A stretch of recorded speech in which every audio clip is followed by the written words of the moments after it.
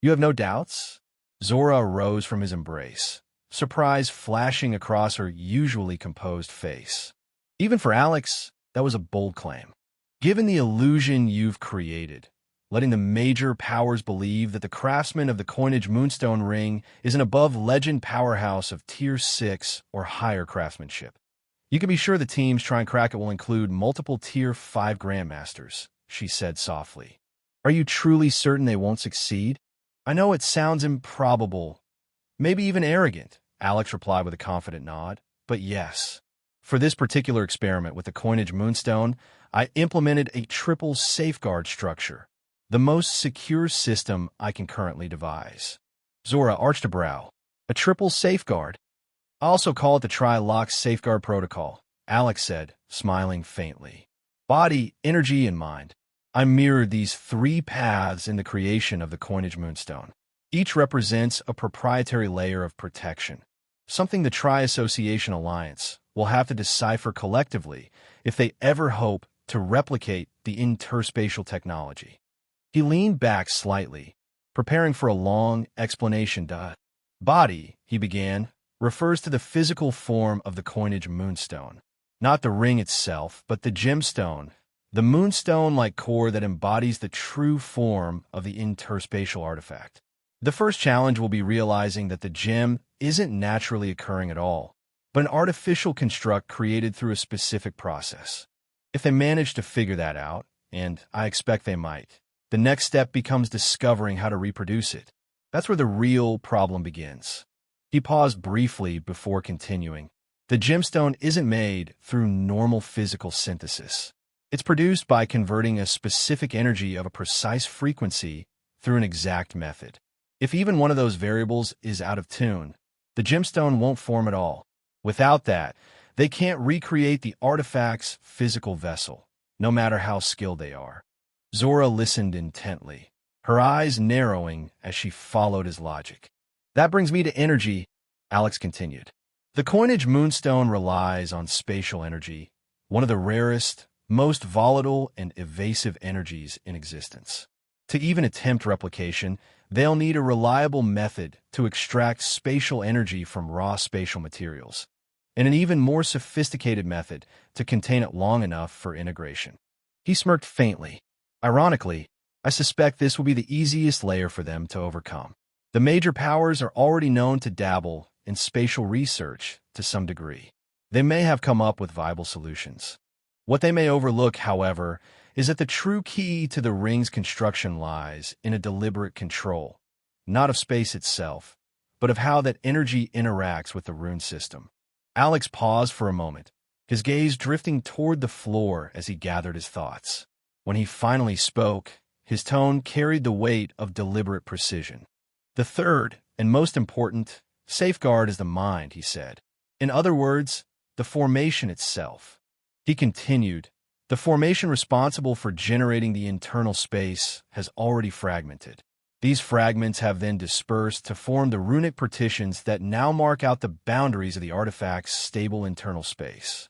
It's no longer structured in a form that can be easily read by normal means, let alone replicated. Their first obstacle will be to extract the fragments of the formation from within the artifact's internal space in order to recompose the formation. But doing so will almost certainly cause the internal structure to collapse, a built-in, self-destructive safeguard. I doubt they'd risk destroying an artifact worth over 50 top-grade mana stones just for research. He leaned forward slightly, but let's assume they decide to take that risk. Even then, extracting the formation itself is a monumental task. During extraction, the internal space could collapse violently, and that collapse might drag along some of the runic components with it. If any of those lost components happen to be core runes, the building blocks of the formation, then they'll never get a complete, functioning formation, Zora interjected. Exactly.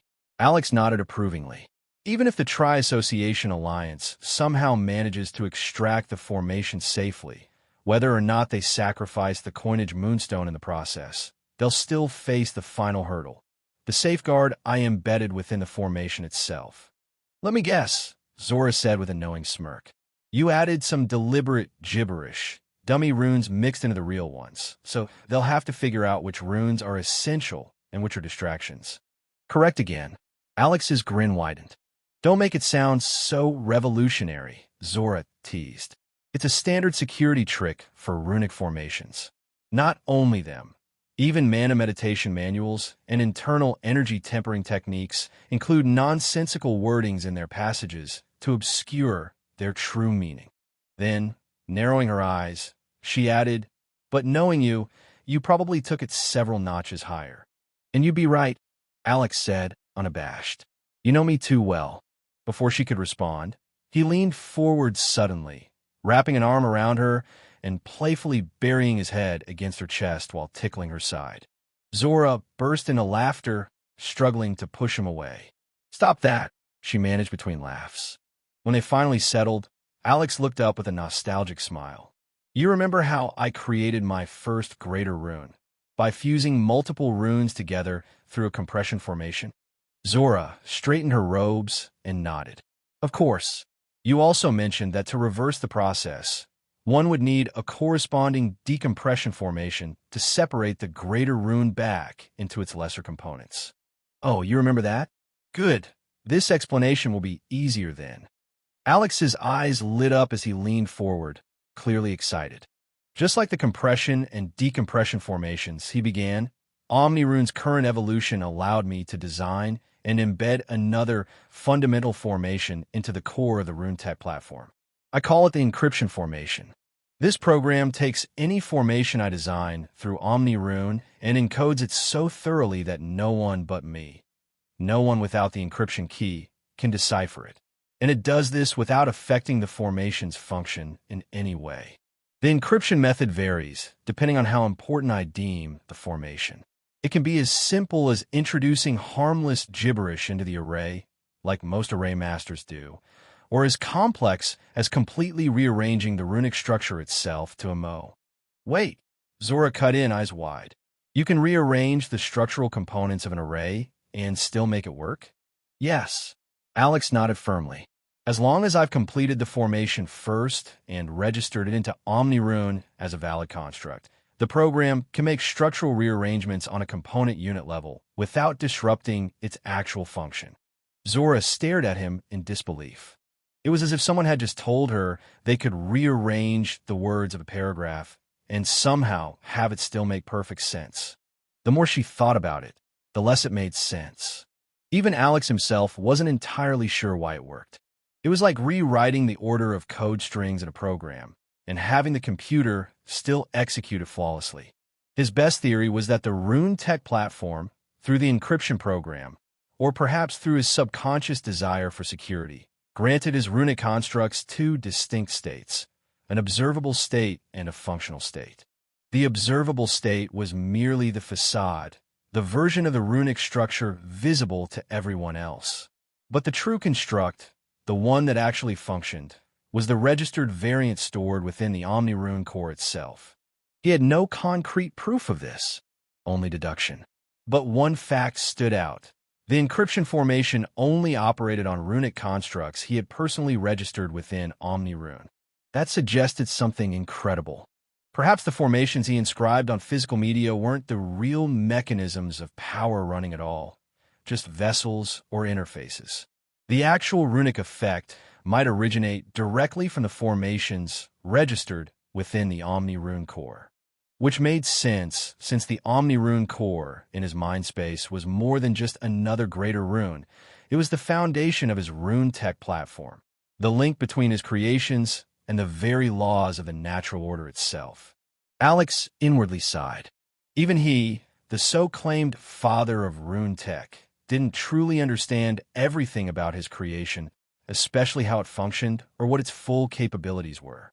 Well, then again, that's the beauty of exploration, isn't it? He chuckled to himself. Zora, on her part, found it difficult to fully grasp Alex's explanation. It didn't make sense to her. It seemed to defy the principles of array mastery as she understood them. Still, she could tell that Alex's account was the best explanation even he could give. "I should just assume this is a unique quirk of RuneTech." It's not like the platform has always obeyed the conventional rules of array mastery anyway, she decided inwardly, for the sake of her sanity. The couple reached their respective conclusions simultaneously. Alex continued. In more extreme cases, the encryption formation even converts smaller sections of a formation into semi-greater runes, a process that not only enhances the efficiency of the formation, but also makes it far harder to decipher for anyone unfamiliar with greater runes.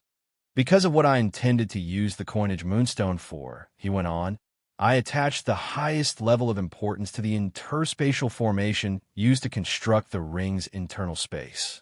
So its encryption is the strongest my RuneTech platform currently offers. The semi-greater rune method? Zora asked. Yes, Alex confirmed. Hence my confidence. Unless they can unravel my greater runes without any aid from me, they won't be able to make any progress. Zora nodded in understanding. Unexpectedly, Alex's expression turned solemn. If, and I mean if, they're able to crack it, that wouldn't bode well for me, he admitted quietly. I might never be able to create a better encryption or security method. So if they succeed, it would mean my RuneTech platform isn't just less secure than I thought. It's actually far more vulnerable than I realized. He offered a soft, almost resigned smile. In essence, I have no choice but to believe the structure will hold, because the validity of RuneTech itself depends on it. In other words, Alex was conducting his own form of penetration testing on the RuneTech platform before making it widespread. But his approach was far riskier than any standard test. Instead of using controlled conditions with paid testers, he was daring enough to use the real-world experts of the Tri-Association Alliance, for free, in an open and unpredictable trial. The only safeguard he had introduced was that he wasn't exposing the full RuneTech platform, only one isolated aspect of it. Understanding what was truly at stake, Zora couldn't help but feel a pang of worry. Was Alex in over his head this time? Still, she kept her concern to herself. She chose instead to trust in his ability to bring about the unexpected, as he always had. Instead of voicing her concern, Zora chose to ask, how would you even know if they managed to crack it or not? Well, first of all, we'll start seeing more replicas of the coinage moonstone appearing, Alex replied. At first, I worried that any replicas would be limited to the upper nobility or royalty, people I have no direct connections with. But thanks to Eleanor, that's no longer a problem. Her introduction to Prince Caesar and his subsequent introduction to Sir Archilus, it means you now have acquaintances within that sphere, Zora deduced. Exactly. Alex chuckled. I'm certain Prince Caesar, at the very least, will let me know the moment he gets his hands on one. Zora thought about it for a moment before nodding. Caesar might even go as far as getting you one himself, she mused inwardly, though she didn't say it aloud. Secondly, Alex continued, I have a hunch, if you call it that I'll know if the formation gets cracked. I think there's a connection between me and the formation through the RuneTech platform. He paused, looking mildly uncertain. While I can't directly track it, I'm fairly sure I'd be able to feel it if its general condition were to change. Wait, Zora said sharply, her tone rising with alarm. If you have a connection to it, doesn't that mean someone could potentially track it back to you? Don't worry. I thought of that too, Alex said, raising a calming hand. While I might not be able to track the ring through that formation, it doesn't mean others won't try. In fact, I expect the Alliance to employ shamans and hexers to trace any lingering presence I left on the ring in order to find its creator. He smirked faintly, his tone growing sly. So, as a precaution, I created a node from the faint connection between the formation and myself, and then I implanted that node onto someone else. I even took a bit of that person's aura and smeared a trace of it on the ring. Not enough to mark them as the ring's crafter, but enough to make them suspected of having contact with the creator. It'll cause them a bit of annoyance when the matter eventually surfaces. Zora arched an eyebrow. Alex Fury, who do you hate so much that you drag them into such muddy waters? She knew Alex wasn't the type to entangle others in his problems. The fact that he could have easily severed the link, but chose not to meant there was definitely more to it. Alex smiled, brightly, almost cheerfully, but there was no warmth in it. Instead, his smile carried a biting, unnatural chill. "Auric Wastelander," he said simply. Realization dawned on Zora, and her eyes widened slightly. No wonder his smile had seemed so wrong. He was mimicking his target. "Are you really that vindictive?" Zora rolled her eyes. "No," Alex said with a light chuckle. "I'm a peace-loving person." However, his expression quickly shifted. His smile faded, and the crimson in his ruby eyes deepened. "Calm madness." "But because he wanted to attack me," Alex said quietly, his tone edged with frost. "He sent his dog of a brother to spit on you. That I cannot forgive." "Alex," Zora whispered, tightening her embrace around him. Gradually, Alex's breathing evened out. The scarlet haze receded as calm madness withdrew. Still, his next words carried a quiet, icy weight. Whether he intended it or not, whether he realized it or not, he must be punished for daring to let his dog sling mud at you. "If I had my way, I would destroy him completely, but I'll make do with this for now." "You're letting your emotions get the better of you," Zora said softly, cupping his face in her palms. "I know," Alex admitted, smiling faintly, "and I'm allowing it. What kind of humble serf would I be if I allowed a riffraff to stain my queens? No, my empress's robes." Zora couldn't help but laugh, her earlier tension melting away. Alex leaned forward and pressed his forehead against hers. "Don't worry," he murmured. "You know I'm careful whenever I act. I won't do anything beyond my means." "I'm not so sure about that," Zora countered curtly. "I can name at least 3 times you've gone overboard." Alex winced, unable to argue. Instead, he leaned in and stole a kiss as quiet retaliation. "Those were controlled risks for the advancement of Rune-Tech," he quickly defended. "I don't take such risks for anything else." Zora only rolled her eyes. Well, she thought, at least nothing should happen if the Tri-Association Alliance fails to crack the ring. Her curiosity was mostly satisfied, though one question still lingered: how Alex had managed to harness Providence in the crafting of the coinage moonstone, and why. But then she remembered Merlin's warning: never pry into another's providence. The risk of inadvertently harming Alex made her abandon the thought. It wasn't something she needed to know anyway. She exhaled softly and shifted her focus to something far more pressing. Her eyes gleamed with mischief and affection. "You've been getting a little too unruly lately," she said, her voice sultry. "It seems you need some discipline." Alex caught the look in her eyes and chuckled. "My empress, your humble serf accepts his pun." Before he could finish, Zora's lips captured his, her tongue slipping past his defenses. Ever the ready rogue, Alex responded in kind. And so, within the quiet quarters of the Enclave Tower Master's office, away from prying eyes, the couple lost themselves in a passionate embrace. 3 days had passed since the end of the auction festival. Many were sad to see the event conclude, especially the low-level artisans and craftsmen who had made a healthy profit from the sales of their crafts during the festival. Although the Enclave had stepped up its purchase demands for low-grade crafts from them to meet bulk sale agreements with various parties, since the Enclave's agency acted as an intermediary and took a cut of the profits, it wasn't nearly as lucrative for the artisans as it had been during the festival. Still, profit was profit. It was far better than the days when they couldn't sell their wares at all. It was undeniably a period of significant growth for the local economy of the Dragonhold Enclave. The Enclave's finance department was determined to keep it that way, rolling out projects and initiatives to sustain economic stimulation and keep funds circulating after the auction. Pinchcoin would be damned if he allowed money to sit idle in anyone's pocket without generating value. The gnome felt invigorated. For the first time, he could truly display the full extent of his financial genius and economic management prowess now that the Enclave's economy was well out of the red. Enjoying an even greater boom, however, was none other than the Golden Palace. Having been at the forefront of the auction festival, the company's gains were far beyond the massive revenue it reaped. Its brand value skyrocketed. Old bureaucratic and administrative roadblocks across various noble territories, which had previously hindered its expansion, were now gone. Many territories were scrambling to become the palace's next partners after witnessing firsthand the profitability such a partnership could bring. While other merchant companies and chambers of commerce tried to replicate the initiative, few managed to gain traction. Most noble territories preferred to work with the palace, even knowing it wouldn't be hosting such an event again in the near future.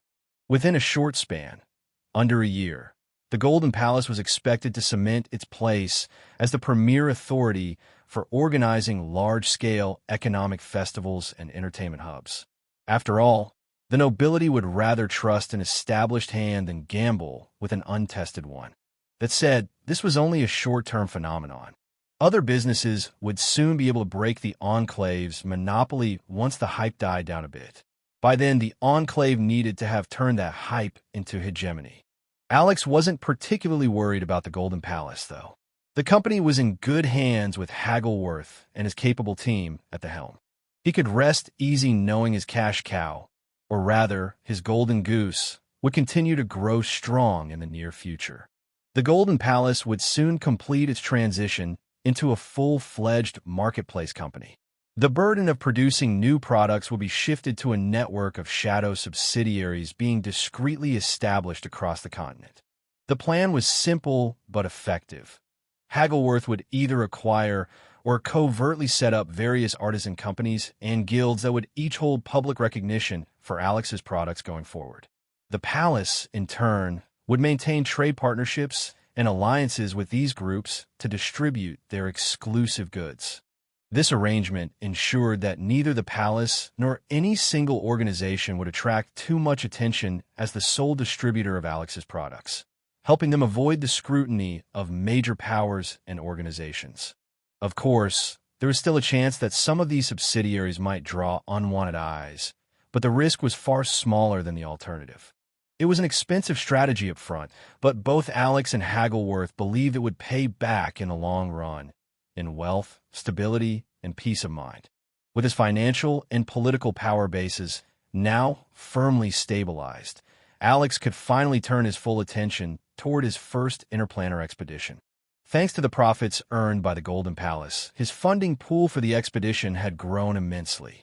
In truth, his only limitation now was how much he could reasonably bring with him, not how much he could afford to spend. He could only carry so many resources into another plane. By nature, interplanar expeditions were complex undertakings. He would first have to lead an expeditionary unit into the unknown plane, secure territory to establish a stable base, and then accumulate enough of that plane's providence to erect a functioning portal, all without drawing the attention of the plane's semi-sentient consciousness. Only once the portal was successfully anchored could he begin transporting large amounts of resources between worlds, marking the true start of massive investment and expansion. Until then, however, the maiden voyage had to be financed carefully. Every move had to be precise. Recklessness could make him an enemy of the world the moment he set foot within it. Thanks to the Golden Palace's rapidly expanding reach, anything that couldn't be discreetly procured within the Dragonhold Enclave was quietly acquired elsewhere under the cover of the palace's massive trade orders. Thus, Alex was able to gather all necessary supplies for his interplanar expedition without attracting outside attention. The only other major necessity now was manpower. His father had already assured him that a group of specially trained operatives, individuals handpicked to serve as his direct party members, would soon be dispatched to the Enclave. In addition, he was to receive a modest military unit from the Fury Army itself, for a price, of course. But unfortunately, neither had arrived yet, and he couldn't plan around them. That left one last major consideration: time. The most critical and most expensive resource in interplanar travel wasn't gold, nor any other currency. It was time itself. According to the scholars of Pangaea, the universe was one vast, ever-expanding void, with countless realms constantly rising and falling within it. It was widely believed that the closer a realm was to the center of this cosmic expanse, the stronger it became, since proximity to the center meant closeness to the source of universal laws and primordial energy, the virgin form of all energies. The nearer a world was to this source, the greater its access to pure energy and refined laws. For cultivators and professionals whose power stemmed from absorbing planetary energies, be it mana, chi, or any other force, and comprehending the laws that govern them, this meant that proximity to the center directly correlated with potential. That was why some worlds, such as Pangea itself, were inherently stronger than others. Their strength lay not merely in their people or resources, but in their very position within the grand hierarchy of realms. Powerhouses who reached the legendary realm often departed their home worlds for higher ones, realms closer to the universal core, where the laws were denser and purer. A world's distance from that center determined its power ceiling. In realms that could only support cultivation up to the legendary stage, those who sought further advancement had no choice but to leave, to seek higher planes with stronger or entirely new laws that could replace their old ones and allow them to continue their ascent on the path of power. But in all of this distance, strength, ascension, time remained the ultimate constraint. Like all laws, the temporal law, time itself, was influenced by a realm's distance from the center of the universe. The closer a realm was to that cosmic center, the slower time flowed. Conversely, the further it was, the faster its time moved relative to those inner realms. Using Pangea as a reference point, time in all realms further away from the center flowed faster than it did in Pangea. In fact, a realm's time dilation ratio compared to Pangea was often used to gauge its strength. This ratio was one of the key parameters embedded within the interplanar eye, serving as a reliable method of determining a world's class and power ceiling. However, whether this time dilation was considered a blessing or a curse depended entirely on perspective. Time was absolute and indiscriminate. It flowed equally for all within its influence, whether one was a denizen of a lower realm or a visitor from a higher plane. If a being from a stronger world descended into a weaker one, they would still age according to the time flow of the realm they entered. And vice versa, if they ascended to a higher, slower world, their aging would slow as well. In other words, while conquering a weaker world could bring immense profit to Pangea's denizens, they always had to weigh that profit against the cost of time. A truly weak world might experience time a ratio of 1 to 10 relative to Pangea, 1 day in Pangea equating to 10 in that lesser world. That meant that if an expedition took 1 Pangean year to conquer such a world, the expeditionary force would have experienced a full 10 years on the other side. From Pangea's perspective, a group of soldiers would have been gone for only 5 years, but they would return looking 50 years older. That was the hidden tax of time. While higher cultivation could extend lifespan, there was a limit to how much could be replenished, and only after breakthroughs in rank.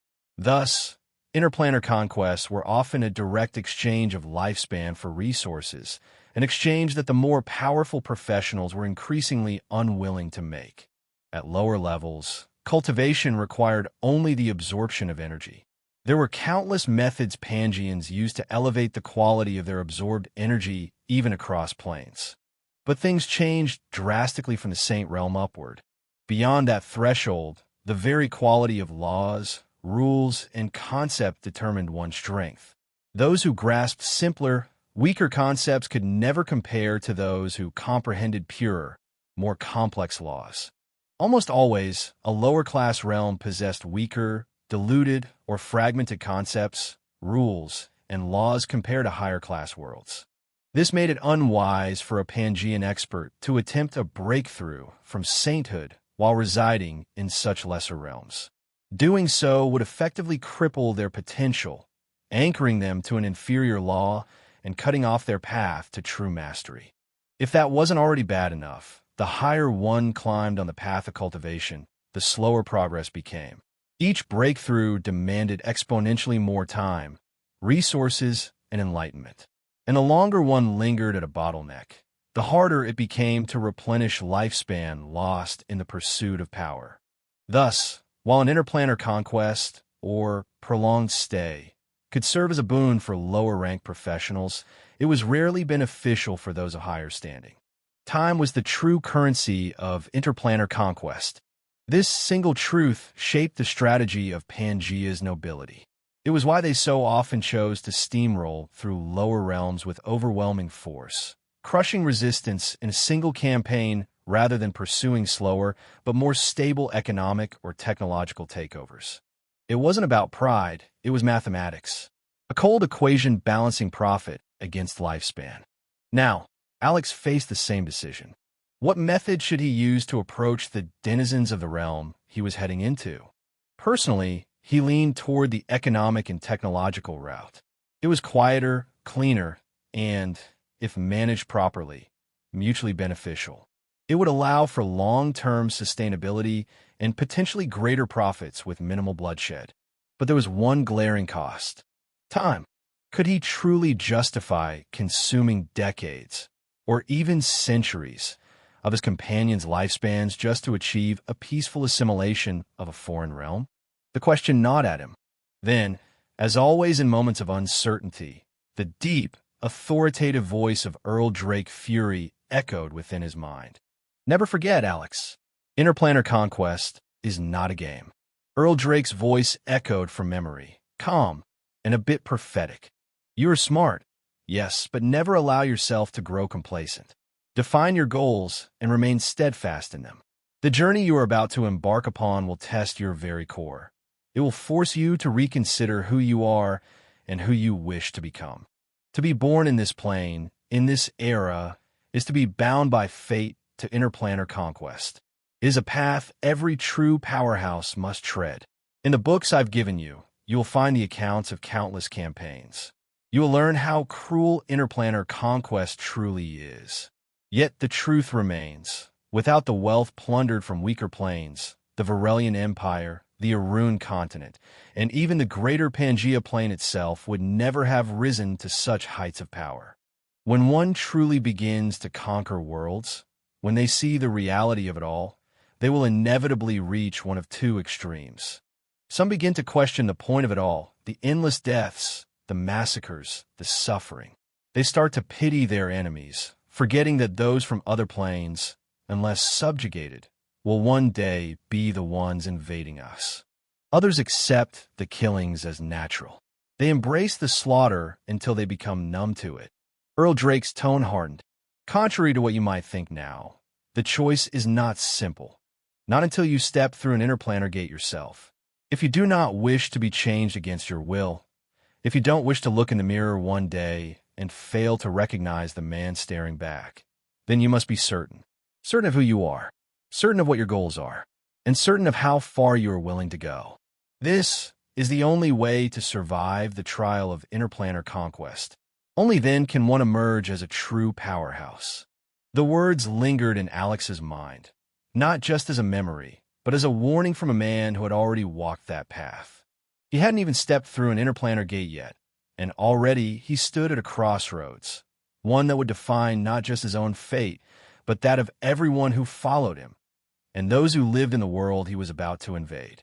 Would he become like the rest of Pangaea's nobility, like his father, choosing the quick, bloody path of conquest, plunging a realm into chaos simply because its lands were rich in resources and weak? Or would he uphold the ideals that built the Golden Palace? Mutual benefit, win-win, progress through cooperation, not domination. His gaze drifted to a polished metal jar on the table. Within its glossy surface, he caught his own reflection.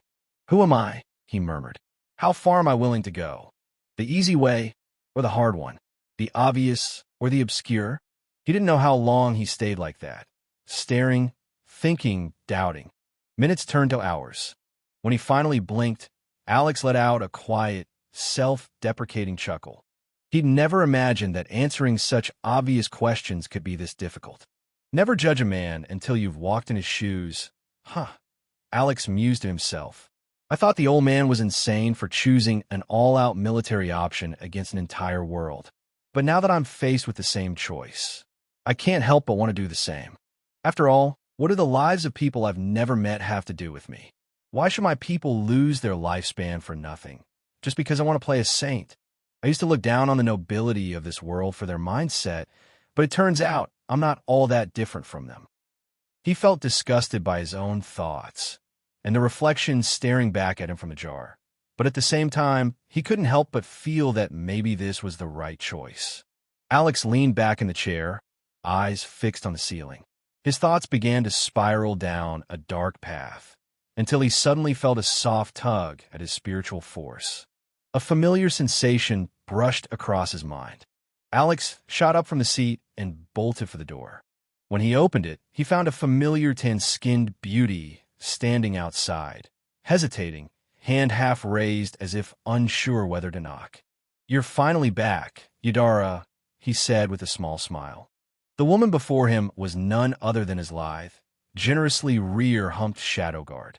"Yes, master," Yudara bowed her head, half in greeting, half to hide her embarrassment. "Master, huh?" he muttered under his breath. "Come in." Alex gestured her inside with a wave of his hand, closing the door behind them, almost as if to keep her from escaping. "Take a seat. I'll get us something to drink," he said. "Master, sit first. You just got back, we'll talk slowly." He walked into the kitchen and returned with 2 cups of milk mixed with honey. "What about Sir Alan?" Alex asked, passing one of the cups to Yudara. "He left after dropping me off. He said he needed to meet someone," Yudara replied. "How's your training? Where have you been all this while?" Alex asked. "I traveled with teacher to one of the Earl's planes. It had a large time dilation. He taught me many things while we were there." "What? Another plane?" Alex leaned forward, eyes bright.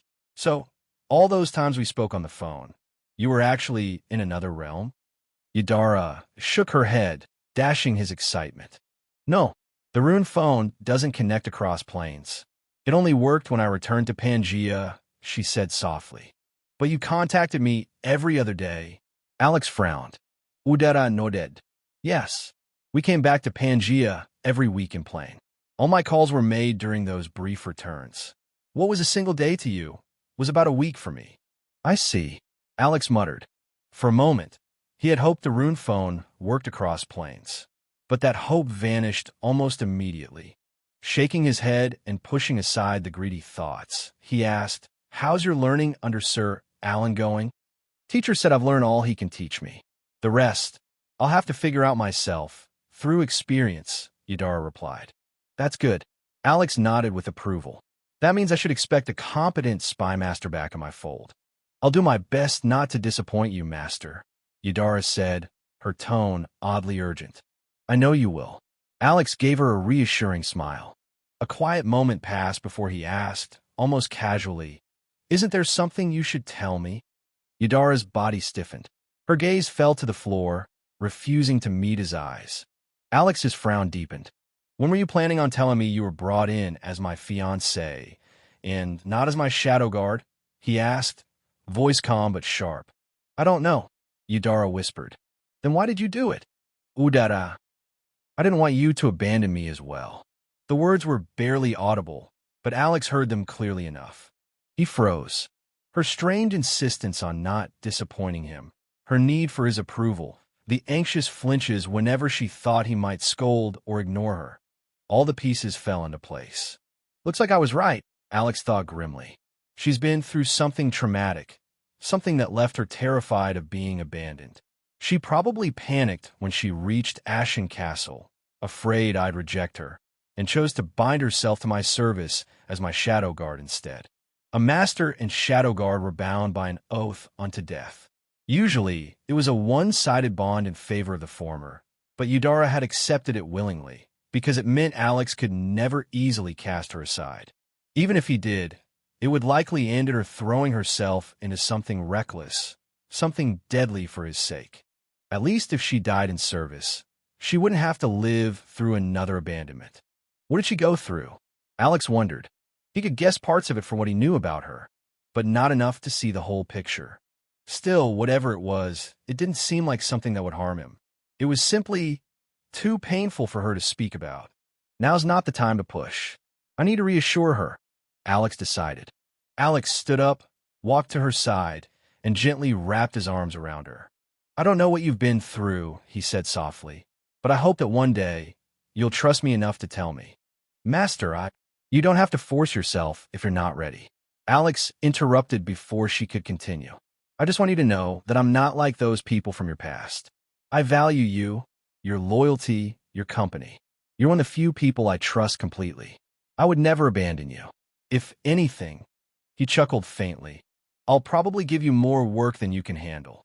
He loosened his embrace, but kept his hands on her shoulders, lowering himself so that her downcast eyes met his.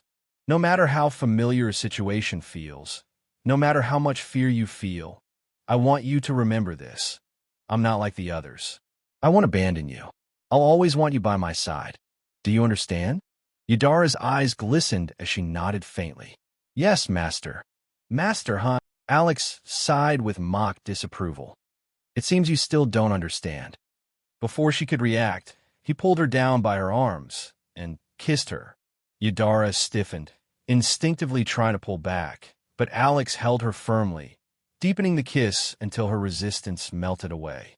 Their lips moved in sync, hesitant at first, then gradually more assured. When he finally pulled away, Yudara was breathless, her cheeks flushed crimson. Do you understand now? He asked with a small, teasing smile. Yes. Ma. Alex, she whispered, barely audible. Good girl. Alex smiled and drew her back into his embrace. Tearful but smiling blissfully, Yudara rested her head against his chest, her heartbeat finally steadying. As Alex held her close, his own thoughts returned to what he'd said earlier.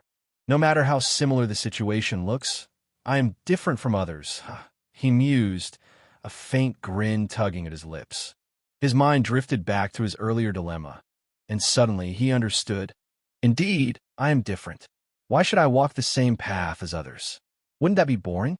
No, I am Alex Fury, and I'll always walk my own path. Once again, Earl Drake Fury's words had proven prophetic. He had found his answer by rediscovering who he truly was.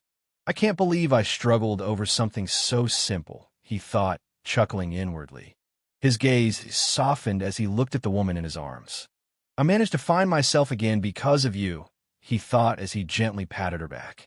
How could I ever think of abandoning you? He grinned. You've boarded Captain Alex's pirate ship, Yudara, and there's no getting off now. The next morning, just before sunrise, Alex left his enclave residence. Yudara followed silently behind him, in her mind, her rightful place as a shadow guard. No amount of persuasion from Alex could change her mind. Not even his persuasive tongue could convince her to stand beside him. She was resolute.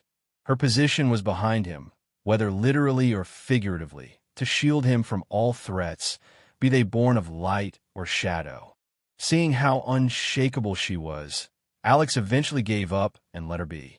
After all, just as Zora was determined to oversee the administration and day-to-day affairs of his household, and Eleanor would manage business matters while supporting his craftsmanship, Yudara, after her training under Alan Holder, was destined to take charge of all security and intelligence operations within his domain.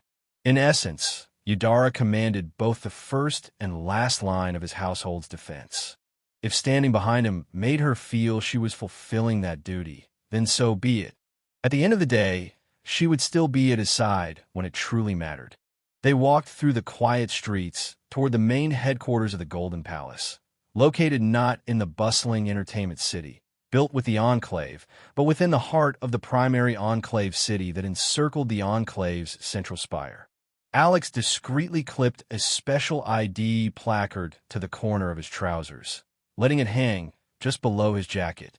To the casual eye, it looked like an eccentric fashion accessory, but the palace guards immediately recognized it. Upon seeing the insignia, they wordlessly stepped aside, granting the pair unobstructed passage. Alex and Yudara ascended several staircases and passed through a succession of gilded corridors until they reached the top floor of the building.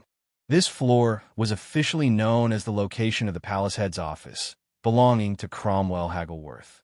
Yet, known only to a privileged few, there existed another office here, one of far greater importance.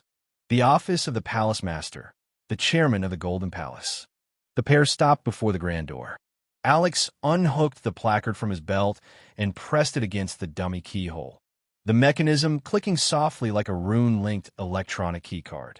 Alex took in the sights of the office. This was his first time here, and he found himself impressed by its decor. It had possessed a sophisticated scholarly charm that suited his taste perfectly.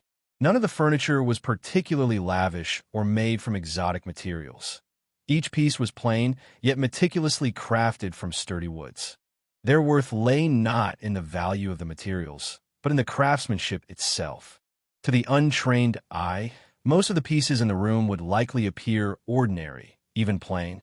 But to someone like Alex, it was clear this room exuded an understated opulence, one that spoke of refinement rather than extravagance.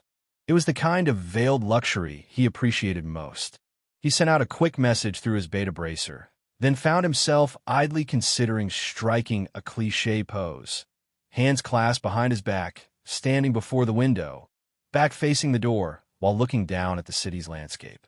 Eventually, he dismissed the idea with a quiet chuckle. It simply wasn't his style. Just then, a book on one of the shelves near the main desk caught his eye. Alex approached, running his fingers across the spine before gently pulling it free. It was a compilation of essays from a runesmith who lived 2 generations ago, a name Alex didn't recognize. The scholar in him stirred. He began to read. Meanwhile, Yadara took up a position a few paces behind him and to the side of the desk, facing the door. Her stance was poised, her attention sharp, ready to intercept any potential threat while Alex was lost in the world of words. Unintentionally, they created quite the scene. A composed scholar, quietly engrossed before a shelf of books, with his silent protector standing watch behind him. It was, in its own way, a power pose, one far more fitting for Alex's temperament. Or so he would claim. The sound of the door opening broke the moment.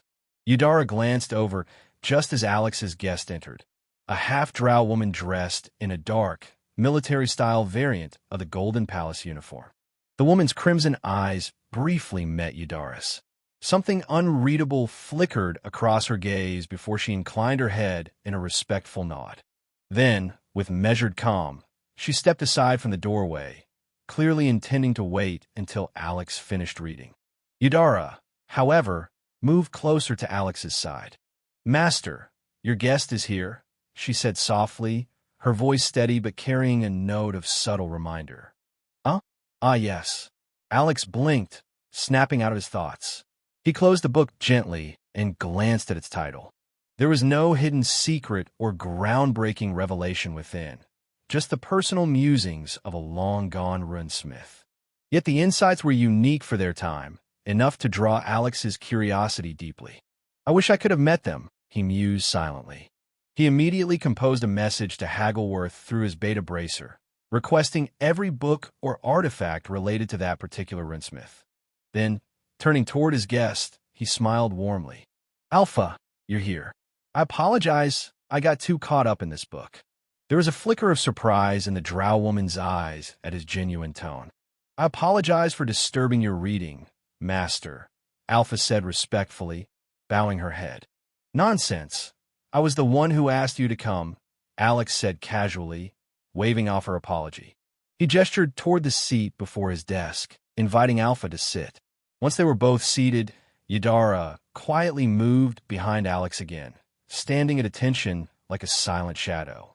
"This meeting is long overdue," Alex began. "Master is a very busy man." "I understand," Alpha replied evenly. Alex smiled faintly, leaning back as he studied her. Through his spirit sight, he observed the flow of mana around her. It confirmed what he already suspected. She was a mage-type professional. Yet something about her stood out. Her mana aligned not with the darkness element, as one would expect from a drow, but with earth. "Interesting," Alex mused. "It seems her human side triumphed over her drow lineage, at least in elemental affinity. Her appearance, though, is unmistakably drow." He folded his hands over the desk. "Your record lists you as a former spy master of the Velrotha Imperial Dynasty of the Eternal Valkyrie Empire, a position of no small importance. Yet you supposedly retired abruptly and left the Empire nearly a decade ago." He paused, his gaze calm but piercing. "Why return now? And why to a no-name merchant company of all places?" Alpha's eyes narrowed slightly. Are you doubting my loyalty, sir? Alex shook his head. I have one major flaw, he said. One I've no intention of fixing. Her brow lifted faintly in curiosity. I don't use people I don't trust, Alex continued. And I don't doubt the people I use. You've handled several sensitive assignments for me already. What does that tell you? Alpha held his gaze for a moment before nodding her head slightly. Good. Alex leaned back again, tone softening. I'm merely curious. It's not every day an organization like ours gains someone with your background. Alpha hesitated, her expression wavering for the first time. I was looking for something, she said quietly. Then, with a sigh, she added, but when I finally found it, what I was searching for was already gone. She did nothing to hide the melancholy or loss in tone and expression. I see, Alex murmured. Then, if what you were searching for ever returns, I take it you would leave? Alpha slowly shook her head. What I was looking for is gone, she said firmly. What I want now, and what I'm searching for, can only be found here. Alex's gaze deepened. Do you need the palace in order to find it? Or is it the palace itself? Both, for now, Alpha replied without hesitation. But it could be only the former. Alex's index finger tapped idly against the armrest of his chair as he considered her words. I understand, he said at last, nodding once. Yadara, meanwhile, was completely lost. Despite understanding every word spoken, she couldn't make sense of their cryptic exchange. To her ears, it was as if the two were conversing in riddles. Alex finally got to the heart of their meeting. I take it you already know who I am, he said calmly, and have some expectation of why I've asked you here today. I take it you already know who I am, he said calmly, and have some expectation of why I've asked you here today. Alex asked. Alpha nodded. It's impossible not to know you, young Master Alex Fury. Your performance at the grand auction has the entire continent talking. A soft smile tugged at her lips. Alex chuckled lightly. It made sense. He'd become the center of attention after that night, leaving the auction hall with two stunning women on each arm, both of them princesses and remarkable figures in their own right. He was certain he'd become the envy of countless men across the continent. As for why I'm here, Alpha continued, her tone calm and composed. Since it isn't about my loyalty, I assume it's for another mission, likely regarding the growth of Darkwater moving forward. Alex smiled knowingly. Looks like you've already built a profile on me, my interests and personality. Understanding the hand that moves us and preparing to act in its direction is the duty of any intelligence officer, Alpha replied smoothly. If I can't read my superior's intent, how could I possibly provide the information you need? Alex tilted his head slightly. Aren't you afraid I might turn against you if I think you become too perceptive about me? Alpha's response was immediate, unwavering. Don't use who you don't trust, and don't doubt who you use. Those are your words, Master. She met his gaze firmly. As long as you continue to use me, I'll never fear being discarded. A faint grin spread across Alex's face. Then, without warning, Dominion, Regolik, Domination, Shoot Dugotion, Limitless. The office's atmosphere shifted. Power surged out of Alex like a silent storm. Each concept of his true name pressed down on Alpha. Despite her level as a great mage, she still felt it. The weight of dominion, the authority of regality, the suffocating demand for domination and subjugation, all empowered by conceptual nature of limitless. It wasn't enough to cripple her, but still, she felt it. A bead of sweat formed on Alpha's temple. Just as it began to roll down her flawless cheek, the pressure vanished. Alex leaned back, the corners of his lips curving upward. So, he asked tone light, did I pass? Alpha blinked, briefly stunned. Then a wry smile formed on her lips. Yes, Master. You pass. She rose gracefully, bowing with both hands clasped before her. I'll do everything in my power to bring your plans to fruition. Alex nodded in approval and motioned for her to sit again. Good. Let's get to the point, he said. I called you here to discuss my plans for Darkwater. Alpha became solemn, her expression sharpening as she focused entirely on his next words. I envision dark water as a massive web, an expansive information network, stretching across the entire continent. Alex began, his tone calm, yet brimming with intent. With this web, nothing should happen without dark water knowing. From something as mundane as an unknown child in a nameless household taking a dump, to something as monumental as an empire preparing for war. I want dark water to know everything that happens on this continent. Alpha's expression flickered for a moment. The scale of that mandate was beyond anything she'd anticipated. Still, her posture remained composed and her professionalism unbroken. "May I ask toward what goal, Master?" she said carefully. "For now, nothing." Alex leaned back in his chair. "I just wanted to exist as a central archive, an ever-expanding repository of information gathered from every corner of the continent. An archive I can access whenever I need it, even years from now." Alpha frowned slightly. "Forgive me, but I don't understand. It's impossible for any individual or organization to effectively digest such an immense pool of data without a clear, predefined purpose." Alex smiled faintly. "You're not wrong, but that doesn't mean there isn't a way to make it useful." He tapped the surface of the desk twice. With a soft hum, the table transformed, runes flaring briefly to life before settling into an elegant circuit of blue and gold. "This," Alex said, "is a portal station to the arcane library of the Golden Palace. A customized variant, slightly different from the standard version that went up for auction." Alpha's brows rose. "Omni-Rune," Alex commanded. "Bring up all sales records linked to the Ilarian Empire." The table's surface shimmered as data began to flow like liquid light, forming lists of trade sales across its holographic display.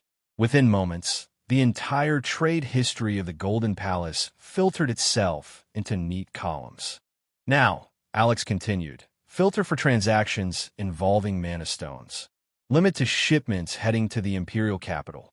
Exclude those tied to the Elder Council and the Imperial House.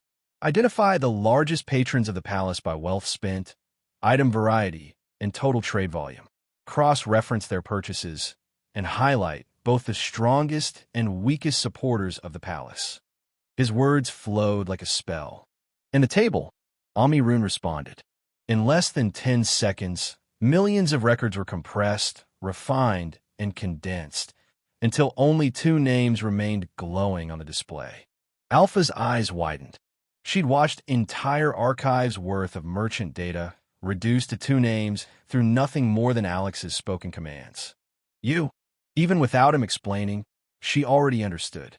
His earlier statements, this demonstration, it all came together. Alex smiled knowingly. "I take it you understand." Alpha exhaled slowly, regaining her composure. "Can all arcane libraries do this?" Alex's eyes flashed. "Very good question." He smiled faintly before shaking his head. "No, there's no way I'm stupid enough to give this capability to others. Their variant might have the same large storage capacity, but they can only call on one dataset or book at a time. Filtration and sorting functions are minimal, barely worthy of being called automatic." His voice deepened with conviction. "This function will belong only to our organization." Alex met Alpha's gaze, his tone turning grand and visionary. "I envision a world where information becomes both power and currency. And with this device, we'll become the most powerful force in that field. However, to reach that point, we'll need to acquire information and feed it into the system. That's where dark water comes in. All of this is useless without you and your people." "Understand, Master," Alpha said with a firm nod.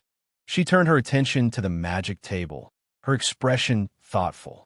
"If we're going to cover the entire continent, it'll cost a lot, both up front and in ongoing expenses. I'll have the palace head prepare a sizable fund for you," Alex replied. "It should at least get you started." "In that case, it's best we start small," Alpha said after a moment's thought. Then, a hint of curiosity crossed her features. "Can I try it?" Alex smiled. "Yes, you've been granted access." "Bring up the map of the continent," she commanded. The magic table hummed in response, projecting a detailed map of the continent into the air above its surface. To her surprise, Each location she touched lit up with a faint glow. On impulse, she traced a line between them, connecting the capitals in a spreading network. The lines shimmered and locked into place, and her eyes widened in delight. She's going to get addicted to this, Alex thought knowingly, watching the affection in Alpha's gaze as she studied the magic table like a child with a new toy. Once this first web is formed, Alpha continued, deliberately using Alex's earlier phrasing, we can expand to other major cities, including the capitals of every fiefdom. From there, we'll spread to every city across the continent. Once every city is covered, we'll be able to operate in every town and settlement, nook and cranny of the continent. Alpha continued to draw on the map as she spoke, her movements growing more fluid with every gesture. She was quickly becoming comfortable with the magic table's interface. If I may offer a suggestion, Alex said, leaning forward slightly, you should consider operating each branch of the web independently, as separate organizations. All we'll need from them is to forward any gathered intel to a specific rune ID. Once sent, the data will automatically be collated into Darkwater's arcane library. Wonderful! Alpha's eyes sparkled with delight. If that's all it takes to consolidate information, we can conceal our true structure even further, almost down to the individual level. She paused, her excitement rising. Rune phones are becoming so common now that it's actually rare not to have one. This makes it much easier for our agents to report in without drawing suspicion. Her body trembled slightly as she spoke, her face glowing with fervor. Alex recognized that look immediately. It was the same expression he'd seen on Pinchcoin and Haggleworth after their first meeting with him. Great, he thought wryly. Another fanatic for the club. Alpha then began questioning him about the Rune database's limitations and security measures. To Alex's surprise, she suggested several effective safeguards that he hadn't considered, measures that made perfect sense in this world. After all, mental manipulation techniques and spells were real threats here, unlike in his previous world. The meeting stretched on for nearly an hour, and by the time it ended, the sun had already climbed above the horizon. This is Eudara, Alex said, introducing the woman who had been quietly observing at the side. From now on, she'll be in charge of my household security, a mandate that includes intelligence operations as well. You'll report to her as you would to me. I trust that won't be an issue. Not at all, Master, Alpha replied with a faint smile. On the contrary, I'm happy to serve alongside a fellow countryman. Satisfied, Alex nodded, signaling the end of their meeting. Alpha rose to her feet, preparing to leave, but paused mid-step as something came to mind. Master, you should be wary of Auric Wastelander, she warned. He's been seen meeting with the heirs of the Mockholt and Reichardt houses since the auction. The only connection between those three families is yours, sir. Alex's eyes narrowed. I don't think they'll make a move within Enclave's Dragon's Pine territory, she added cautiously, but it's still worth keeping an eye on. Understood, Alex said grimly. Keep me updated if you find out more. Alpha bowed and exited the room.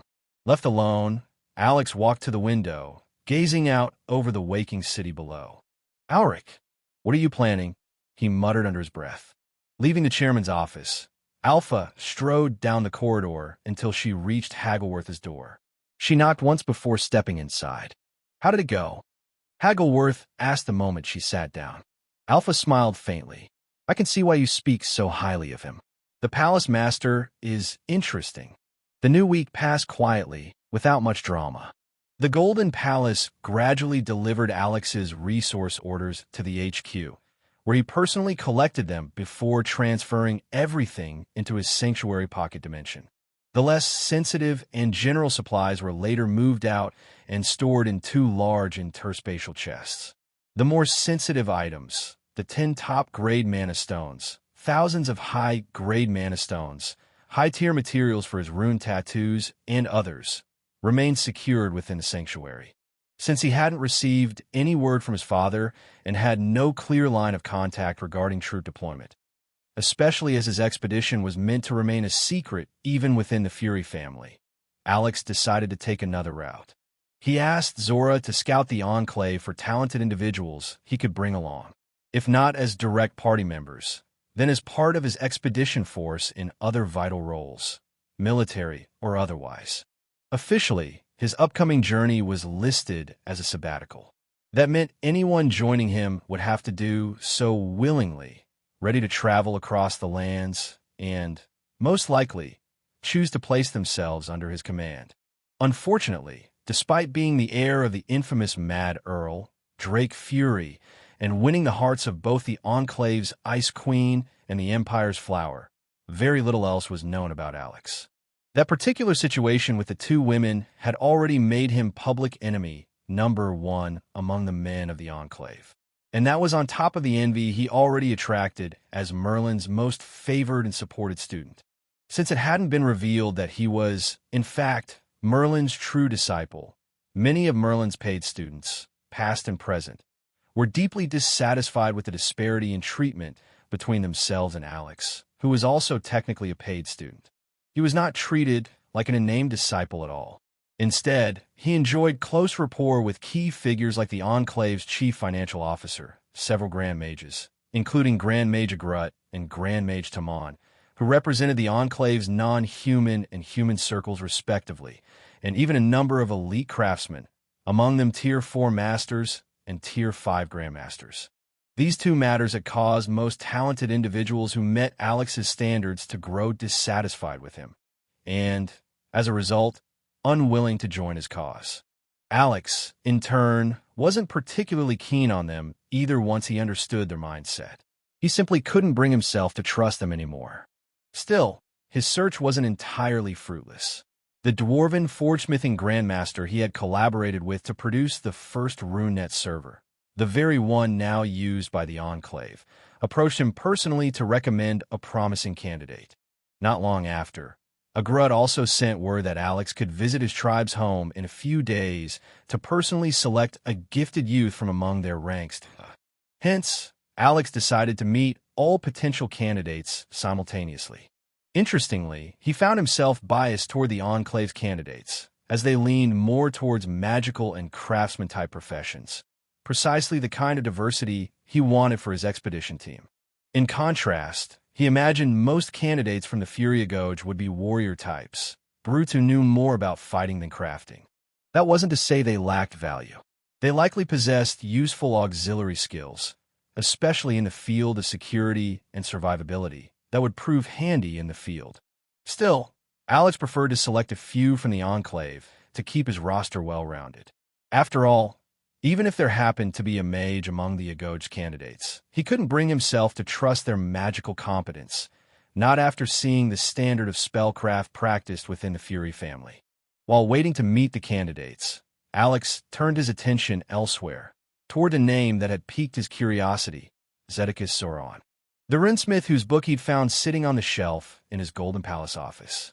As it turned out, the man was even less renowned than Alex had expected. Still, thanks to Haggleworth's network, his team managed to locate and acquire 3 more of the runesmith's books. After reading them, Alex quickly realized why the man's fame had crumbled. The runesmith was less a craftsman and more a philosopher of runecraft. Most of his writings were abstract musings on the possibilities within runes rather than their practical application. Yet one theory stood out. The man had speculated about the potential of an individual who mastered every rune in existence. He claimed that such a person would, in essence, become a Navi. Musings like these were precisely why his reputation had plummeted into obscurity. The rise of the era of interplanar travel brought many changes to the realm of Pangaea. One of the most profound was the faith enlightenment of the realm. Among its many consequences came the fall of every god that once reigned over Pangaea, slain by a coalition of the realm's legendary and higher beings. With the dawn of the era of interplanar conquest came a chilling revelation. Every plane across existence had its own so-called gods. And so the Pangaeans wondered, if every world had gods, were they truly divine? Their curiosity became obsession. In their relentless quest for truth, the Pangaeans discovered a way to kill these beings. Eventually, a group of Pangaean denizens achieved the impossible, They slew a god in a lesser realm. From this victory, they uncovered the secret behind these so-called deities. The answer lay in emotional energy, faith, and providence theft. From that moment, the Pangeans ceased to see those beings as gods. They renamed them Navi. In their eyes, the Navi were not omnipotent creators, but merely powerful entities walking a different branch of power, the path of faith. And once that truth became known, the proud powerhouses of Pangaea came to scorn that path. Unlike the warrior, mage, or warlock routes, each rooted in self-discipline and personal cultivation, the faith path depended on others. It drew strength not from within, but from the belief of others. Without faith, those who walked that path became powerless, parasites in the eyes of the legends and beyond. This revelation spread swiftly through the realm, and in what amounted to an instant on the cosmic scale, faith collapsed. The 5 gods of Pangaea lost their kingdoms of belief and were massacred by the world's most powerful beings. Since then, the Pangeans became theists, not believers of planetary gods, but of a true God, a creator of all things, a being self-sufficient, eternal, and beyond worship. However, since they had long forgotten how to properly honor this creator, believing the knowledge lost to time by the actions of the Navi, they chose not to worship at all, lest they offend that divine being further. Thus, the closest thing the Pangeans retained to a religion was cultivation itself.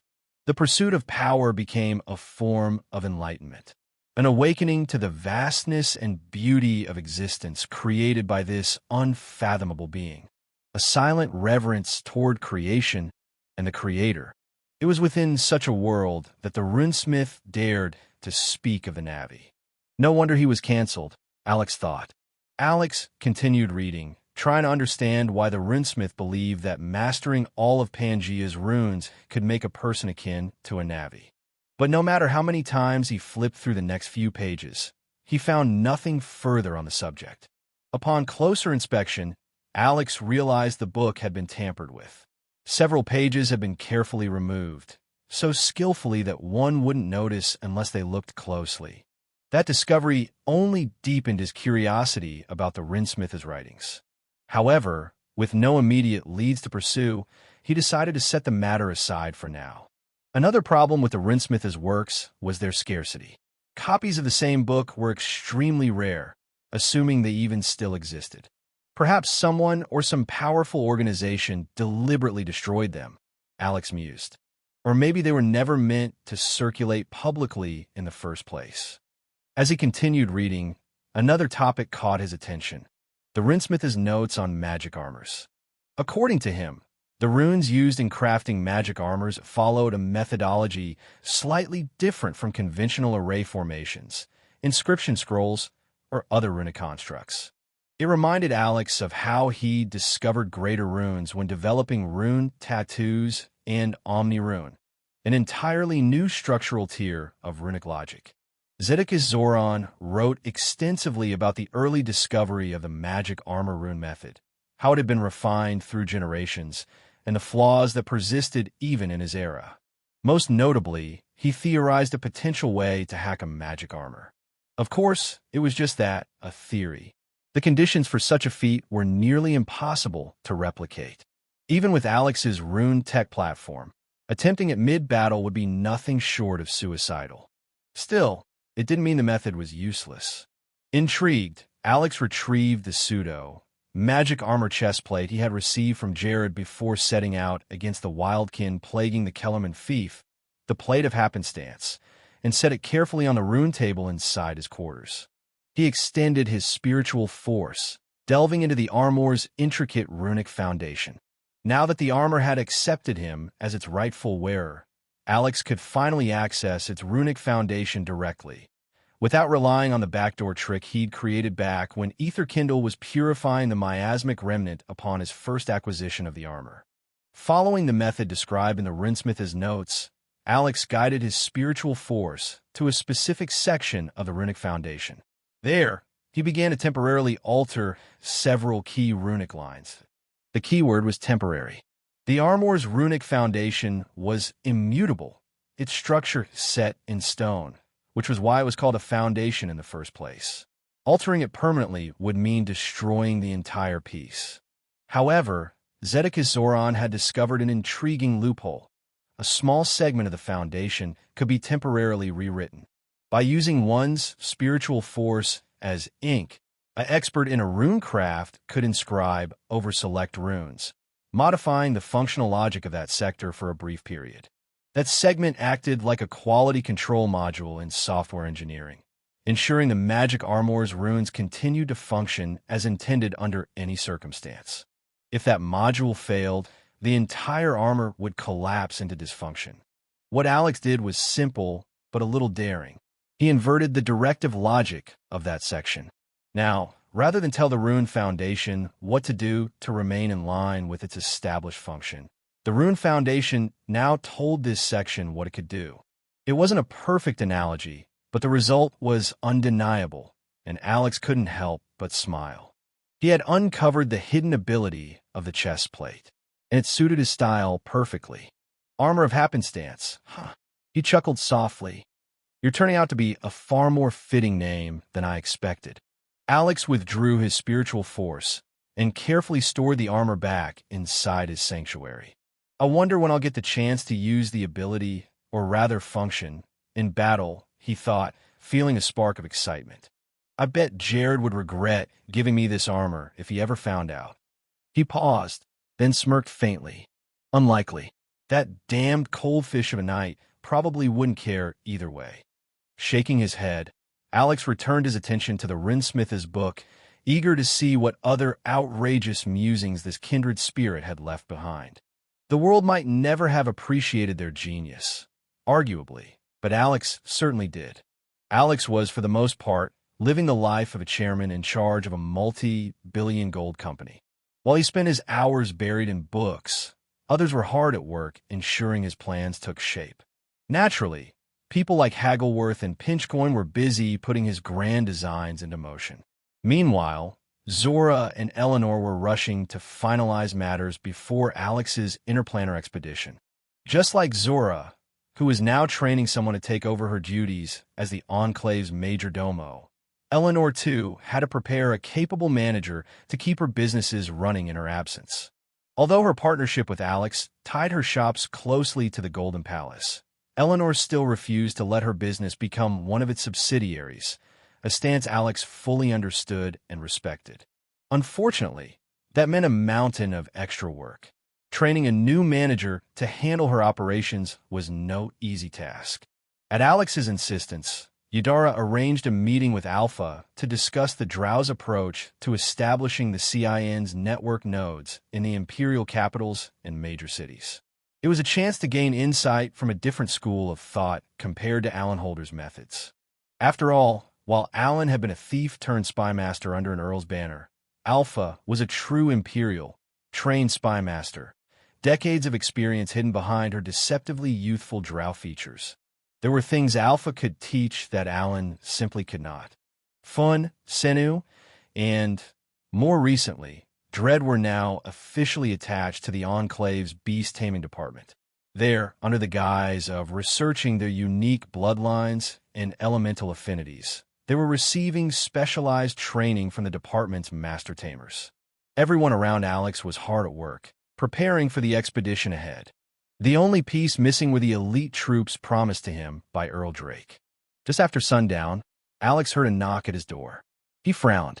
He wasn't expecting anyone. The only people who ever came by unannounced were his 3 fiancées, and they all had keys by now. When he opened it, his expression froze in shock. His gaze locked onto a pair of cold crimson eyes on a familiar, imposing figure staring back at him. "Why are you here? Why are you here?" Alex asked, his surprise evident as he took in the familiar, imposing figure before him. What? Shouldn't a son be happy that his busy father found time to visit him? The man replied dryly. It was none other than Earl Drake Fury. The Earl strode into the house without waiting for an invitation, his presence commanding the space as naturally as if it were his own. Alex shut the door and quickly followed behind. "Of course, I'm happy to see you," Father, Alex said. I just wasn't expecting it. I thought you'd still be busy with the war in the Marblebrook Plain. You've only been gone a couple of months or so. A couple of months here, Drake corrected, is more than half a year in Marblebrook. Do you think a mere war in a lesser plane could tie me down for that long? He sat in the single-seater sofa in the living room and glanced around.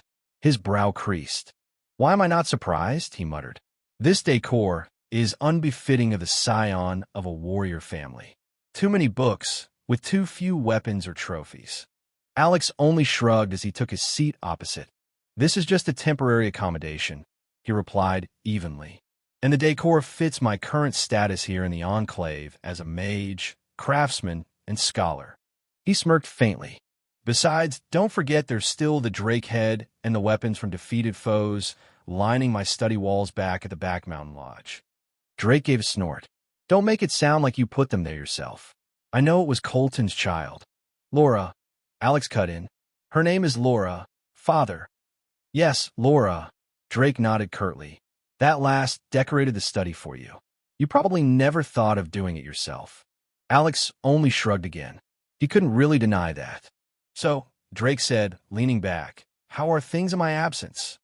Don't you already know? Alex countered. I'm asking you, am I not? That means I want to hear it from you. Drake said, his tone brooking no argument.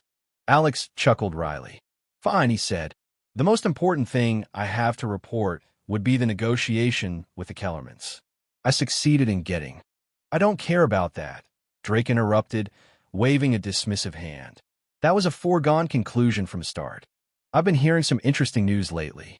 Something about you following in my footsteps, earning infamy across the continent. But apparently, yours wasn't earned through battle prowess or reckless antics. Drake smiled faintly. Alex's lips twitched. He could almost see the teasing glint in Drake's eyes. The man had a way of making serious matters sound trivial, especially when it concerned him. It was absurd that his father would ignore the pressing issue of house politics just to pry into his personal life. He'd long suspected Drake cared little about the Kellerman negotiations, and once again, the man proved him right. Alex even felt a pang of sympathy for Earl Jord Kellerman. The poor man viewed Drake as a rival, a competitor on the grand stage of nobility, yet Drake barely even regarded him as worth a thought. I wonder how Earl Kellerman would feel if he realized that, Alex mused dryly. But he quickly brushed the thought aside and launched into the story of his latest escapades. The harrowing tale of how he struggled and climbed difficulty after difficulty to ultimately win the heart of the most eligible spinster in the Empire, at least of his generation. He didn't stop there. He added how he befriended Prince Caesar and Prince Archelaus Maximilian, better known as All Might, and finally, how his relationship with Yadara had developed since. Drake listened quietly until Alex finished, then exhaled a low chuckle. So, let me get this straight. You tore up a perfectly fine marriage agreement just to sign a new, convoluted one? And for what? Love? Trust?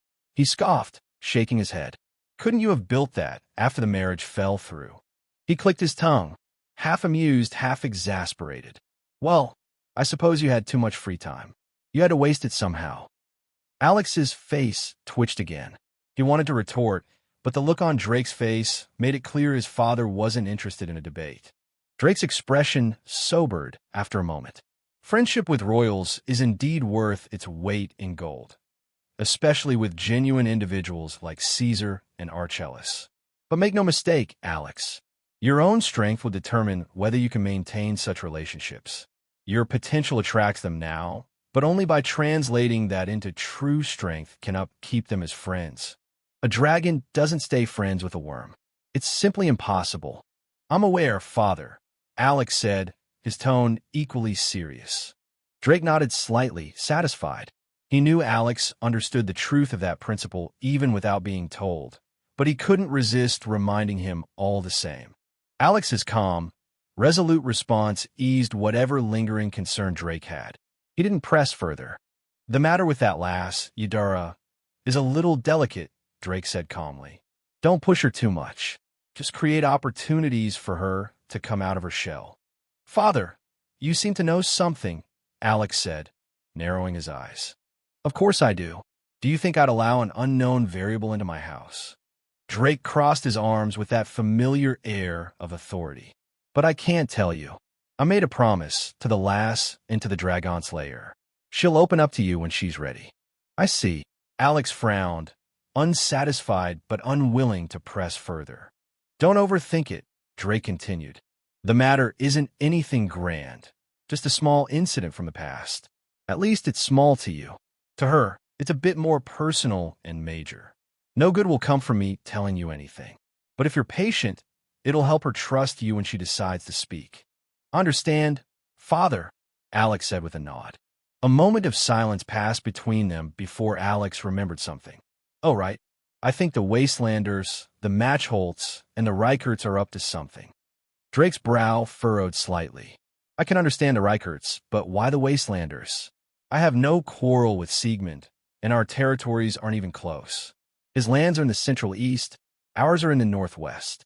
That would be my fault, father, Alex admitted. He then recounted the series of events that led to his feud, if it could even be called that, with Auric Wastelander. Drake listened quietly, his expression unreadable.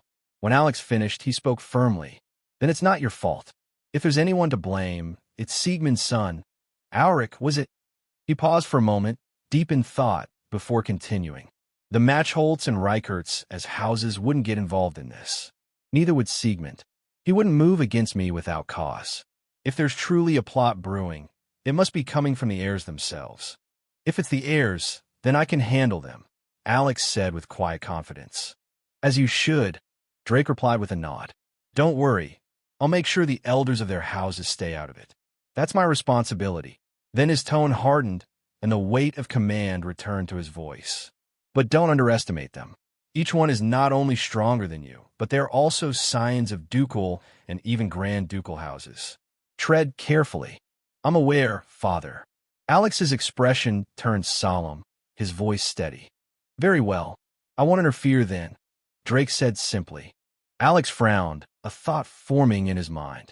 Father, are you sure Duke Wastelander won't support Auric? He asked. I hear he's the Duke's favorite son. I'm sure, Drake replied without hesitation. It doesn't take a genius to understand why the Wastelanders are so fixated on your lass, Zora. Anyone who looks at a map of the east of the Empire would see the reason. But attacking you, or our house, won't guarantee Auric her favor. If anything, it'll alienate her. She's not a fool. If something were to happen to you while she's still fond of you, the Wastelanders will be the first suspects. He leaned back slightly. Siegmund may be proud, but he's not foolish enough to play a losing hand. I see, Alex murmured, his expression thoughtful. He recalled the auction house incident, the look in Auric's eyes, and the faint but unmistakable malice he'd sensed. Auric might just be reckless enough to do something stupid. And Helmet? That one's not exactly the brightest sword in the armory, Alex thought. Even if he had the sense, I doubt he could stand up to Auric anyway. He sighed quietly to himself. Too bad those three scions are even more paranoid than Josiah Kellerman. In the past week since Alex's meeting with Alpha, the Drow had carried out a covert mission, under Alex's direct approval, to secure the private rune phone IDs of the three noble heirs. Aside from the official rune phones registered under their names within the Golden Palace's sales records, Darkwater had managed to trace another, more secret set of devices belonging to each scion. These hidden rune phones contained evidence of shady dealings, but nothing concrete about any plot targeting Alex or House Fury. After reviewing every recording and data log pulled from the hacked devices thanks to OmniRune, Alex reached three possible conclusions. First, each scion might possess yet another, even more concealed rune phone reserved for their most confidential communications. Second, they might be using an entirely different communication tool or method, something other than a rune phone, to coordinate their plans. Third, the most concerning possibility, they were meeting in person to discuss their schemes against him and his family. Alex instinctively wanted to dismiss the last one. Darkwater had been monitoring each scion closely, after all, but experience told him that the higher the nobility, the more elusive their movements tended to be. Scions of ducal and grand ducal houses were rarely out of sight, but that didn't mean they couldn't vanish when they wanted to. If they didn't know how to move unseen through that constant web of attention, they wouldn't be able to get anything done in the first place. As for the other two possibilities, either one suggested a level of paranoia beyond what Alex had anticipated. After all, he doubted anyone had discovered, let alone proven, that he could hack Rune phones and retrieve full records of their communications. From his past discussions with Haggleworth and Alpha, it was clear that most people in this world didn't even consider such a possibility. Such remote communications had, after all, always been assumed to be unhackable.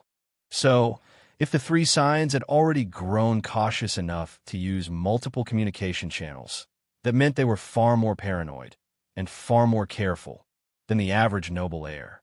And that combination was dangerous.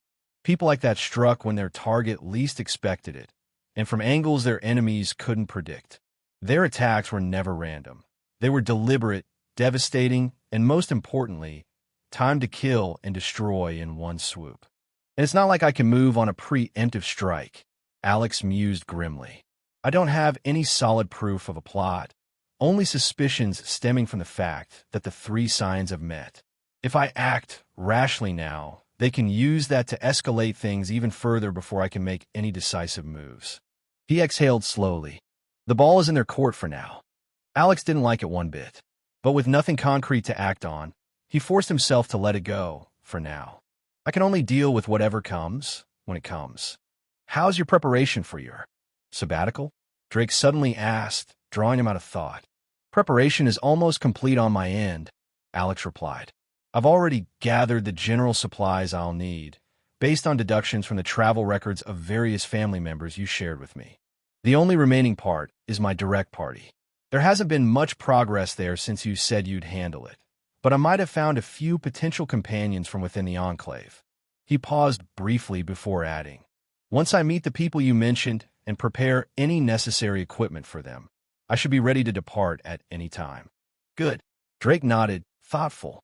I don't like the idea of a scheme brewing around you. It's best we send you off before the circle tightens. For a moment, Alex froze. A sudden, uncanny feeling of déjà vu crept up his spine. Come on, let's go meet the travel companions I promised you, Drake said. As Alex suspected, his father intended for the introductions to happen immediately. Drake was always the type to act now, no matter the hour or circumstance. Then again, moving under the cover of darkness had its advantages. It made it much easier to avoid unwanted eyes. You brought the Agoj trainees with you?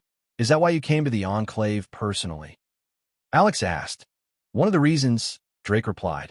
The main reason is to oversee your marriage engagements before you head off on your travels. Ideally, I'd have preferred you to impregnate the women and secure an heir before you leave. But time and circumstances make that unfeasible. At the very least, we can't allow you to remain unwed for too long. Alex raised an eyebrow. Why the rush? You were at least twice my age when you got married. I was a commoner at your age, Drake said flatly, and my bloodline wasn't nearly as potent as yours. Getting you married sooner ensures the old fogies in the family stop breathing down my neck.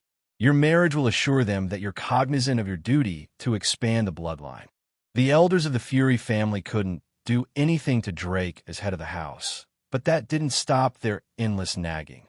Unfortunately, unlike his soldiers or subordinates, he couldn't silence them with his fists. He had to endure their complaints until they were satisfied or until they lost their voices. Drake would much rather not endure that. We'll discuss your marriages later, Drake concluded, waving the matter aside. For now, let's meet the Agoj trainees so you can choose your primary party members. Alex barely had time to throw on a proper coat before following his father out of the dormitory. They walked briskly through the Enclave city's night-lit streets until they arrived at a modest courtyard in a quiet, middle-class district of the city. The area was peaceful, the kind of place where residents were well off, though not wealthy. The homes here were spacious enough to offer privacy, but not opulent enough to draw envy. As soon as Alex and Drake stepped through the courtyard gate, Alex felt it, a wave of gazes locking onto him. And most of them were anything but gentle. Drake strode ahead of Alex and approached a man standing by the building. "This is the Agoge master of our family's prime Agoge," Drake said plainly. "It is a pleasure and an honor to finally meet you, young Master Alex." The man bowed first to Drake, then to Alex. "Young Master Alex, you are in luck. The graduates from this tenure of the Agoge are the best I have trained in the last decade," the man boasted. "As long as you don't mind them being non-human or outer beings, I'm sure you will not find a stronger party in the family in the last 10 years. The word outer beings drew a frown from Alex. Outer beings were denizens of other planes, captured during Pangean expeditions and brought back to the realm as workforce or cannon fodder. In Alex's eyes, they were, bluntly, slaves.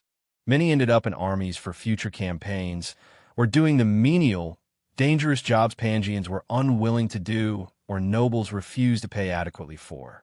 The trade was systematic. Large organizations, including noble houses, bred and trained outer beings for use on Pangaea. The second generation were taken early, indoctrinated, and trained as useful manpower. It was clear the Fury family made use of, or at least patronized, the same system. Alex kept his opinions to himself as he followed Drake and the Agoge master into the building. Just before he pushed the door, the Agoge master turned to him. "Young Master Alex, the Prime Agoge is a death camp. The trainees either grow or they die. Those who graduate have walked the line between life and death more times than most. They respect only the strong." He fixed Alex with a hard stare. "If you want to recruit any of them, you will need to show them your power and force them into submission." Alex met the Agoge master's stare without much reaction. "Is that all?" he asked impassively. "I am the heir to the Fury family head. I don't need you to remind me of the Fury way. Open the door." A flicker of surprise crossed the Agoge master's eyes before his merchant-like smile returned. At the same time, a faint smirk tugged at Drake's lips. The Agoge master pushed the door open. "Please," he gestured, stepping aside for Alex to enter. Alex nodded and stepped inside. When the Agoge master tried to follow, a single look from Drake froze him in place. Beyond the doorway was a large, dimly lit living room. 13 silhouettes stood scattered across the space, their faces half lost to shadow. The moment Alex entered, every gaze locked onto him. He halted as the collective pressure of 13 intermediate rankers crashed over him like a tidal wave. Their presence was more akin to elites, each one radiating a honed, killing instinct born of survival. Yes, you're all the best of the best. Extraordinary geniuses," Alex muttered inwardly. "But there are geniuses and then there are monsters. Depth perception, killing intent, subjugation, domination. Drop to your knees." Alex roared inwardly. At once, a suffocating force burst out from him. The dim hall seemed to darken further, swallowing him in shadow. Only the gleam of his ruby-red, gem-like eyes remained visible. Those eyes burned with an overwhelming authority that shattered the oppressive pressure of the 13 in an instant. Now it was they who struggled under his will. "Oh," Alex's lips curved slightly. The 13, though the same rank as him, resisted his true name pressure and barely stayed on their feet. "Beast domination, Dominion." His eyes flared brighter. A second wave of pressure exploded outward. Boom! The 13 dropped to their knees as the invisible weight crushed them to the floor. "Regality, Umber Tentacle." A tentacle of darkness shot out as Alex raised his hand. The wooden chair beside the wall slid across the floor as it was dragged before him. With calm movements, Alex sat down, his moves carrying an aura of effortless grace and imperial authority as he gazed down upon the kneeling Agoge graduates. "My name is Alex Fury," Alex said simply. "While I appreciate hunting dogs with sharp fangs and claws, I prefer it more when my hunting dogs know better than to glare at their master." His words ignited a wave of anger from the 13. They strained to rise, muscles trembling, but Alex's overwhelming pressure kept them nailed to the floor. He chuckled softly. "You don't like my words? Then you should have behaved humbly. Maybe then I'd have been more civil." He leaned back slightly, his tone turning colder. Your Agoj master told me you've walked the line between life and death countless times, that you've grown arrogant, thinking yourselves children of heaven. He crossed one leg over the other, exuding imperious calm as he looked down on them. Well, I'm here to tell you, nay show you, that there is a sky above the sky. He smiled thinly. Now that this little charade is over, let's begin the real reason we're here. Alex withdrew his pressure. The weight in the room lifted instantly, and the 13 slowly rose to their feet, none daring to speak or move carelessly. They understood now. Even though Alex was of the same rank as them, he was something else entirely. Just as the Agoj master had said, this group respected only strength, and Alex had proven beyond doubt that he possessed it in abundance. Satisfied, Alex gave a small nod. While you're all talented in your own ways, I'm looking for individuals with a specific kind of innate gift. I'll be casting a spell on you. If you wish to receive the opportunity one offer, do not resist. If not, do as you please. Detection. Alex's improvised detection spell spread over the 13 with Omnirune support. Well, 10 actually. 3 of them had resisted instinctively. He didn't care if it was conscious or not. They were immediately struck off his list. Scanning the results, Alex's eyes narrowed in interest. Of the 10 who remained, 6 possessed rune slots. Among those 6, 4 had 6 or more. A clear sign that they had the potential to become one of his theorized rune soldiers. A flicker of excitement crossed his gaze, but he swiftly buried it beneath composure. He rose from a chair and pointed at the 4 individuals. You 4, he said, voice calm yet commanding. What are your names? I am Kavikin, the mighty warrior of the Runic clan of Westeria. The first to speak was a massive man, easily 2.5 meters tall. His sheer presence reminded Alex of the saying bare back and tiger waist. We're tiger. Alex raised an eyebrow. Immediately, Omnirune supplied him with information about the race. Tigers were a branch of lycanthropes, similar to werewolves, but not to be mistaken for ordinary beastmen. Lycanthropes were shapeshifters who could freely transform between human and beast forms, as well as an intermediate hybrid state. Where werewolves were known for speed, tigers embodied explosive power.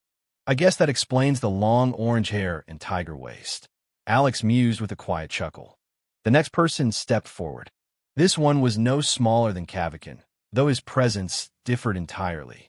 Where Kavikin gave the impression of raw, predatory strength, this individual was pure, chiseled muscle, a walking mountain of flesh and muscle. A gym rat in another world? Alex wondered. I am Mogul of the Dravo tribe.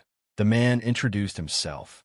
From his tribal drawings and distinctive attire, Alex immediately recognized him as a barbarian. Barbarians were a unique offshoot of a human race, once alien to Pangaea, but long since adopted, or rather acquired, as outer-being soldiers by Pangaean conquerors. They were natural-born warriors, raised in combat from the moment they could walk. According to Omnirune, the Dravo tribe was among the largest and most renowned barbarian tribes on Pangaea. They trained their own kin relentlessly and sold them to the nobility as elite warriors. It might seem a strange practice, but for the Dravo, battle was both culture and life itself. They didn't seek the beautiful death that orcs longed for. Instead, they believed that only through battle, by facing and conquering worthy foes, could they truly grow stronger. That was the Dravo way of cultivation, or at least a core part of it. The next was a human woman, about 170 centimeters tall. Her hair was jet black, slowing turning amber as it approached the tips. I'm called Silver. Silver Black Bolt, she said. Silver Black Bolt? That's a very peculiar name, Alex thought. There has to be a story behind that. He kept the thought to himself and turned to the next person. A 6-foot-tall elf lounged against the wall, black hair falling lazy over his sharp features. A black-haired elf? Alex had seen dark-haired drows before, but never a black-haired elf like this. The man's ears were even longer than Eleanor's. He was almost certainly an outer-being elf, not a native of Valerian. Gavel, Landomas, the elf said, voice slow, finishing with a bored yawn as if the effort had exhausted him. Alex frowned. He didn't want lazy subordinates, but Havel possessed 10 rune slots, one of the highest counts Alex had seen. It was only because he had a perfect vessel in Yadara already at his side that he was able to stay composed at the sight of Havel's readings. Lazy types often solve problems efficiently when it matters, Alex mused. I'll give him the benefit of the doubt for now. He nodded to the 4 chosen. Congratulations. You've passed the first test. We'll continue with the second test tomorrow. Get some rest. You'll need it. A shifty-eyed youth from among the 6 who had accepted the detection spell but weren't selected piped up. What about us, sir? Alex turned to him, then to the others he hadn't picked. You all seems like competent individuals, he said, but not the sort of talent I need. Your skills would be wasted under me. He offered the closest thing to consolation he could muster. Then he turned to the Agoge master at the door. Bring them to the Enclave's main spire tomorrow. Give my name at the gates, and the guards will direct you. Understood, young Master Alex. The Agoge master said, rubbing his hands with a look that Alex immediately recognized. You'll be paid regardless whether they pass the second test, Alex added, walking over to Drake. Just bring the 4 of them. Drake nodded, and the 2 began making their way out. About the price, the Agoge master, ever the merchant, quickly called out. Rest assured, you'll be paid whatever reasonable demand you have tomorrow. Alex replied without looking back. He and Drake left the property and soon disappeared into the night. On their way back to the Enclave's main spire, while taking in the city's lively evening bustle, Drake suddenly said, We're far enough. You can drop the act now. Alex let out a wry chuckle, as expected of a legend. Finally, he allowed his exhaustion to show. How bad is it? Drake asked. Not much. Just feels like I went through a battle, is all, Alex answered. Something couldn't come from nothing. It was one thing to pressure a single person with his true name, bloodline pressure, and aura. But 13? That kind of suppression had to be fueled by something, and it would have been foolish to draw from his bloodline energy or essence. Instead, Alex had powered the act with his mana, blasting his energy across such a wide area. Enough to force the 13 Agoge graduates to their knees was monstrously inefficient. It devoured far more mana than it was worth. If not for his extreme mana capacity talent, no mana source at the intermediate rank could have sustained such an expenditure. The talent you checked for, is it the same one Yadara has? Drake asked. Perceptive, Alex mused. He nodded. Yes, it's a talent that makes them perfectly suited for support from my unique mage class. Don't become too fixated on that talent, Drake cautioned. You might end up overlooking a gem, or worse, choosing a waste. I am aware. That's why I intend to test their combat ability tomorrow, Alex replied. He still had some mana left in his mana heart, just enough to test the 4 chosen Agoge warriors if he wanted to, though reluctantly so. But considering the potential plots and hidden schemes surrounding him, he deemed it wiser to conserve what remained for self-defense. Sure, he had Drake by his side, but Alex preferred a sense of urgency over his own safety rather than relying completely on someone else. When father and son returned to the Enclave's main spire, proper accommodation was quietly arranged for Drake, befitting his status. Meanwhile, Alex made preparations for the following day's meeting with the 4 potential party members who would soon shape the next phase of his journey. 13 70ths. Kavikin, Mogul, Silver Blackbolt, Ravel Landomas.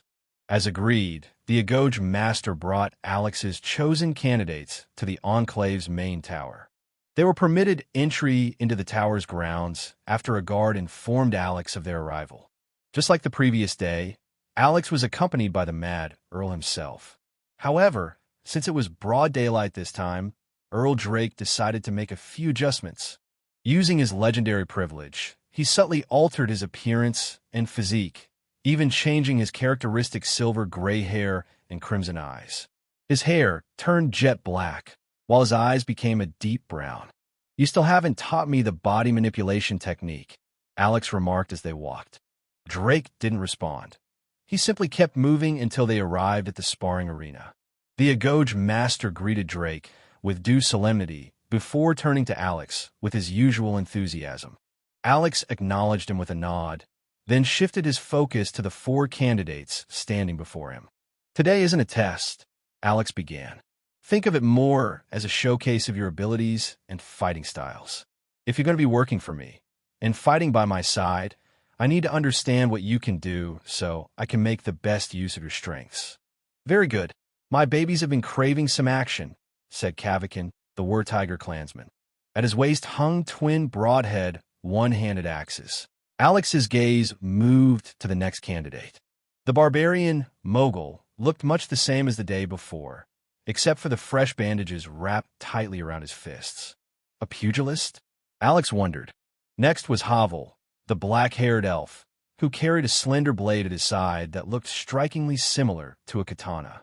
Alex raised a brow at the sight, but then remembered he'd already encountered many weapons in this world that resembled those from Earth. After all, Kurt's double-hilted greatsword was practically identical to its Zweihander. It shouldn't come as too much of a surprise that a katana-like weapon existed here as well. Finally, his attention fell upon the only human and the only woman among them. Silver was dressed in a hunter's garb, her posture elegant yet taut with focus. A quiver of arrows hung neatly at her waist, and a recurved bow was strapped across her shoulders. Alex studied them all for a moment. Initially, he had, perhaps impulsively, intended to spar with each of them himself. But after some thought, he decided against it. If Alex truly wanted to understand the strengths and weaknesses of his new followers, then he needed to watch them fight from an observer's perspective. He gathered a few sticks and wooden splinters left behind from earlier spars and fashioned them into lots.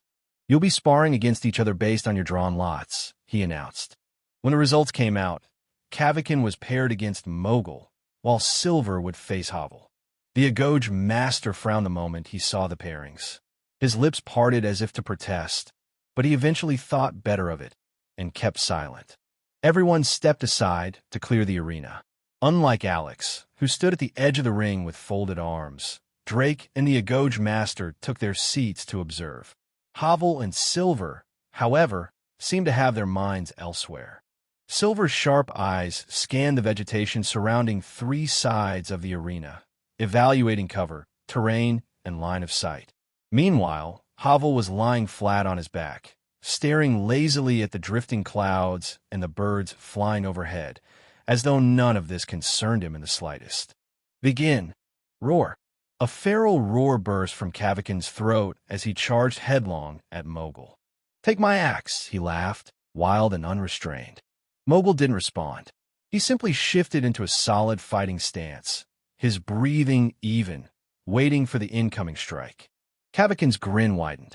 He stomped once, hard, the ground cracking beneath his foot, and exploded forward with beast-like momentum, twin axes swinging down in a brutal arc. Mogul dodged the first strike by a hair's breadth, then parried the second with a sharp deflection to Kavikin's wrist. The clash quickly devolved into a whirlwind of motion, axes flashing and fists flying. Kavikin's assault came in fierce, explosive bursts, while Mogul met him with calm precision, defending each blow with effortless composure and countering whenever the opportunity presented itself. "Both of them have completely opposite styles," Alex mused. "One fights like an excitable hunter, while the other, a patient predator. Thanks to the barbarian race's innate resilience and the Dravo clan's brutal cultivation method, Mogul could stand toe-to-toe with Kavikin in pure physical might.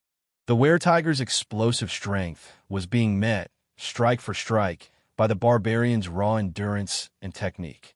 "Roar!" Kavikin let out another thunderous roar, his excitement rising at the thrill of facing an equal. His skin took on a faint reddish tint. "Is that Call of the Wild?" Alex wondered. Though lycanthropes maintained humanoid forms, they were far more akin to beasts than men.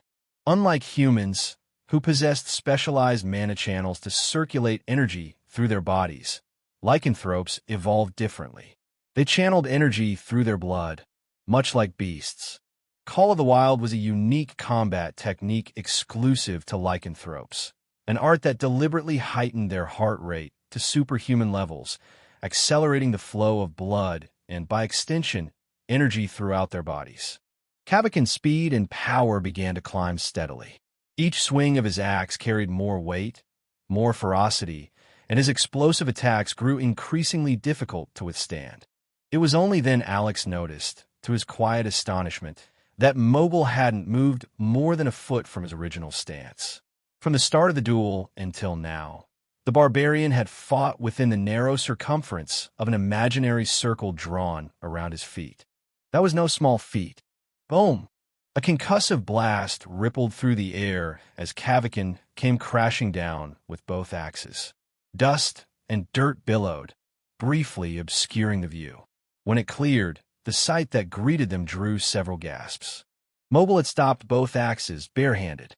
Like the lycanthropes, barbarians were a far cry from ordinary humans. Unlike human warriors who trained by absorbing ambient mana into their bodies, barbarians were incapable of doing so. Instead, they drew their energy from what they consumed, namely, the flesh of the magical beasts and monsters they hunted. This crude yet instinctive method exposed them to the beast's violent, berserk mana.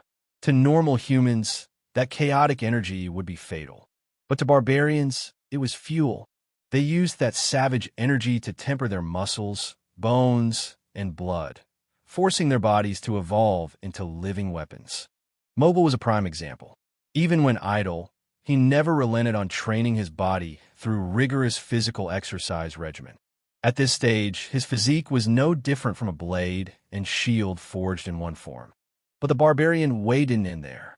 At certain stages in their cultivation, they could assimilate and store the traits of the beasts they had devoured, an ancestral inheritance known as the beast totem. Behind Mobile's back, visible only through Alex's spirit sight, loomed the spectral outline of a massive bear. Though he couldn't identify the exact species, Alex determined that Mobile's beast totem was that of a strength-type bear. Unsurprisingly, Mobile's physical might surged to match Kavakin's empowered ferocity. Though the were-tiger's final strike forced him a step back, Mobile emerged from the clash completely unharmed. Kavakin's eyes gleamed with excitement. "Huh!" He burst out laughing, his deep voice echoing through the sparring ground.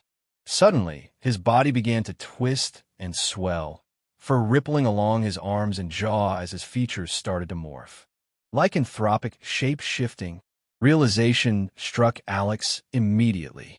"All right, that's enough," he called sharply. "The spar is over. I've seen all I need to." He couldn't allow Kavakin to shift into either his beast or hybrid forms. Once a lycanthrope fully transformed, restraint became difficult, and the fight would escalate beyond control. Alex had already observed what he needed. There was no reason to risk serious injury, or worse. Kavakin clearly looked disappointed, but Alex's overwhelming display from the previous day lingered fresh in his mind. The were-tiger clenched his jaw, then slowly relaxed, reverting to his normal state. He might be battle-hungry, but he wasn't stupid. Mobile exhaled deeply and allowed his beast totem's aura to fade as well. "Well fought," he said evenly to Kavakin before turning to Alex. He gave a slight bow of respect before taking a seat. Alex nodded, satisfied by the gesture. Kavakin, meanwhile, dropped onto a nearby bench and began regulating his breathing. His fighting style was raw and explosive, designed to crush opponents with overwhelming bursts of power. But even for someone like him, such exertion took its toll. Managing the fatigue, no matter how small, was the mark of a disciplined were-tiger warrior. Alex's gaze shifted to Silver and Havel. "It's your turn," he announced. "I forfeit," the two said in unison, almost as though it had been prearranged. Alex frowned. "Why?" Havel simply yawned, his lazy demeanor unbothered, then turned his gaze towards Silver, silently nominating her to answer. Silver straightened and spoke in a calm, matter-of-fact tone. "It's a foregone." Alex regarded her for a moment, then gave a faint nod of understanding before turning his attention back to Havel. "Speak," he said firmly. What's your excuse? Havel met Alex's gaze with uncharacteristic sharpness. He realized that Alex wouldn't drop the matter unless he gave an answer. So, taking the path of least resistance, he did. My sword is for killing, he said simply. With that, Havel pushed the blade in his sheath forward ever so slightly with his thumb. Immediately, a palpable wave of killing intent burst forth, sharp and suffocating. In that instant, the languid black-haired elf seemed to transform completely. His aura shifted. The languid chill replaced by the cold focus of a predator that only knew how to draw blood. Oh, he has potential. Keep him. You won't regret it. Drake's voice echoed in Alex's ear. A quick glance around revealed that the legend had deliberately controlled his voice so only Alex could hear. Alex frowned. To say he didn't want to kick Havel would be a lie, but not for any practical reason. The elf simply rubbed him the wrong way with that indifferent, lazy attitude. Still, he couldn't deny the power radiating from the elf. Havel was the kind of weapon you'd want on a battlefield. The only question was, would he be a controllable weapon? Then again, the fact that the elf could determine when to fight, or not to, showed he had a degree of discipline, laziness aside. Fine, Alex decided eventually, gritting his teeth. Pet peeve or not, Havel was worth the annoyance, for now. If that ever changed, he could always kick the lazy elf out later. As for Silver, Alex had taken note of her since they sat down. The woman had excellent awareness, sharp eyes, and a calm mind. She had instantly assessed her surroundings, weighed her own strength against her opponent's, and decided whether victory was possible. That kind of judgment was indispensable, not just for an archer, but for an expedition scout. She also seems familiar with the strength of the others as well. I guess I won't have to worry about our scout getting us killed, Alex mused. Although the outcome hadn't unfolded exactly as expected, he had achieved his main objective, understanding his potential followers. Turning to the Agoj Master, Alex spoke. All right, let's complete the deal. Excellent, young Master Alex, the man said with a smile. He reached into his robe and produced 4 parchment scrolls. These are high-grade contract scrolls. With these, you can be certain of your new followers' loyalty. Nice try. Who are you trying to fool?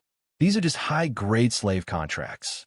They don't ensure loyalty. They only make sure they can't betray me to the point of causing my death. Alex nearly rolled his eyes as he carefully examined each contract. Each contract contained identical clauses and wording. They were, without a doubt, extremely skewed in Alex's favor. His followers were bound to protect him with their lives. If Alex died, they would perish as well. But if they died, Alex would remain unharmed. His only obligation, according to the contract, was to provide resources for their growth. There was even a clause granting him the ability to attack their minds should they ever disobey him. It was, in every sense, a slave contract. Though the idea disgusted him, Alex wasn't about to reject it because of the morality from his past life. This world was different. Its rules were different. And here, such contracts were an essential safeguard. Refusing one on principle would simply be foolish. Well, contract aside, I just have to treat them right, earn their trust and their true loyalty. Once that happens, the contract won't matter, he mused. Placing his palm on the parchments, Alex bound himself as the master party. Then, one by one, he handed the contracts to his potential followers. Read the clauses carefully, he warned. Understand what you're getting yourselves into. There'll be no going back once you sign. His words caught them off guard, not expecting him to warn them so sincerely. Mobile didn't bother reading the parchment. Instead, he looked Alex straight in the eye. Can you promise me a life of battle? Alex shook his head. No, I'm not a violent man. I don't seek battle, unless it finds me. The barbarian's expression faltered, but before disappointment could settle, Alex's lips curved into a knowing smile. But I'm a fury. Battles seem to have a way of finding me, so you'll probably get more than your fill. Mobile's eyes lit up instantly. Without hesitation, he pressed his palm to the contract, channeling a trace of energy into it. The parchment pulsed, dissolved into light, and split into 2 streams that sank into both men.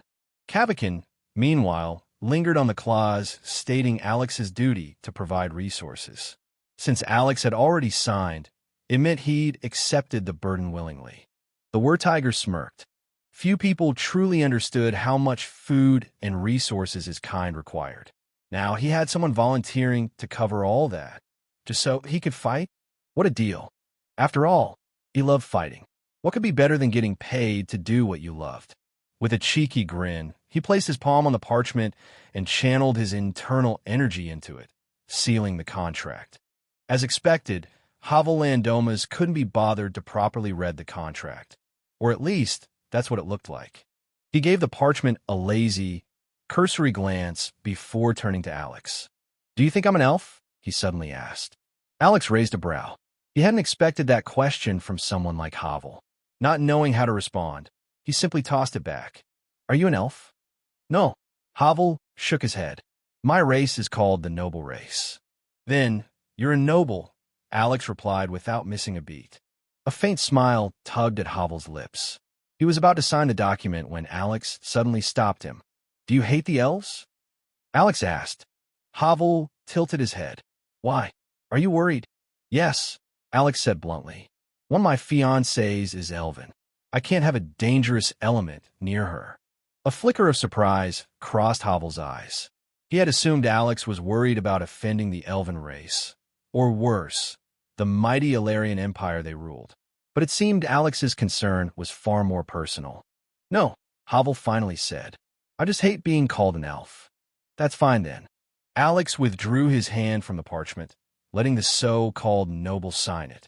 Meanwhile, Silver Blackbolt was combing through her own parchment meticulously, her eyes scanning every line for hidden clauses or unfair demands. "All satisfactory?" Alex asked once she finished. Silver nodded lightly. She pressed her hand to the parchment, channeling her energy to finalize the contract. Once all four had signed, Alex turned to the Agoge master and handed him a golden placard. "Keep this safe. You can collect your payment from any Golden Palace branch with it," Alex said. The Agoge master raised a brow. "You're not going to discuss the price?" Alex smiled, pleasantly, but with an unmistakable edge. "Why? Planning to overcharge me? You'll get your payment if your price is reasonable. If not, you'll get nothing. So, think carefully before naming your demand." The Agoge master swallowed his retort and nodded.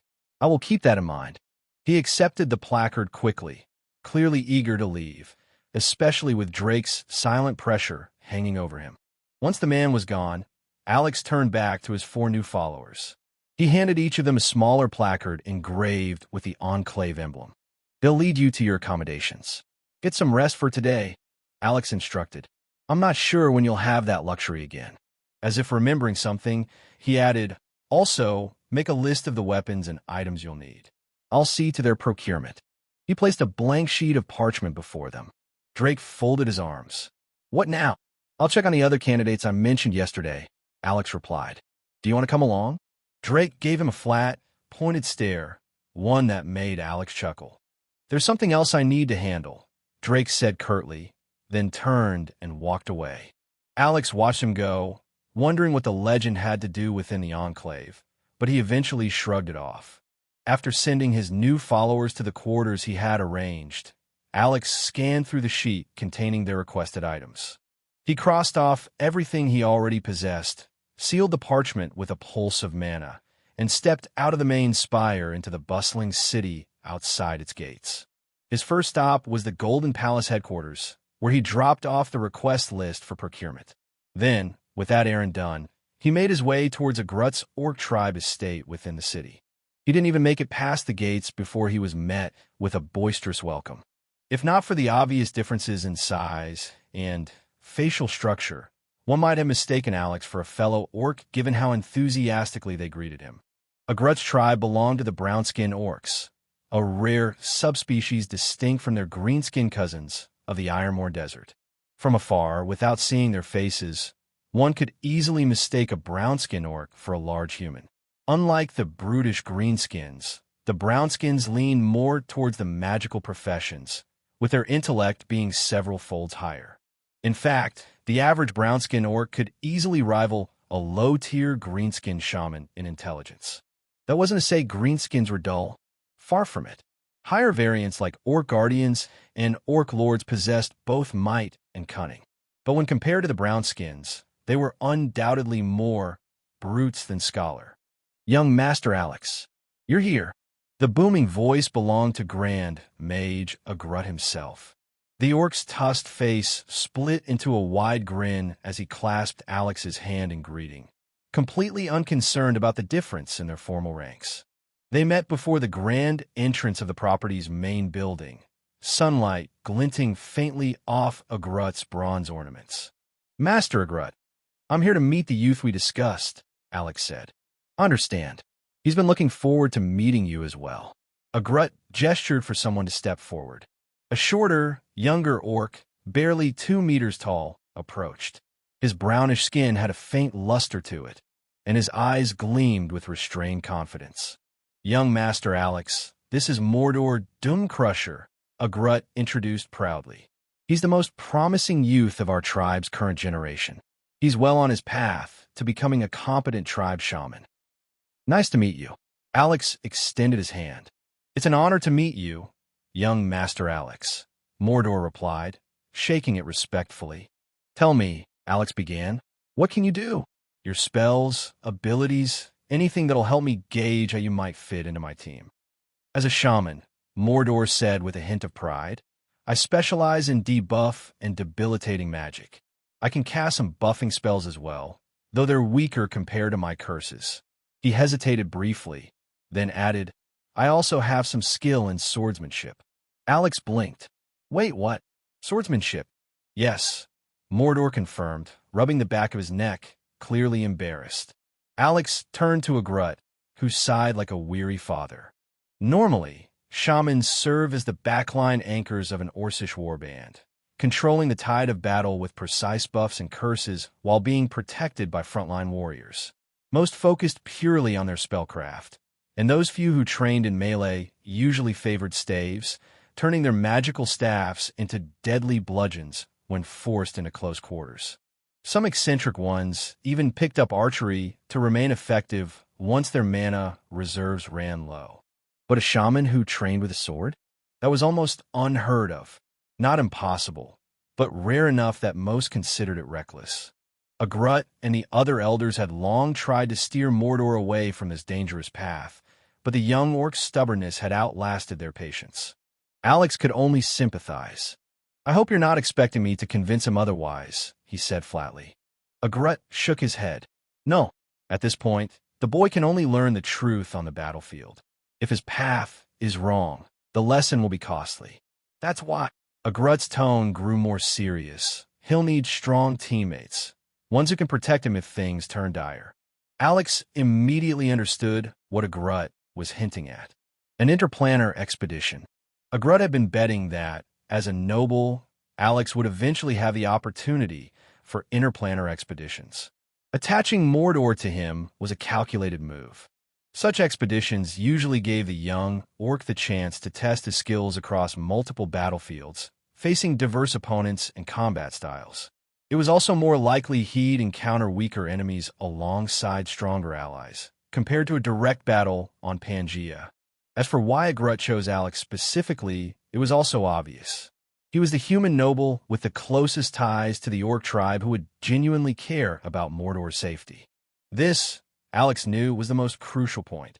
Agrut was a grand mage connected to far higher and more influential nobles than Alex. But those nobles, busy with their own affairs and ambitions, could not be trusted to properly look after a promising youth. Mordor, by all accounts, was invaluable to the brown-skinned orc tribe, likely the only proper shaman candidate of his generation. Understand, Alex said, but I'll need to test him first to see if he's the kind of talent I want on my team. That's only fair, Agrut nodded, and Mordor mirrored the gesture. The young orc raised his sword, ready to spar and demonstrate his abilities, but Alex stopped him. We don't need to spar, he said. I just need to cast a detection spell on you to check one thing. Mordor raised an eyebrow, but glanced at Agrut, who gave him a slow nod. The young shaman relaxed, allowing Alex to perform the spell. Detection. 6 rune slots. Alex noted with a small sigh of relief. All right, he passed. I'll bring him along. If he's willing, Alex said. Was that a modified detection spell? Agrut commented. I could not tell what exactly you used it to detect. Alex nodded. It checks an individual's compatibility with one of my class's support abilities. I want all my party members to benefit from it. So, I only select those who are compatible, he explained carefully. It was an honest explanation, without revealing anything too sensitive about his class nor rune tattoos. He added, Mordor is compatible with my support method. With or without your recommendation, I'd love to have him on the team. Of course, only if he wants to join. I am willing, Mordor said immediately, his voice firm. I'm ready to leave and join you at any time. Excellent, Alex said with a smile. Pack your things, say your farewells, and meet me at the main tower tomorrow. I'll introduce you to the rest of the party then. Understood, Mordor nodded. Alex turned back to Agrut. I need to go now. Some errands still require my attention. That's a pity. We would have liked to host you longer, Agrut said with a warm smile.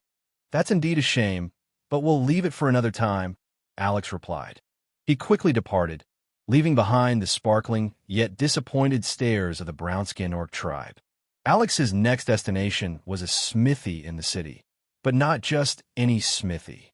This was the home and grand workshop of one of the Enclave's Tier 5 Grandmaster Forge Smiths. Grandmaster Simla Ironhost was one of the craftsmen Alex had worked with while building the first RuneNet server, making him one of the few who knew the origins of the artifact now called the Arcane Library. Alex didn't worry much about that. One of the reasons Zora had recommended Ironhost was for his discretion.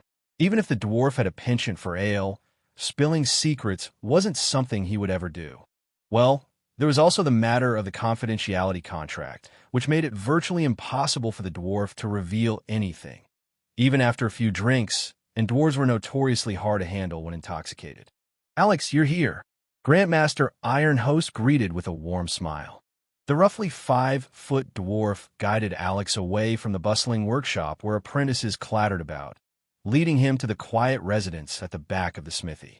The house was a modest 2-story building, tastefully furnished, and in true dwarven fashion, adorned with minerals, forging implements, and a variety of weapons.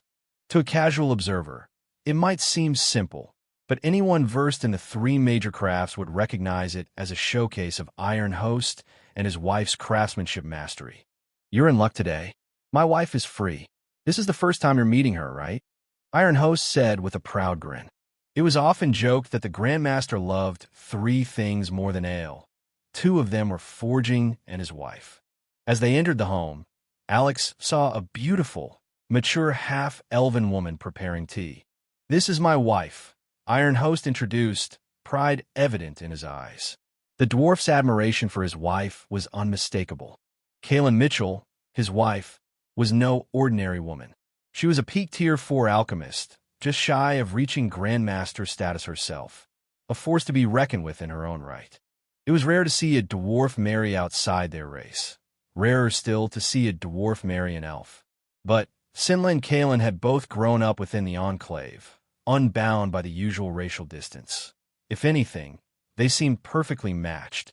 Come, take a seat, young Master Alex, Kaylin invited with a warm smile.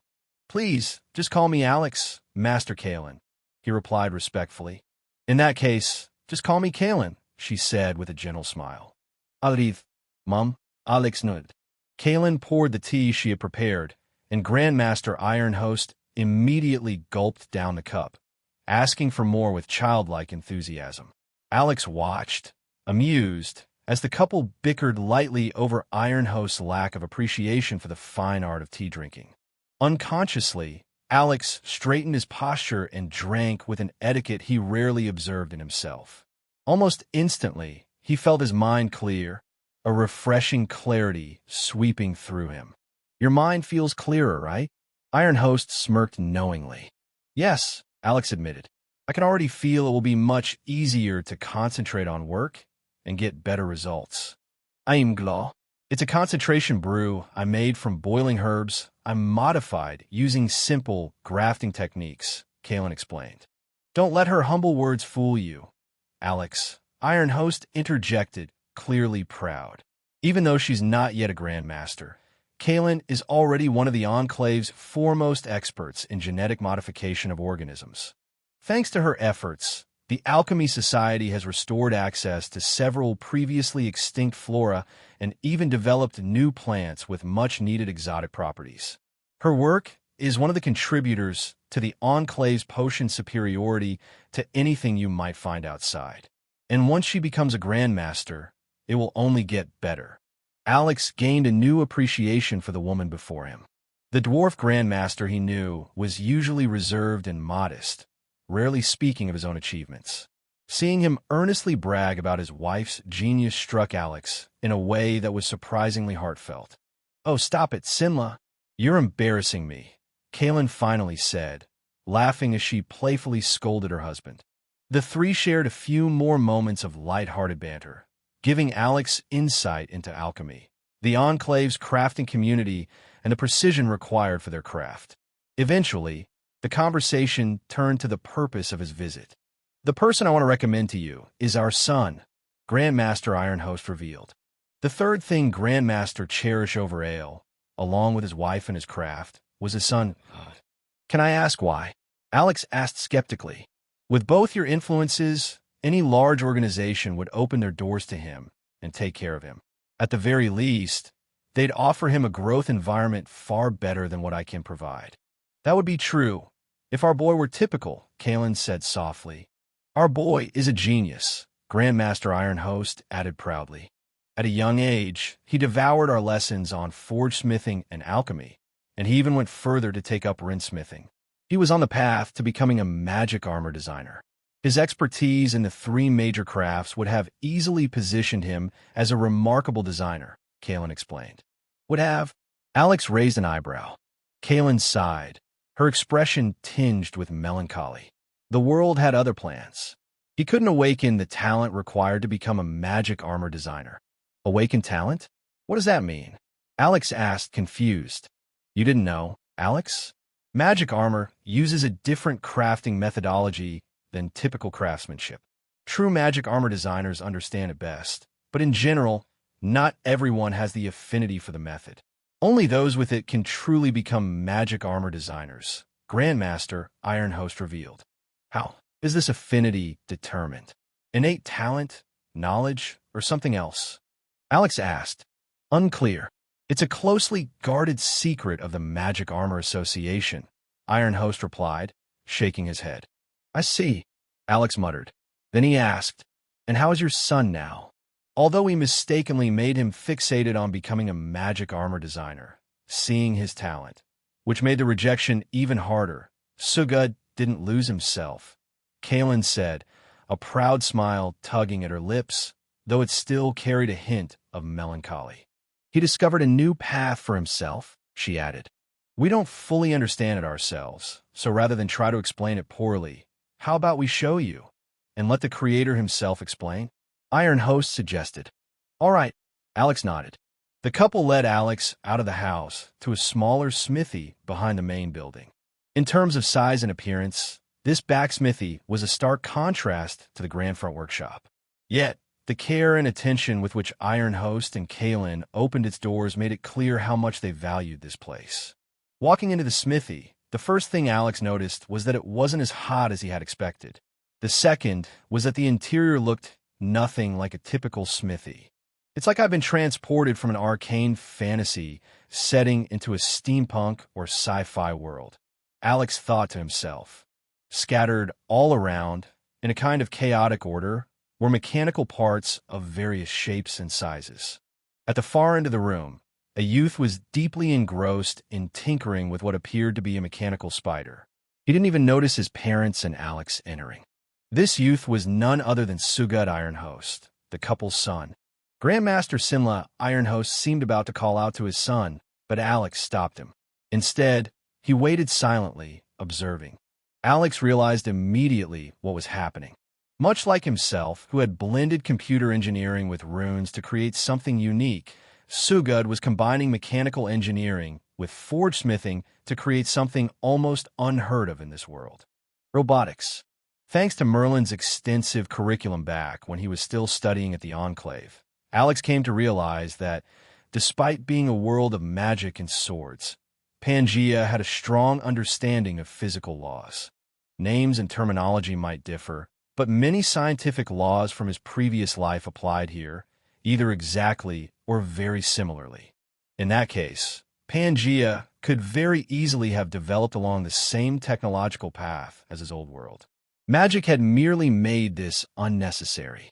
Alex hypothesized, if a magical solution wasn't available, predominant, and ubiquitous, the people of Pangaea could very easily have turned to similar scientific methods from his previous life. The scene before him seemed to confirm his theory. Alex wasn't a mechanical engineer, but he had worked closely with them in his previous life, enough to understand the basic engineering principles most mechanical engineers used intuitively. From what he could see, many of these basic methods were absent in Sugud's world, replaced by techniques derived from local forge-smithing practices. This confirmed one thing. Sugud was not a reincarnator or transmigrator like Alex. Sugud had clearly reached this point through pure genius, leveraging his knowledge across multiple disciplines. He put the finishing touches on his mechanical construct, then carefully inserted a small shard of a mana stone, likely from a low-grade mana stone, judging from its faint glow. Almost immediately, the palm-sized mechanical spider twitched, then scuttled a few feet across the table before coming to a stop. It worked! Sugud cheered. Alex had thought it a pity at the seeming failure, but he was surprised to see Sugud celebrate while his parents looked on as if they might shed tears of joy. It dawned on Alex. He had actually witnessed the first successful trial of Sugud's unique craft. Sugud picked up the spider, spinning around in celebration. Only then did he notice the three people standing behind him. Startled, he accidentally flung the spider across the room. It crashed to the floor, shattering into pieces. Alex walked over, picking up the broken shards.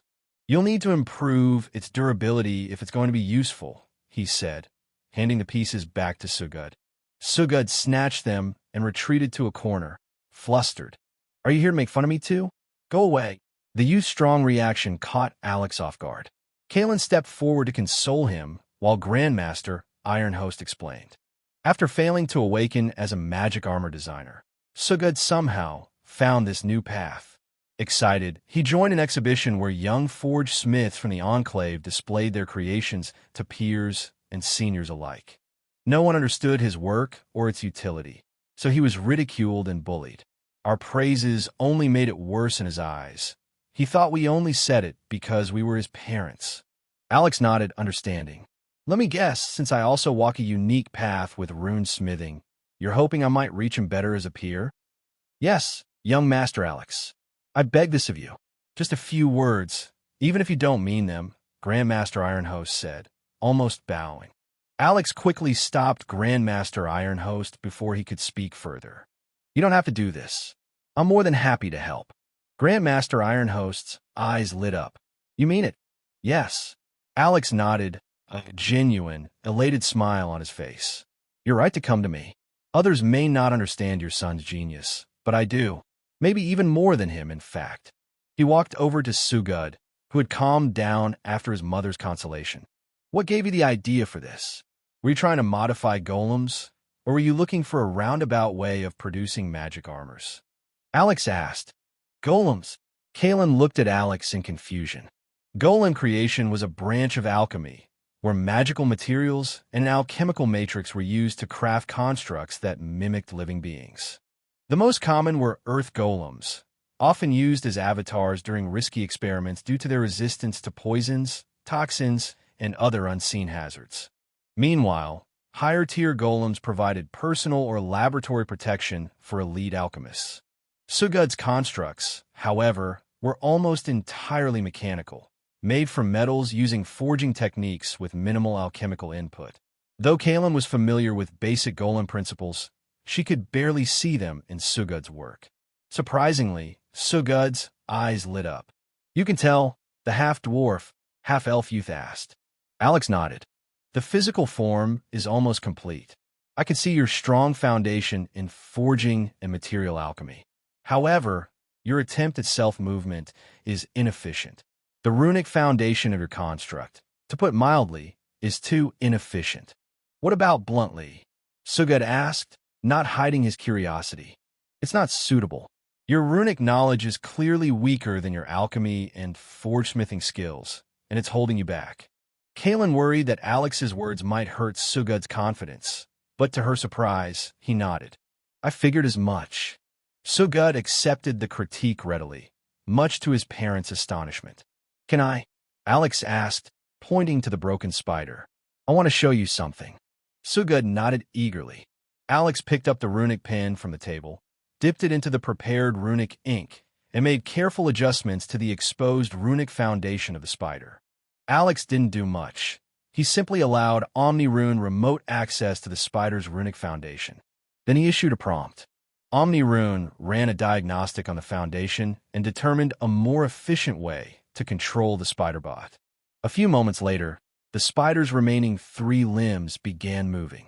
Unfortunately, due to the missing limbs, the bot couldn't move properly yet. However, the limbs that did move worked far more smoothly than before, and the bot would likely operate longer and more reliably than it had under Sugud's original runic formation. Alex looked at the family and then turned to Sugud specifically. What do you say? Sugud's eyes narrowed, suspicious. Do you really believe in my path? Or are you just pitying me? I do believe. With your path, you'll achieve great things. In fact, if you could see what I see, you'd realize that I'm not pitying you at all. I'm taking advantage of your talent. Alex said honestly, I don't doubt that you'll eventually figure things out. By then, you'll be so far ahead that the people who ridiculed your work won't be able to touch you. He chuckled. You won't even glance at little people like me. The choice is yours. Sugud's eyes shone brightly. I'll go with you. Are you sure? Coming with me will be dangerous. Alex asked, will I be able to help? Sugud countered. More than you can think of right now, Alex replied. Then I am sure, Sugud said firmly. I may be able to achieve things on my own, but something tells me I'll never reach the greatness you see. At least, I won't reach it as quickly as I would if I accept your offer. Grandmaster Iron Host stepped forward, solemn. Are you sure about this, Sugud? Align yourself with a noble. There will be no going back. I understand, Father, Sugud said, nodding. But as you say, iron cannot become steel without heat and hammering. I am iron, and this is my heat and hammer. Sugud's solemn words would have sounded stronger if not for his shaking limbs.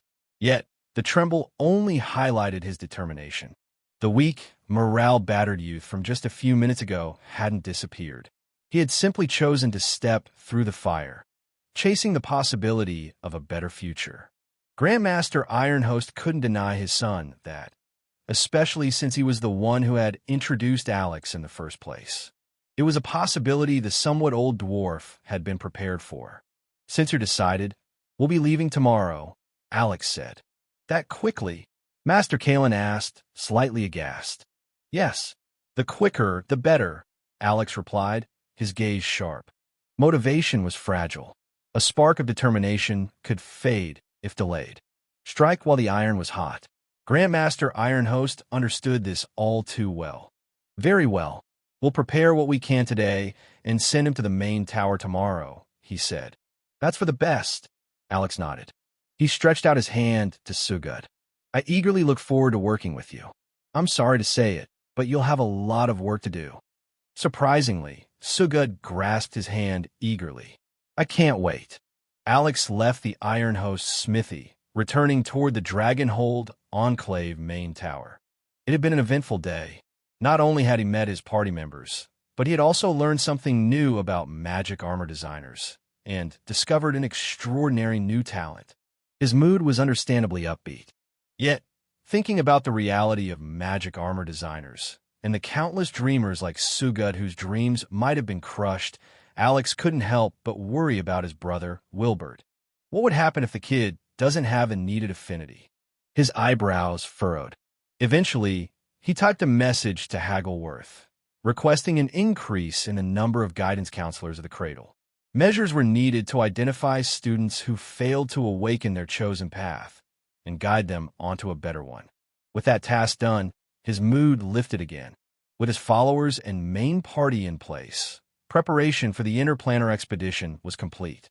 When Alex returned to his enclave dormitory, a sudden sense of restlessness washed over him. He felt the urge to keep his hands busy, so he retrieved 2 notebooks, one containing the tales of the Virgin expeditions into the void undertaken by his different Fury forebears, and another blank one. Then he began to read.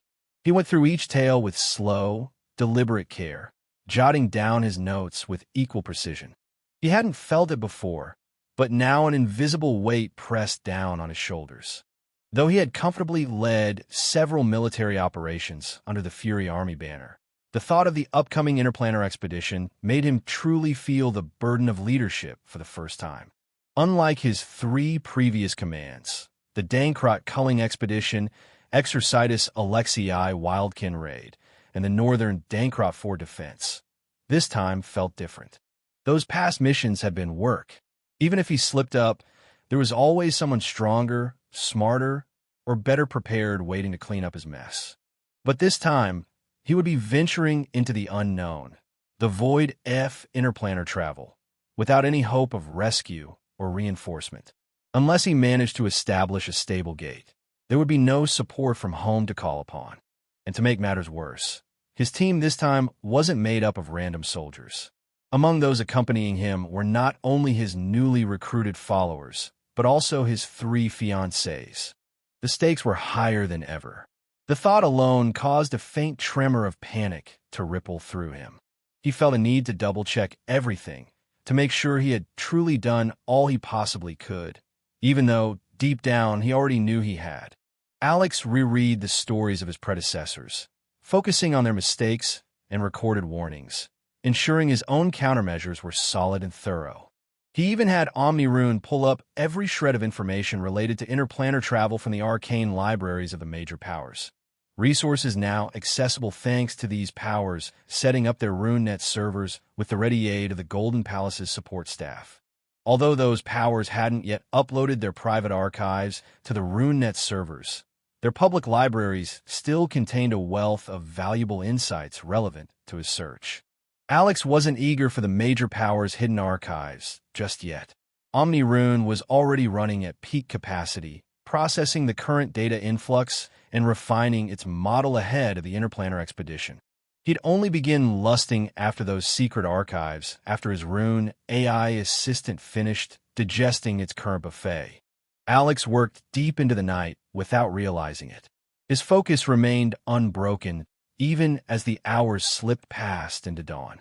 He had gone through the record book given to him by his father, cover to cover, then began adding his own possible scenarios, many inspired, like always, by the web novels he'd read in his previous life.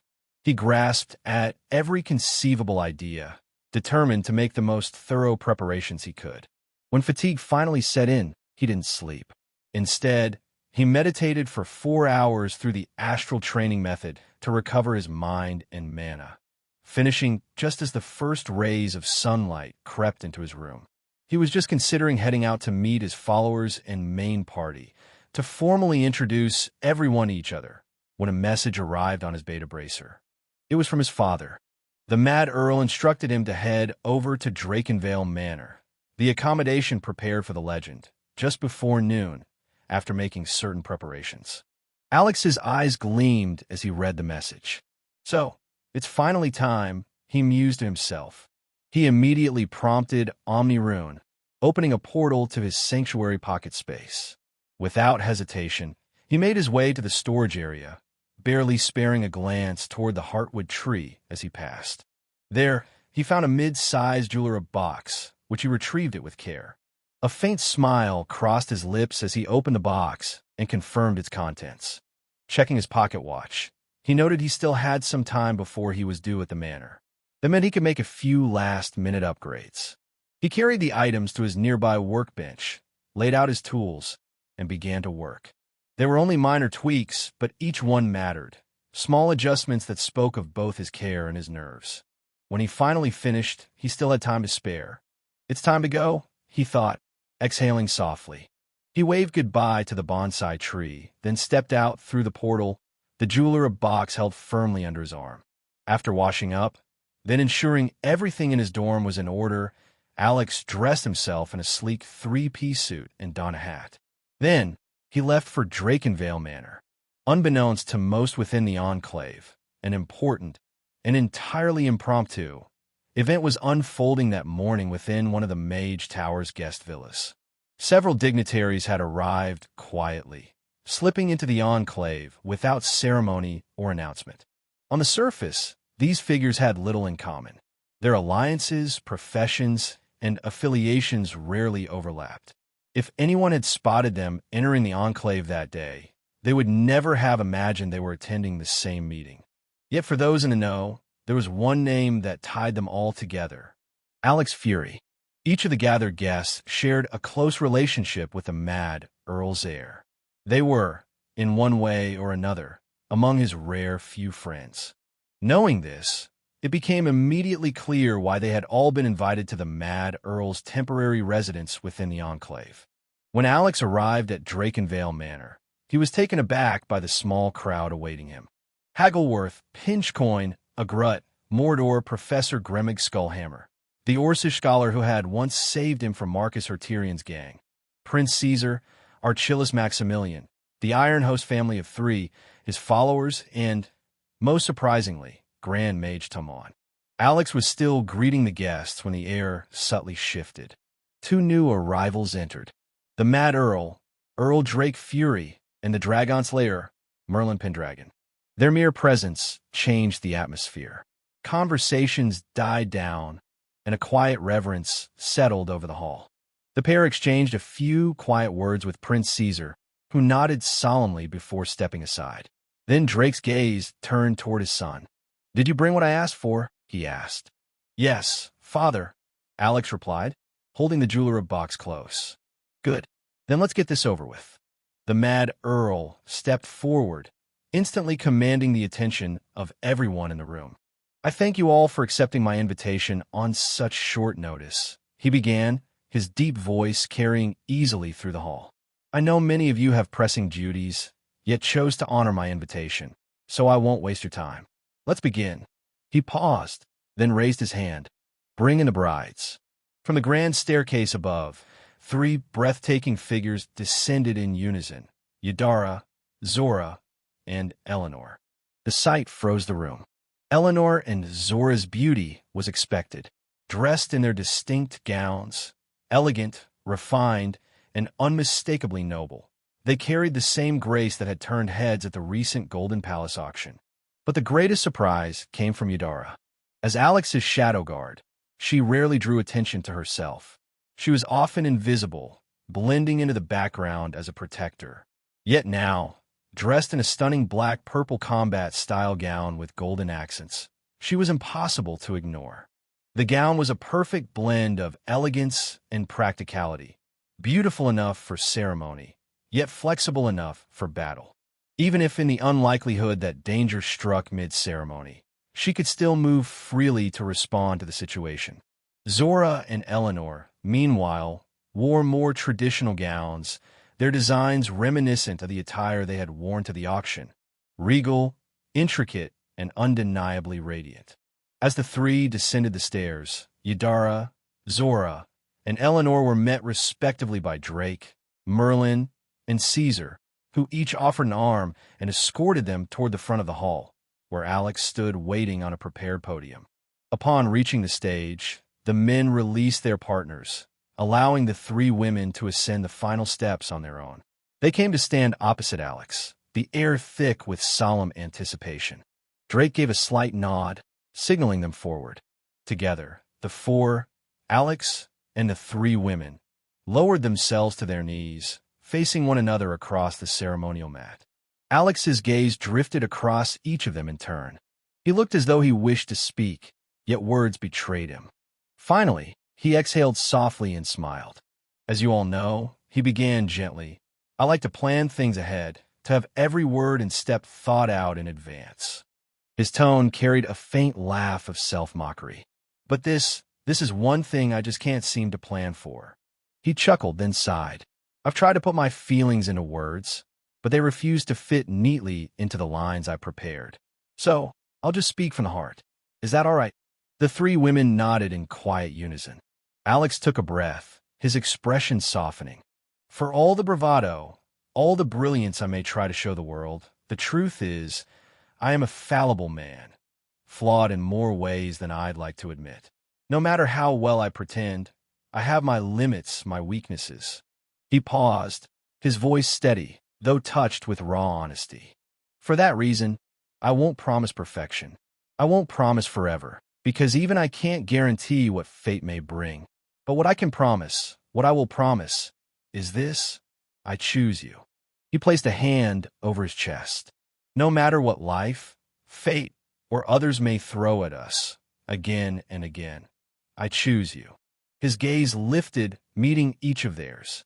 "You three have become my home, my calm in the storm, and the sparks that keep me moving forward.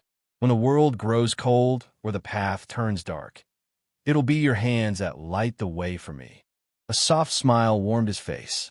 "I vow to listen, to stay, to love you in every way I can, for every sunrise I'm lucky enough to share with you." He exhaled slowly. "They might not be grand words, just the words of a fallible man, but they're mine. And I'll keep this promise with all my heart, if you'll have me." The three women exchanged a glance, then turned back to him, eyes shimmering with affection. "We accept your vow," they said together. A hush lingered for a heartbeat, then a ripple of soft applause spread through the gathered witnesses, a quiet, heartfelt cheer that filled the hall without breaking its sacred calm. Merlin stepped forward once the vows had been exchanged. "Exchange trinkets," he announced solemnly. Alex reached behind him and lifted the small jewelry chest he'd brought along. From it, he drew out 3 smaller boxes and placed them reverently before the 3 women. When they opened the boxes, their eyes brightened with matching smiles, surprise, delight, and affection flickering all at once. With an approving nod from Drake, Merlin, and Caesar, Alex shifted forward on his knees and began the exchange himself. He started with Yudara. For her, Alex presented a pair of tactical, fingerless gloves, forged from earth drake leather and reinforced with fine metallic inlays and layered runic arrays. The gloves were designed not just for protection, but to amplify a fighter's internal energy flow and striking power. They were peak Tier 3 artifacts, carefully crafted so Yudara could wield them throughout her current rank and well to sainthood. With the right rare materials, the gloves could later be refined into Tier 4 quality, pushing their usage further through the saint rank. Alex had wanted to push them to this rank from the onset, to the level of a true saint artifact, but the Forge Smith had advised him against it. Such power would overwhelm Yudara unless she reached the higher stages of the elite rank. He slipped the gloves onto her hands himself. They molded perfectly to her grip. Yudara clenched and opened her fists experimentally, feeling the subtle thrum of power coursing through the runes. But the true gift wasn't the gloves themselves. It was the small gemstone set into the back of her left palm, glowing faintly with inner light. Next, Alex turned to Eleanor. For her, he had crafted a choker necklace, also made from supple earth drake leather. At its center gleamed a sunheart bloom-shaped gemstone, identical in essence to the one embedded in Yudara's glove. As Alex fastened the choker around her neck, a playful smile tugged at his lips. The design wasn't typical of Eleanor's dignified style. Instead, it was her Nevia Amian persona that it complemented perfectly. That said, the piece added a subtle fragility to her poise, making the flower of the Empire shine even brighter, an effect Alex had no doubt intended. Eleanor, aware of his teasing smirk and the knowing glint in his eyes, barely restrained the urge to pinch him then and there. She settled instead for a composed smile, saving her vengeance for later. The artifact was also a peak Tier 3 piece that would see Eleanor through both the elite and great healer ranks. But just like Yudara's gloves, the choker was merely a vessel, a disguise for Alex's true gift, the gemstone it bore. Getting a sunheart bloom-shaped gem was no easy feat, and that alone spoke volumes about the effort Alex had put into acquiring what seemed like a simple trinket. The artifact itself enhanced Eleanor's stamina and mana recovery, two traits indispensable for any healer, whether mage or warlock type. Finally, Alex came before Zora. For his empress, nothing seemed more fitting than a phoenix crown hairpin. Unlike the other two gifts, this piece was not made from the earth drake materials harvested in Dankrot Forest, but from a rare metal called cryophyre. Cryophyre was a metal linked to phoenixes in Pangaea mythology, said to form at the exact place where a phoenix perished in extreme cold and was reborn through frostfire instead of typical flame. The legend reminded Alex of Zora's ice phoenix bloodline, and so he used every means at his disposal to acquire it. The metal wasn't particularly expensive, but it was exceedingly rare. It was only ever sought on demand, since it was considered impractical to mine. Its properties could easily be substituted with more abundant metals. However, cryophyre possessed one unique characteristic that kept it relevant. It was a stabilizer and amplifier of phoenix bloodlines, hence the myth surrounding it. Of course, Alex wasn't hoping to amplify Zora's bloodline. The Ice Empress's bloodline was already perhaps the purest possible without her turning into a true phoenix. What he desired instead was its stabilizing property. If it could help Zora's body maintain balance a little longer in her human form, it might buy him precious time to find a permanent solution to her bloodline issue and the looming threat of her death that came with it. He had the cryophyre forged into a phoenix crown hairpin set by a master jeweler. It wasn't that Alex didn't want to hire a grandmaster. Rather, no grandmaster would accept such a commission due to the nature of the material. It was simply overkill for one of their caliber to handle cryophyre. The metal's properties were too limited, and whether a master or a grandmaster worked it, the end result would remain the same. Alex carefully gathered Zora's long, icy blue hair into a bun and secured it with a phoenix hairpin. Then, with a steady hand, he completed her look by placing the phoenix crown atop her head and locking it in place. The ornate headpiece transformed her entirely, making her appear every bit the regal figure Alex saw in his mind, a true Ice Empress. Just like the other two, Zora's phoenix crown and hairpin bore a familiar gem. Once he had placed the crown, Alex sent a silent command through his beta bracer to Omnirune. Sub-admin identified. Limited access granted. The calm, mechanical voice echoed directly in the minds of the three women. Their eyes widened, shock evident on their faces, especially Zora's, who understood better than most Alex's unique path. Alex hadn't just given them wedding trinkets. He had given them access to his greatest creation, Omnirune. He had spent some time experimenting and searching for ways to share aspects of his path with others, eventually discovering a method that worked, albeit with limitations. The gemstones embedded in the jewelry were not ordinary gems. They were crystallized constructs formed through energy compression using a unique runic access formation, similar to the process behind the coinage moonstone, which had been born from an interspatial runic formation. This particular formation served as a mental access key, theoretically allowing the three women to interact with Omnirune the same way Alex did, directly, through thought. Unfortunately, the results had fallen short of his hopes. According to his tests, the gemstones granted the women master control accounts, akin to sub-admin privileges. These accounts allowed them to use Omnirune's capabilities through any physical construct connected to it, but not directly through mental commands as Alex could. In other words, they couldn't communicate with Omnirune telepathically, but could still fully operate its functions through linked Rune-Tech devices. For example, using a Rune phone, they could request a hack on a specific Rune phone ID. Or, through a RuneNet server portal, they could pull data from the RuneNet, the vast interconnected database containing all knowledge uploaded to arcane library crystals across the continent. Basically, functions not available to anyone other Alex, Omnirune's admin. The only catch was simple yet significant. They needed to know what functions Omnirune was capable of before they could use them. At the current iteration of the access gems, Omnirune would neither inform the ladies of its available functions nor create new ones to suit their needs, as it often did for Alex. Alex had hoped to also grant them Omnirune's spellcasting supportability, But that portion of the access formation refused to work. He theorized that the spellcasting support and several other advanced omni-rune functions were likely bound to his unique Rune-Tech path and his so-called Runemaster class. Since the women did not walk the same path, the formation simply could not integrate those aspects for them. Still, Alex was satisfied. It was a good starting point, a tangible bridge between him and the people he cherished. Meanwhile, the three women were overwhelmed. They quickly realized that Alex hadn't just given them a customary marriage token, but a part of himself, his creation, his legacy, and his trust. Even so, this was neither the time nor place to draw attention to the true value of what they had received.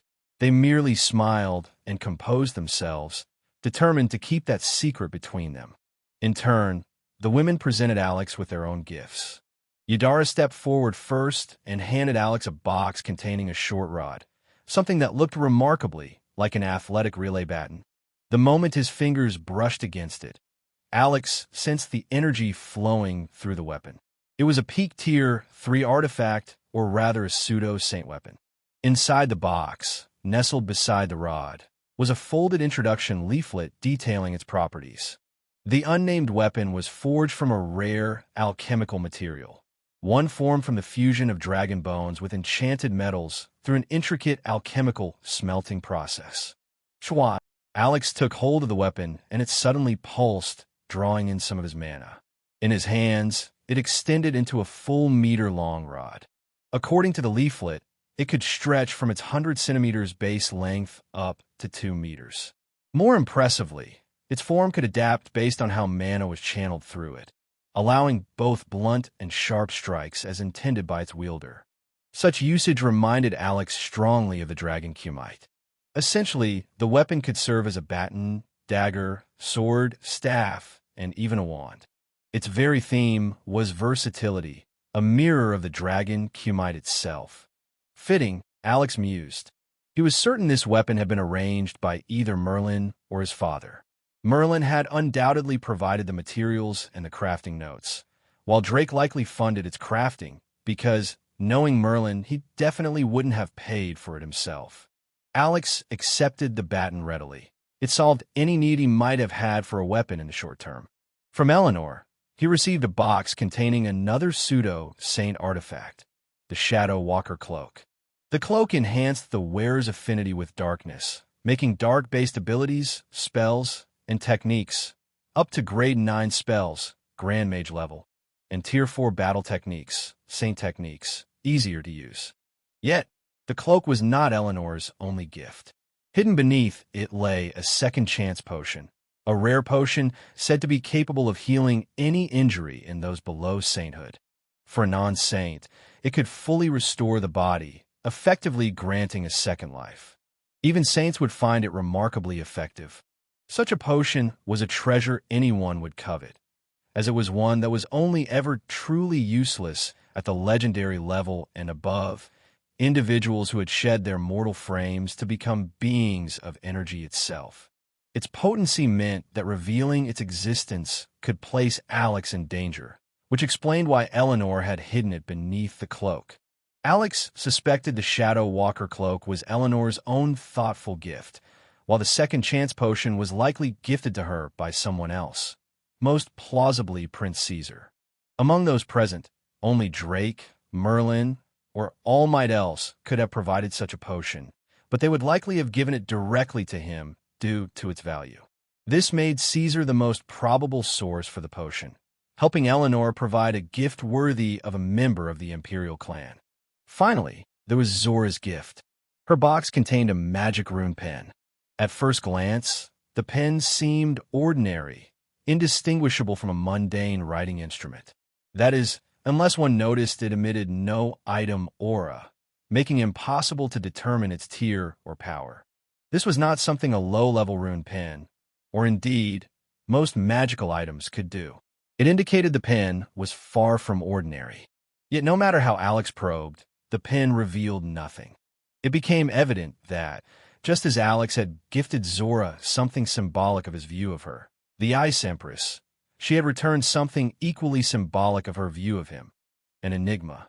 With the gifts exchanged, let this union be formed. Prince Caesar spoke suddenly. Do you bear witness? He asked the assembled audience. We bear witness, the audience replied in unison. Then this union has been established before man, with providence. Prince Caesar continued. He turned solemnly to Alex and the brides. Your harmon has begun and will last for 5 years, as per your prior agreement. Do you understand? Yes. The 4 of them nodded. The harmon referred to a grace period following. During this harmon period, either partner, provided they had a reasonable and valid reason, could unilaterally void the union without enduring any cumbersome divorce proceedings. Certain conditions could nullify the harmon, the most significant being that the marriage must not have been consummated. Once the partners had intercourse for the first time, the harmon was waived and the marriage became binding until a lengthy divorce process could be undertaken. For nobles, the higher the rank, the more complex and costly such proceedings became, which explained the existence of the harmon in the first place. This was why the vows and trinket exchange ceremony was usually a low-key affair, with the main marriage celebration reserved for after the harmon expired, or if it was intentionally voided. Alex and the ladies opted for a median harmon period of 5 years. This was not because they expected the marriage to fail, but because it allowed them to postpone the larger marriage celebration and depart on the interplanar expedition without drawing societal scrutiny. While such customs might seem trivial to commoners, in noble circles they carried significant weight. With the man and brides affirming their agreement, the formal ceremony was complete. Then rise, to the company of your family and friends, as man and wives, Prince Caesar said. Alex and his 3 wives rose from their kneeling positions. They faced the assembled guests and curtsied politely in thanks for their presence. With the final formality complete, the newly united man and brides descended from the podium into the company of friends and well-wishers, marking the beginning of a modest celebration. Alex and his new wives moved through the guests, thanking them for attending. Being people who regularly interacted with others, this came naturally to Alex, Eleanor, and Zora. Eudora, however, found the experience far more challenging. She had always preferred the shadows. Noticing this, her big sis Zora stayed close, guiding her gently and showing her the ropes. Now that Eudora was Alex's wife, her role had shifted in subtle yet meaningful ways. She could no longer remain hidden all the time. She would need to step into the light whenever duty to the household required it. Fortunately, tonight's gathering was small and intimate, with only a modest list of guests to greet and converse with, an ideal, low-pressure environment for Eudora to start learning from Zora. Meanwhile, after completing a round of greetings, Alex was abruptly pulled aside by Prince Caesar Ledevicus, who, as usual, stood with Archilus Maximilian looming at his side. I didn't expect that you'd manage to snag not 2 kingdom-toppling women, but 3. I must admit, even I'm jealous enough to curse your ridiculous luck, Prince Caesar teased, elbowing him lightly. It's like you said, I'm really lucky, Alex replied with a smile. The prince slung an arm over Alex's shoulder, then dragged the unwilling Archilus in as well. With the 3 of them huddled in a corner, backs half turned to the hall, it looked suspiciously like they were plotting something. Come on, Alex. You got to give our big guy here a few tips on how to capture a woman's heart, Prince Caesar said. A vein nearly bulged on Archilus' forehead, though he managed to restrain himself, if only to avoid accidentally crushing his so-called friend. Alex, however, mistook the silence as agreement. Realizing he wouldn't escape the situation as easily as the last time Caesar roped him into nonsense, he decided to spout something equally nonsensical. Although individual women differ, there's a straightforward method that should work. Most of the time, Alex said. First, you have to figure out what they like, then use that to draw their interest. Ideally, it should be something you could do together regularly. And for the love of everything sacred, make sure it isn't something strange or creepy that makes your constant meetings suspicious. He continued, so, learn what she enjoys, combine that with frequent but natural contact, and use both to build familiarity. Once she's comfortable enough to lower her guard around you, You'll be able to worm your way in and win her heart. You honestly can't go wrong with interest and familiarity, he added. Prince Caesar rubbed his chin as if he'd just uncovered some ancient wisdom. Archelaus maintained his usual stoic expression. But Caesar, being Caesar, wasn't done stirring the pot. Didn't she invite you to spar the other day? Use that. There's always a bit of intimate contact when sparring. Schedule multiple sessions, get her used to your touches, and, before you know it, you'll win her heart. He grinned proudly. That's a brilliant idea, if I do say so myself. Archelaus didn't comment, but something in his eyes suggested he was actually considering it. He's not going to follow the prince's ridiculous plan, is he? Alex's lips twitched. Still, he said nothing. He wasn't going to stay trapped in this nonsense any longer than necessary. Thankfully, Prince Caesar had enjoyed enough mischief at Archelaus' expense and finally let both men go. Then his expression shifted, turning serious. Sorry, Alex. I'll have to borrow your wife for the day. We need to report her marriage to the Imperial Chamberlain of Rights. He'll be furious to learn about this after everything's already done, but I should be able to smooth it over. Is there something I can do to help? Alex asked. Don't worry about it. The Imperial clan has already acknowledged your union quietly. So getting pissed is all the Chamberlain can realistically do, Prince Caesar said with a dismissive wave. That said, a low-key celebration for the main ceremony won't fly. You'll need to inform the Imperial clan formally through the Chamberlain of Rights beforehand, and you must present a general outline for the ceremony's arrangements. Can't have the wedding of an Imperial clan member be subpar? Alex raised an eyebrow. Exactly. Caesar nodded with solemn finality. Understood. I'll keep it in mind, Alex replied. Caesar smiled, patting Alex's shoulder. Don't be a stranger. We're essentially brothers now. Archelaus Maximilian gave Alex his usual short nod. The two princes departed early, taking Eleanor with them. Prince Caesar's Pegasi carriage soared beyond the enclave city, disappearing swiftly into the horizon. With the princes gone, Alex used the opportunity to introduce his followers and core party members to each other, firmly emphasizing the new roles and positions his wives now held within the household. The small gathering drew to a quite close later in the evening. At some point, both Drake and Merlin had slipped away without drawing the slightest attention. Alex's party members gradually returned to their own quarters for the night. Alex himself returned to his accommodation with only Zora beside him, as Eudara had likewise vanished shortly before the event ended. He held on his Zora firmly, only for her to try the same disappearing act. Once inside the dorm, Zora turned toward the kitchen. She intended to prepare something for the two of them since they hadn't eaten much during the ceremony. But Alex stepped behind her, blocking the way. That's enough. I've been patient for 5 years. 5 years. No more. He wrapped his arms around her and guided her toward the bedroom. Oh, 5 years? So you've been looking at me with lustful eyes since back then. What a terribly naughty boy you are, Zora teased as she tapped his cheek. Dragon Commute burst. The moment they entered the bedroom, she released a soft but potent burst of mana. The force separated them neatly, slipping her from Alex's hold. A bad boy deserves punishment, and I don't feel like giving you your way tonight. Zora smirked, her eyes gleaming. You wouldn't, Alex frowned. I will. Zora's gaze turned imperious, a queen addressing her subject. You wouldn't. Alex frowned. I will. Zora gazed imperiously at him. What? Do you really think you can command this empress? Hearing her refer to herself as empress, Alex immediately understood her game. He decided to play along. He cracked his neck and stretched, letting his limbs loosen. Forgive me, my empress, but it seems this humble serf of yours will have to be rough tonight. Oh, you think you can, Zora said, a sly smile spreading across her face.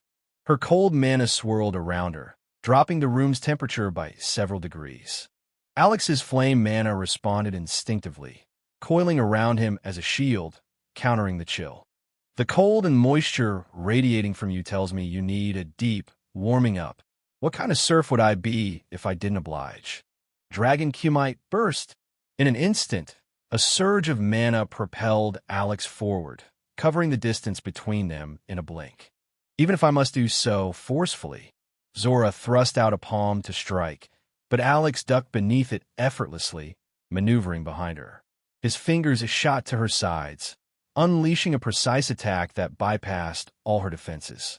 "Huh! Stop, huh!" Zora gasped, arching weakly under the onslaught. Seeing his attack had succeeded and temporarily drained her strength, Alex lifted her smoothly and guided her down onto the bed. The impact was perfectly controlled, just enough to prevent her from regaining strength immediately, yet not enough to cause any injury. Alex loomed over her, his gaze domineering as Zora lay limply on the bed. Even in her weakened state, her eyes burned with defiance. "You dare put your hands on—" Her defiance did nothing to dampen Alex's mood. If anything, it spurred his instinct to dominate her further. He grinned, pulling down his necktie, swiftly stripping off his clothes to reveal the mighty weapon concealed between his thighs. Alex's dragon spear stood fully revealed, long and imposing, its girth and presence so commanding that Zora froze at the sight. Sensing its prey, Alex's dragon spear twitched, urging its owner forward to claim its first victory, the first of many to come. Alex obliged. He advanced, taking advantage of Zora's frozen stare at his mighty, girthy weapon to strip away her clothes. "What are you doing? Keep that beast away from me," Zora protested, though the allure in her eyes told a very different story. Alex tore away the final piece of thin fabric, revealing the Ice Queen's peachy treasure. Indeed, contrary to her words, she was thoroughly ready, moist and receptive to his formidable shaft. Alex lifted his gaze to meet hers, eyes heavy with desire. "Beast?" he smirked, leaning close to whisper into her ear. "Don't worry. Soon, you'll be begging to get your hands on this beast always." The effect was immediate. The thin, slick lines of her arousal fluid ran freely from her peach cave, staining the bed beneath them. Alex wasted no time. Barely holding his own composure, he guided his dragon spear to the entrance of her peach cave, then thrust forward. "Ah!" A moan and groan escaped their lips as the mighty shaft thrust into the narrow cave, which was barely able to contain its girth. Yet before it could go deeper, it struck an infernal gate, unyielding and threatening to block its advance. Alex glanced at the woman, panting with lust beneath him. He leaned in for a gentle kiss, but Zora would have none of it. She wrapped her arms around his head, pulling him close, and kissed him fiercely. Alex, of course, returned her fervor without hesitation. While her attention was on the kiss, the dragon spear drew in his blood and energy. Smaller draconic forms snaked along its length, swelling its girth further. Now in berserk mode, the dragon spear surged forward with righteous fury, driving itself through the thin, weak infernal gate that dared block its path. "Ah!" Zora gasped, a momentary flash of pain crossing her face, but Alex's light nature mana flowed from the spear into her, numbing the ache. Even so, the spear did not halt. It pressed deep into the narrow cave until finally it reached the heart, the very depths of the peach. However, Alex's dragon spear had yet to penetrate the cave with its full length, forcing him to put more force in his waist to drive the shaft deeper, pushing its entirety inside. The pleasure was palpable. Zora's eyes nearly rolled back as a moan of mingled pain and pleasure escaped her lips. Her peach instinctively opened the hole at the deep end, making room for the dragon spear. The spear's tip lodged against the soft rims of the cave's inner opening, while the walls of the cave itself instinctively tightened around the shaft, pulsing as if attempting to milk its strength away. Alex let out a muffled groan in response. For a brief moment, the couple paused, panting and locked in each other's gaze. But that fleeting clarity was quickly consumed by overwhelming lust. Alex attempted to pull his dragon spear free, but the sudden mix of pain and pleasure caused Zora to wrap her legs tightly around his waist, preventing its withdrawal. The movement sent a ripple through the walls of her cave onto the shaft, sparking another wave of euphoria that surged through Alex's mind. Reason abandoned him completely. His hips moved of their own accord, thrusting and pulling the dragon's spear in a rhythmic motion. Zora's natural secretions lubricated the spear further, amplifying the waves of pleasure cascading through both their bodies. The intensity of their battle was so extreme that even Alex's battle instincts, born of his Führer bloodline and Velker true name, kicked in. Or so, he would later tell himself. He began performing various spear techniques, subtly adjusting Zora's posture to allow deeper, more precise penetrations. This prolonged the battle, driving the spear deeper into places it ordinarily was never meant to reach. Yet Zora's cave was far from passive. Its deeper end arched forward, better trapping the head of Alex's dragon spear. Combined with the natural lubrication, the cave's own milking technique intensified, drawing on every ounce of the spear's might. If Alex faltered even for a moment, the spear would be drained completely to its very core. The first battle raged for nearly half an hour, neither side willing to yield, though both were undeniably approaching the peak of their euphoria. Alex and Zora could feel the horizon of release drawing near, a tremor of impending climax resonating through their bodies. Suddenly, Alex sensed a surge of intense, cold energy flowing from deep within Zora's body into her tightly clenched peach cave, which gripped his dragon spear. The cold energy flowed into his dragon spear with such force that it threatened to freeze and snap the shaft into multiple pieces. This was no ordinary water or ice mana. It was colder, neutral, but pure. Primordial energy? Alex guessed, his instincts screaming at the unfamiliar force. Before he could react further, his own body answered instinctively. From the depths of his blood, the dragon essence locked within surged, flowing into his spear to counter the invading cold. His own primordial yang energy answering the energy's assault. At first, the two energies seemed to stabilize, reaching a tense equilibrium. But it didn't last. A phoenix cry erupted in their minds as yang and clashed in their nether regions, refusing to mix. Out of her control, Zora's ice phoenix bloodline awakened instinctively, channeling through her body to her peach cave, where it amplified the energy, shattering the fragile, tense balance. Not to be outdone, Alex's dragon blood essence surged through him into the spear, fortifying his yang energy to resist the onslaught. Yet the dragon blood essence was only postnatal power, a fraction of its power. Meanwhile, Zora's ice phoenix bloodline was intrinsic to her being, far beyond what the mere absorbed dragon blood essence could counter. However, Alex had more than mere postnatal strength at his disposal. As if insulted by the insolence of the Ice Phoenix bloodline, his Oromir and Führer bloodlines awakened, joining the fray to bolster his dragon blood essence and push back against the overwhelming energy surge. The battlefield had expanded beyond flesh into a war of essence, bloodlines, and raw, primordial energy, becoming a contest as intimate as it was cataclysmic. The energy of the Oromir bloodline, itself a pure manifestation of yang energy, surged forward to reinforce the dragon blood essence. Simultaneously, the Führer bloodline, an entity of in its own right, rushed to devour and suppress the rampaging phoenix energy already in Alex's dragon spear and nether regions. Faced with the combined attack and defense of Alex's fused bloodlines, the phoenix energy was finally brought under control. Under the guidance of the dragon and phoenix, the opposing yang and energies stabilized, reaching a tense equilibrium. And then, the couple climaxed simultaneously. While still entwined, the fluids and energies of both bodies mingled, triggering an unexpected phenomenon. Ambient mana rushed rapidly into their bodies at the point of contact.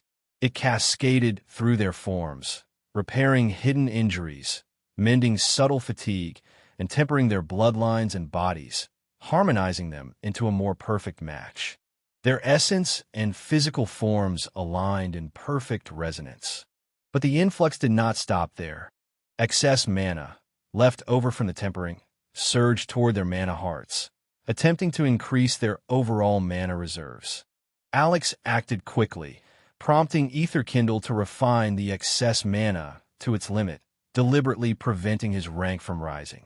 He needed to maintain his current level to simplify preparations for the upcoming interplanar expedition. Both Alex and Zora managed the overflow in their own ways, keeping their ranks stable.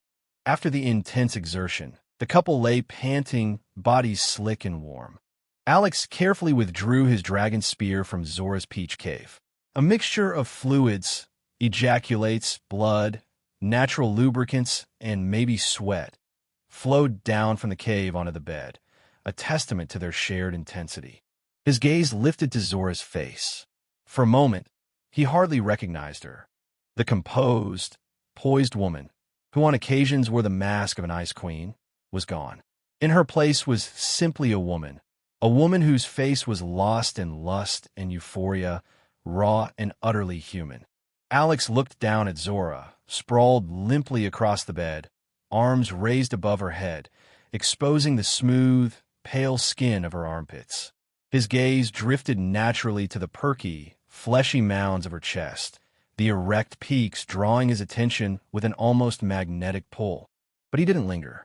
Instead, his eyes traveled over the rest of her form, her flat, toned stomach, the gentle curve of her navel, and finally, inevitably, back to the area around her peach cave. The honey bud at its center, looking like a stomp of a phoenix parasol tree, beckoned to him, erect and inviting. This time, he failed to resist the full assault of temptation. Gently, he reached out and rubbed the honey bud playfully with his thumb. "Alex, not now." "Oh no."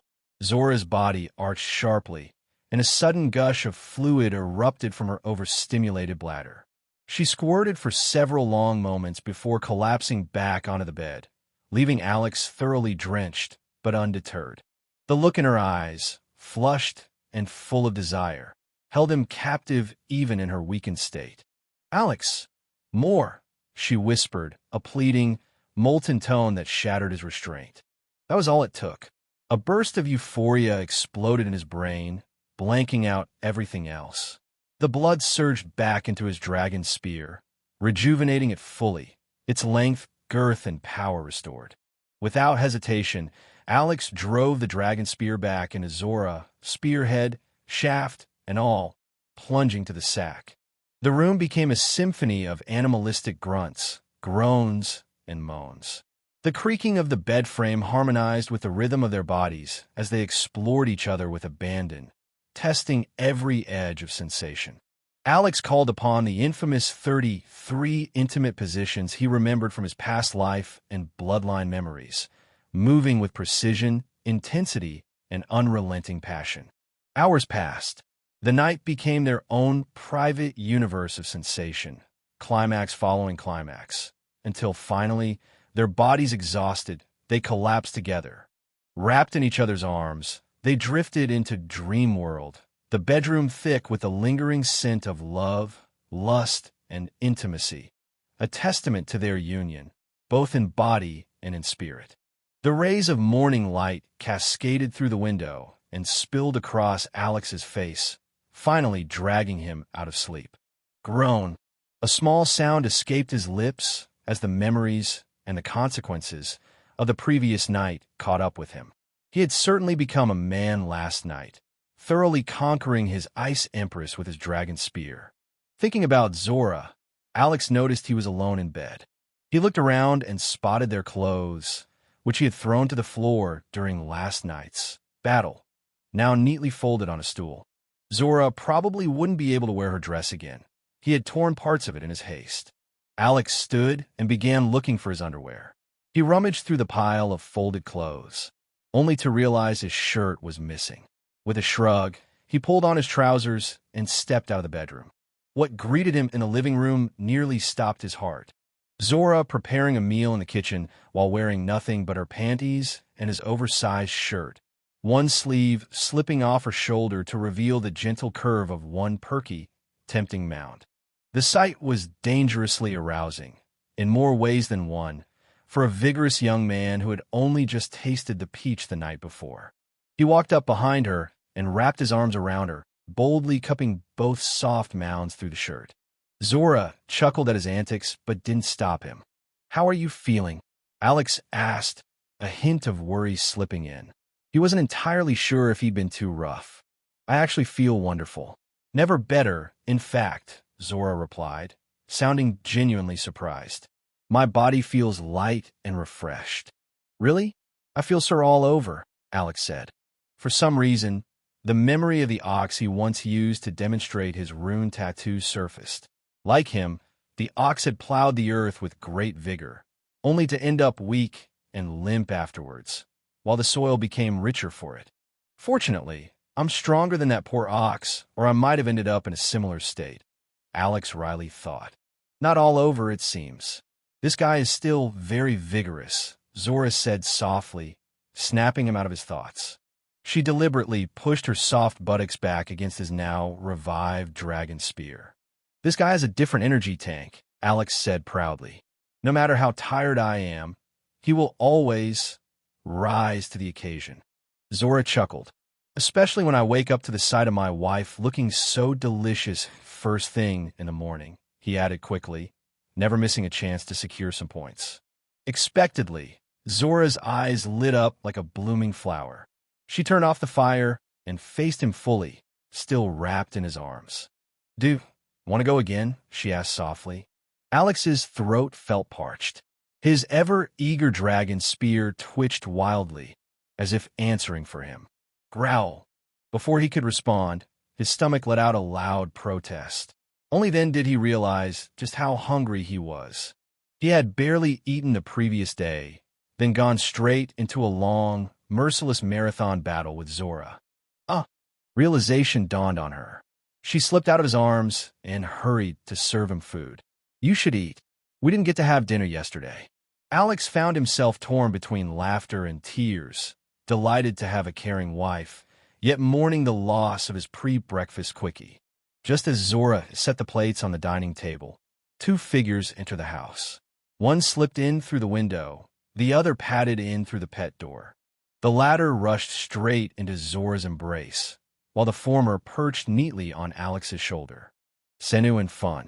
Being the irresponsible beastmaster that he was, Alex had, in his eagerness to get laid after the wedding, completely abandoned his beasts at Drakenvale Manor while he whisked Zora home.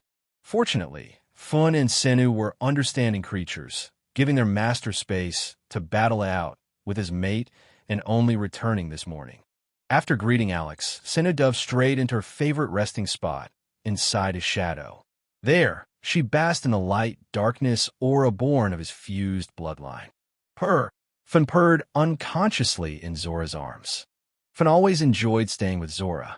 It wasn't just because she was unguarded and tended to hug him against her soft mounds, which he shamelessly enjoyed, Alex's accusation, but also because her Ice Phoenix bloodline attracted the purest water and ice mana.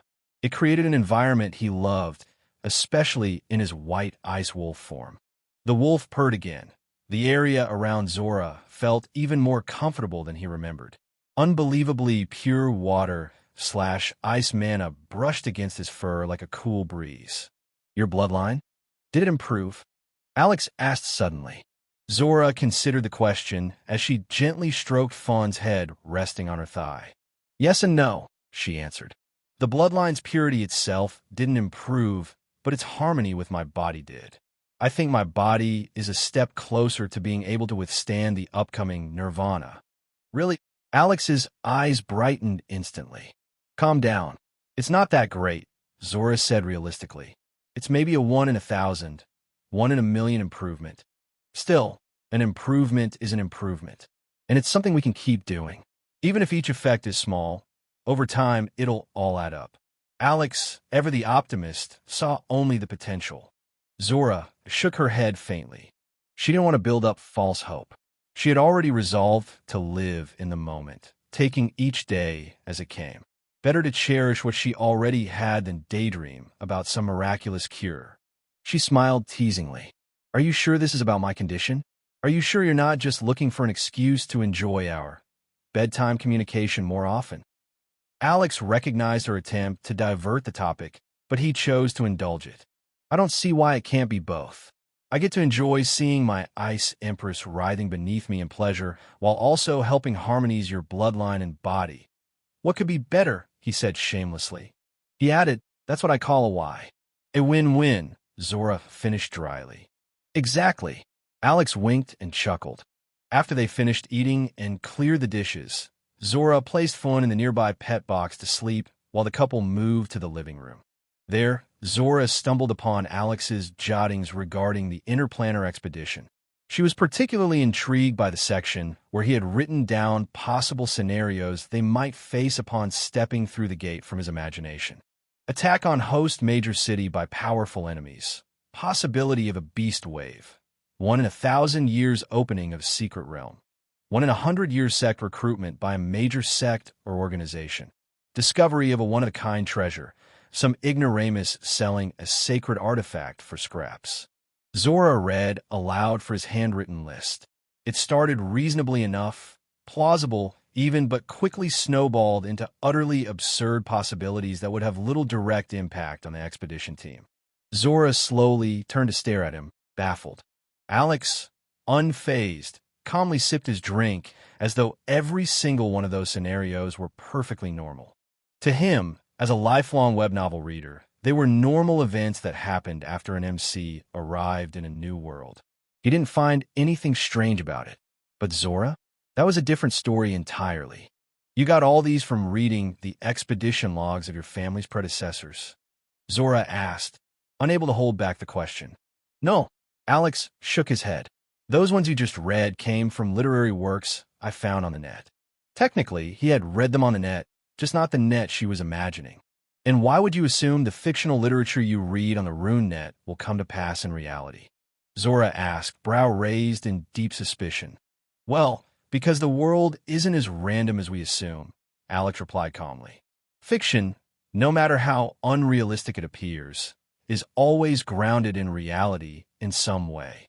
And reality itself isn't random. The world is a highly fine-tuned system, with everything functioning in just the right proportions. A system that complex, no matter how chaotic it looks, cannot achieve true randomization. There will always be an underlying order to the chaos. Circumstances may differ, but scenarios repeat. That's why people say we must learn from the past. I'm simply taking it a step further. Instead of learning only from history, I'm learning from fiction as well, because fiction is just another type of literary lens like the history books. He continued, whether fiction or non-fiction, these works provide data samples, possible scenarios the world can produce. And like I said, since our reality isn't completely random, it's likely we'll encounter something identical or at least similar to one or more of those sample scenarios. That's why we experience déjà vu or think something is cliché. It's because a scenario we've known, seen, or lived through repeats. In fact, this might as well be one of the natural laws of existence. As those words left his lips, Alex suddenly felt the world around him slow, almost to a complete standstill. For a fleeting moment, he felt as though he had grasped some profound truth. But in the next heartbeat, that elusive understanding slipped away like mist. No matter how hard he tried, he couldn't pinpoint what he had momentarily comprehended. Zora, meanwhile, wore an amused expression. To her, his explanation sounded utterly nonsensical. Yet because it came from him, and because of the strange conviction with which he spoke, she also felt it made some sense somehow. And what would you call this supposed law of the natural order? She asked teasingly. Alex actually paused to consider it. Law of cliché, he said seriously after a brief thought. Zora burst into laughter, assuming he was joking. Little did she know he was completely earnest. Though he couldn't explain why, he felt that what he'd said was genuinely true. Still, her bell-like laughter was a sight he dearly loved, so he didn't interrupt to correct her. The couple continued to banter lightly about the upcoming expedition until a firm knock echoed from the front door. Zora opened the door to find Idara standing at the doorstep. "Why are you knocking?" Zora asked as she stepped aside to let her in. All three of Alex's wives had their own keys, so there was never a need for Eudora to knock. I was worried I might interrupt or walk in on something I shouldn't. Big sis, Eudora replied sheepishly. Naughty girl. Zora tugged her cheeks, making Eudora yelp softly. Alex couldn't help smiling at the easy rapport between his wives.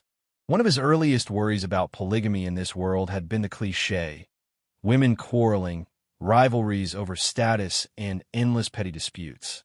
Yet, completely thanks to Zora, this had never even come close to happening. His Ice Empress had long established her unshakable position at the center of their household, guiding everything with quiet authority and calm grace. Where did you suddenly disappear till last night? Alex asked. He was, if he was being honest with himself, a little aggrieved. Had he not vanished midway? Who knows? I might have enjoyed a tree pea last night. He mused jokingly to himself. Teacher called to give me something, Eudora answered. What was so important that it couldn't wait and had to take you away on your wedding night? Alex asked, his tone more curious than accusatory. Master asked me to keep it a secret, but she shifted. It will help with the expedition. Eudora brightened slightly. Oh, by the way, the Earl has already made preparations for the interplanar gate. It should be completed today. Really? Alex asked. He noticed the deliberate topic shift, but let it go. Udara nodded. In that case, knowing my father, we'll be leaving today, Alex said. The door opened again. This time, Eleanor stepped in, her key in hand. The sole elven member of the Ledevicus Imperial clan looked utterly drained. Are you okay? Zora asked, immediately guiding her to a seat. I'm fine, just exhausted, Eleanor exhaled. I had to travel to the Imperial capital, speak with the Imperial Chancellor of Rights, which was an annoyance all on its own, and then rush back here. All in one night. She sank deeper into the chair. My only saving grace was that Prince Caesar's carriage is somewhat comfortable. If it was so important, why didn't you use the Imperial clan's teleportation network? I know a couple of portals are stationed within the Dragonspine mountain range, Zora asked. I'm just a peripheral member of the Imperial clan. They wouldn't allow me to use it. Even knowing its location could get me into trouble, Eleanor replied. Even with Caesar accompanying you? Zora frowned. Prince Caesar can use the portal network if he were alone, but not with me tagging along, and certainly not with His Excellency Archilus present as well, Eleanor explained. The Imperial clan has a lot of rules, Alex remarked, but I guess it makes sense. They need to maintain the network security. I still can't believe they have a teleportation network spanning such a distance. It's actually common knowledge amongst the major powers that the Imperial clan operates a teleportation network across the empire. There are even rumors it extends to other empires, Zora stated matter-of-factly. It's one of the ways the Imperial Sun maintains dominion over the empire, particularly the higher nobility, Eleanor added. What about the duchies and grand duchies? Do they have anything similar? Alex asked. Almost certainly, Eleanor affirmed. It might not be as extensive as the Imperial clans, but you can be sure the noble houses have their own networks. All right, that's enough, Zora cut in. Go get some rest. It's possible we'll be leaving soon. Wait, what? That quickly? Eleanor's eyes widened. No, my father, yes. If he gets his way, we'll depart the moment preparations are complete.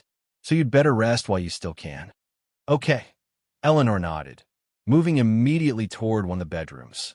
What about you? Alex asked. I'm fine. Eudora shook her head. We should probably start preparing. Everything's arranged in one of the storerooms. I'll have the guys move it onto a delivery carriage when it's time to go, Alex said. Take this chance to rest for now.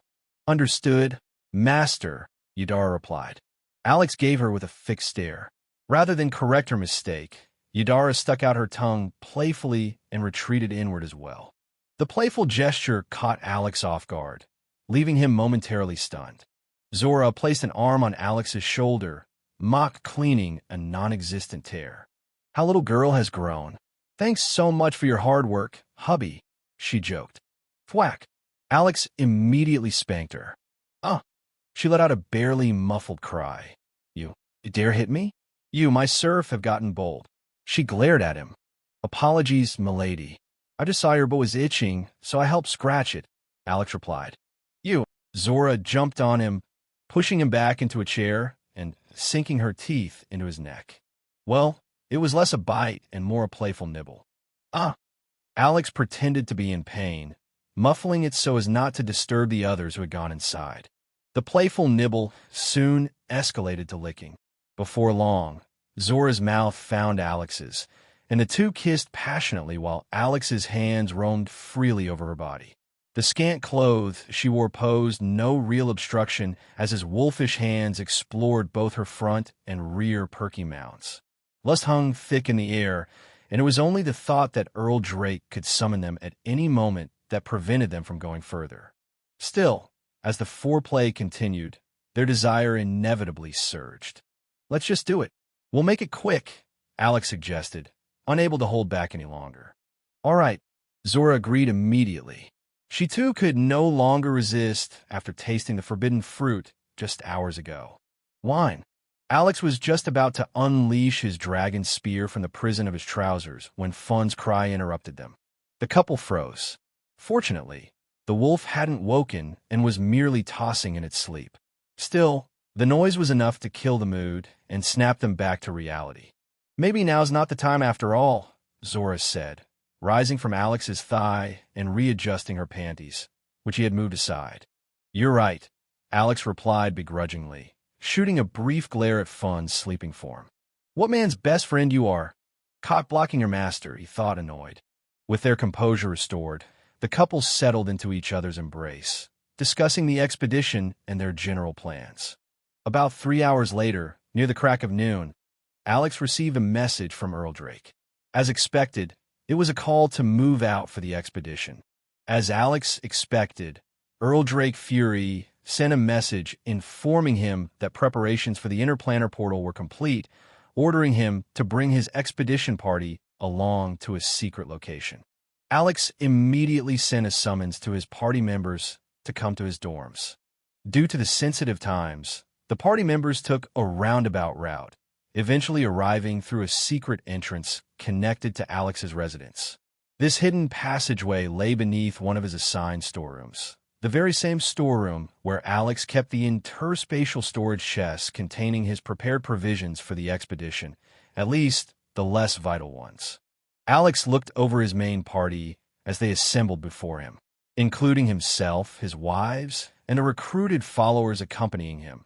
The party numbered 10 in total, 6 males and 4 females. The weakest among them was Sugud, a mid-stage intermediate.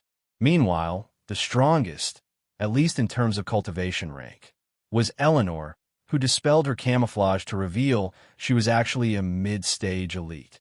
However, in terms of true combat power, the strongest member was undoubtedly Zora. The Ice Mage remained locked at early-stage elite rank due to her bloodline problem and Merlin's training plan. The rank restrictions of the target plane also required her to suppress further progression. Otherwise, she and Alex would certainly have advanced the previous night when the opportunity presented itself during their bedtime battle. Even so, while the party looked mostly intermediate on the surface, with the exception of Sugud, most members possessed combat power within the elite tier, making them equivalent to a competent Class 3 party. More than strong enough to survive in a Class 3 plane, which matched the preliminary classification of their target plane.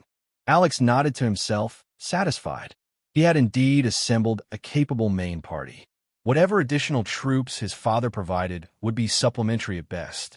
5 interspatial storage chests were arranged at the back of the storeroom. The 2 big fellows, the barbarian, Mogul, and the war-tiger, Kavikin, slung 1 chest each over their shoulders with almost casual ease. Havel approached a 3rd chest and tried lifting it by the handle. The weight wrenched at his arm, and he immediately gave up the attempt. Without a word, he drifted toward Mordor's side and gripped one of the side handles, silently forcing the orc to hold the other so they could carry it together. Havel wasn't about to show off any macho strength by carrying a chest alone like the other 2. At the same time, he certainly wasn't going to pair up with Alex or Sugud. He would end up using far more energy than he cared to expend. Mordor was the optimal choice. The powerful orc would naturally shoulder most of the weight, allowing Havel to quietly leech off his strength without spending much of his own. Alex ended up partnering with Silver, while Yudara assisted Sugud with the last box. Eleanor and Zora, who now carried a cub-sized fin in her arms, followed behind to lock up the secret entrance. Senu remained hidden in Alex's shadow. Her majestic avian form would no doubt attract onlookers any other way. The group emerged from a secluded area outside the Enclave Tower's walls, but still within the city. A transport carriage was already waiting for them. They loaded the supplies swiftly and climbed aboard. Before long, the carriage rolled out of the Enclave city, heading deeper into the Dragon's Spine mountain range. They traveled toward a particular mountain roughly half an hour away by magic horse-pulled carriage. The mountain appeared no different from the countless peaks scattered across the range, save for the concealment and beguilement array shrouding its upper half. Aside from hiding whatever lay beyond, the beguilement aspect subtly diverted any sapient life, humans, elves, dwarves, and so on, nudging them away without them ever realizing something was amiss. Fortunately, both Alex's and Zora's Enclave badges pulsed as they approached, shielding them from the array's effects. Thus, it became clear that the array did not belong to Earl Drake Fury's forces, but to the Dragonhold Enclave. The Earl had likely borrowed the location from Merlin to host the interplanar gate for Alex's expedition. Passing through the array's veil, the carriage emerged onto a terrace plateau at the mountain's summit, naturally isolated by the surrounding ridges. A full company of Fury army troops was stationed around the plateau, securing it against any threat that might somehow slip past the twin-layered array. Upon approaching the central camp, the group was met with the sight of a majestic structure, at least to those with the eyes to comprehend it. The interplanar formation did not merely qualify as a grand formation. It existed in a class of its own. It was not only a masterwork of array mastery. Alchemy and forge smithing were interwoven into its very foundation. Such a construction could never be achieved through runic formations alone. Physical support structures, alchemically treated and forge crafted to their limits, were required to stabilize the gateway that would serve as a highway between planes. The distance between planes and the differences in their planar rules made it unwise to rely solely on a runic formation for constructing an interplanar portal. Instead, much of the burden was shifted onto specialized physical structures crafted from natural or synthesized materials, materials capable of providing far greater stability under the strict, unforgiving conditions required for planar travel. Just powering the formation demanded 100 mid-grade mana stones, worth at least 500,000 gold for a single trip. That alone was enough to kill any dream of widespread interplanar travel. And that wasn't even considering the cost of the professionals, the specialized equipment, or the price of acquiring the spatial coordinates of the target plane. This expedition was only aimed at a Class 3 plane, yet Alex had still paid Earl Drake Fury's forces nearly 6 million gold coins from the expedition investment fund his father provided just to set up the portal. It was no wonder only the nobility and major powers undertook interplanar expeditions. Who else could possibly afford such absurd expenses? And these costs would only rise exponentially with the class of the plane. Looking away from the massive structure, Alex turned his attention to the three individuals making final adjustments to the twin curved pillars that arced toward the sky like the trunks of a colossal earth beast. These individuals were spatial mages. Unlike most mages, whose class names reflected their elemental affinities, ice mages attuned to ice mana, fire mages to fire mana. Spatial mages did not wield space mana. At least, not directly. Spatial mages possessed an innate instinct for space itself. Their spatial sense allowed them to perceive the fabric of space far more vividly and sharply than other individuals, professionals and non-professionals alike.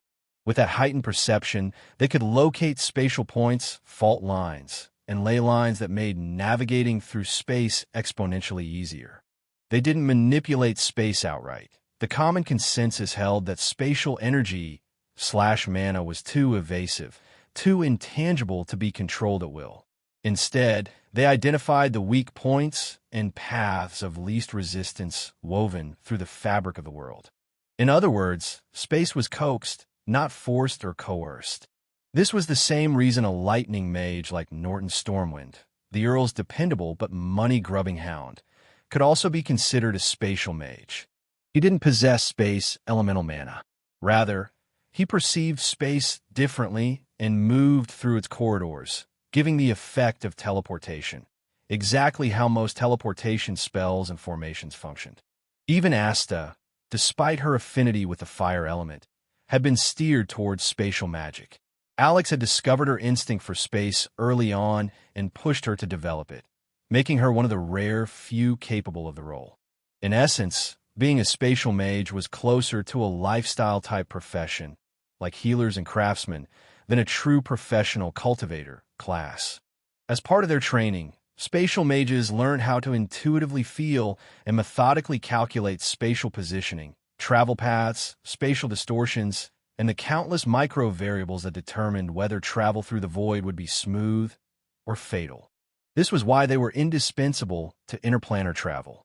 They were the ones who calculated the true distance between Pangea and the target plane, determined the best and most stable route, or at least the path of least resistance, and calibrated the interplanar gate according to those findings, which was exactly what the three spatial mages were doing now. They worked together in seamless rhythm, adjusting the physical components, runic formations, and energy conduits of the towering structure to ensure the process unfolded as safely and efficiently as possible. Alex and his expedition team's lives rested squarely in the hands of these spatial mages, just as the lives of anyone who dared cross planes depended on the competence of the spatial mage guiding them.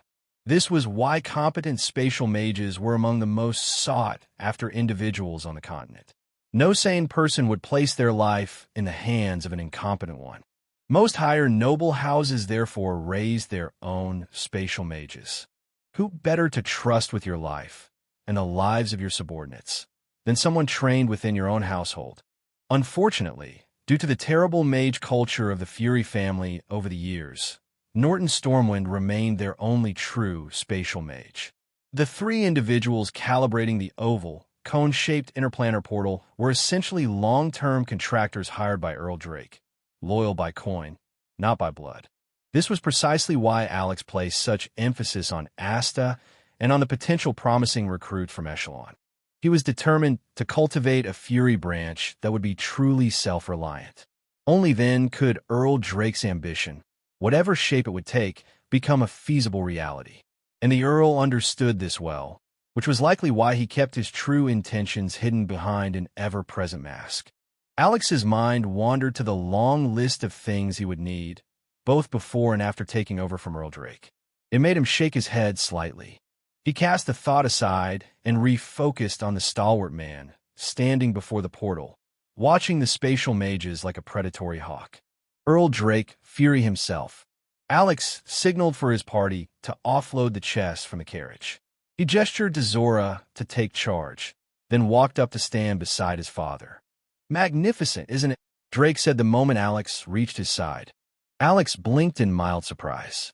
"I'm surprised you can appreciate the complexity and skill behind its creation, father," Alex remarked. "I'm not talking about the portal itself." Drake gave him a sidelong glance.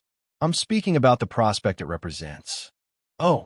Alex resisted the urge to shake his head. "I thought as much." Drake continued, voice calm, yet heavy with meaning. "Beyond that portal could lie one's boon or one's damnation. Yet we all rush toward it like moths toward flame.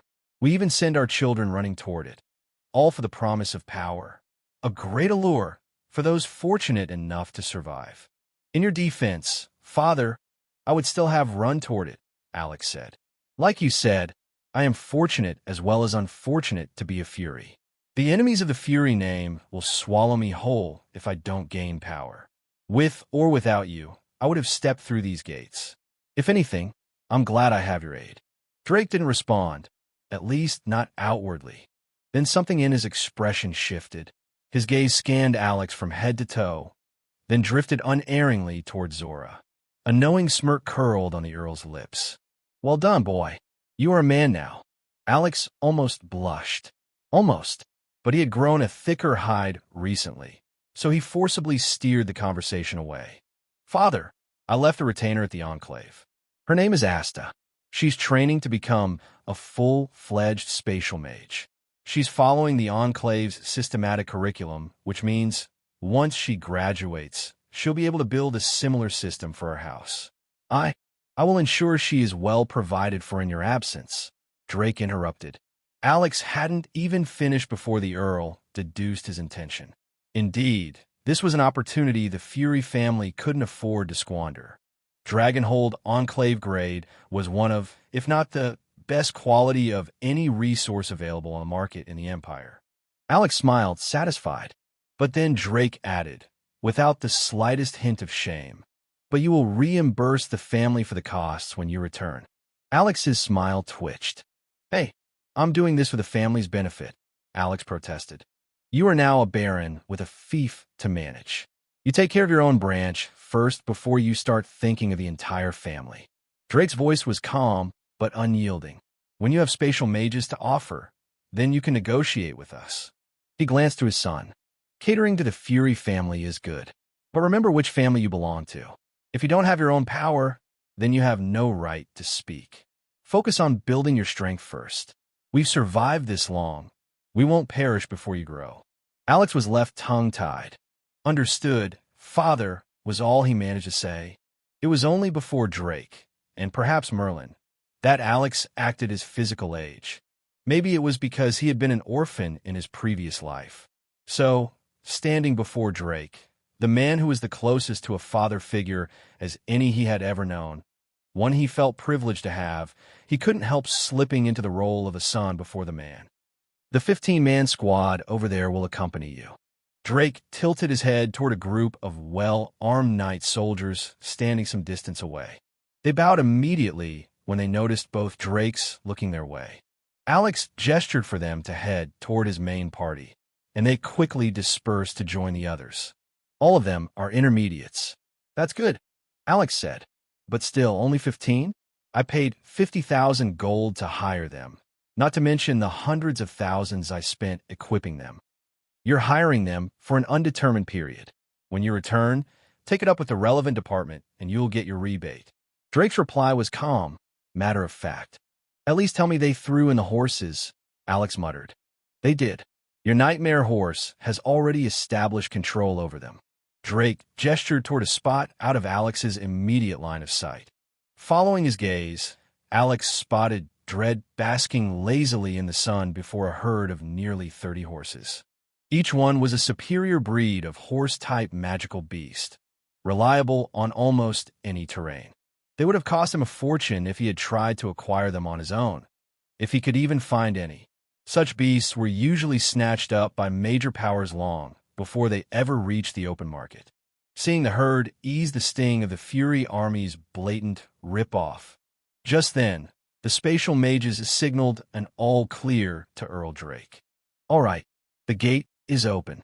Get going, Drake instructed. Alex's lips twitched, but he signaled for his party and the newly joined Knight Squad.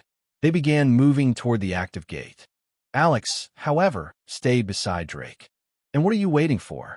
Drake's eyebrows furrowed. Isn't this the part where you impact me with some prophetic advice, as usual? Alex replied. Drake stared at him for a moment, then surprisingly nodded. He stepped forward and placed both hands on Alex's shoulders, looking directly into his eyes. War is a nasty business, Drake said quietly. You could be ruthless when the need arises, but you still tend to choose the soft approach first. I'm not faulting that, but it seems to me that you have yet to fully grasp a certain truth. Drake's right hand traveled from Alex's shoulder to his cheek. My boy, I remember everyone I have ever killed, and I know that among them, there must have been someone's father, someone's son, someone's brother or uncle, someone important to someone. His fingers trembled slightly against Alex's skin as he spoke. I don't wish the same weight for you, but this world will not leave you be. Alex felt Drake's hand shiver, an almost imperceptible quiver he had never seen before. Indeed, war is a nasty business, Best avoid it if one can.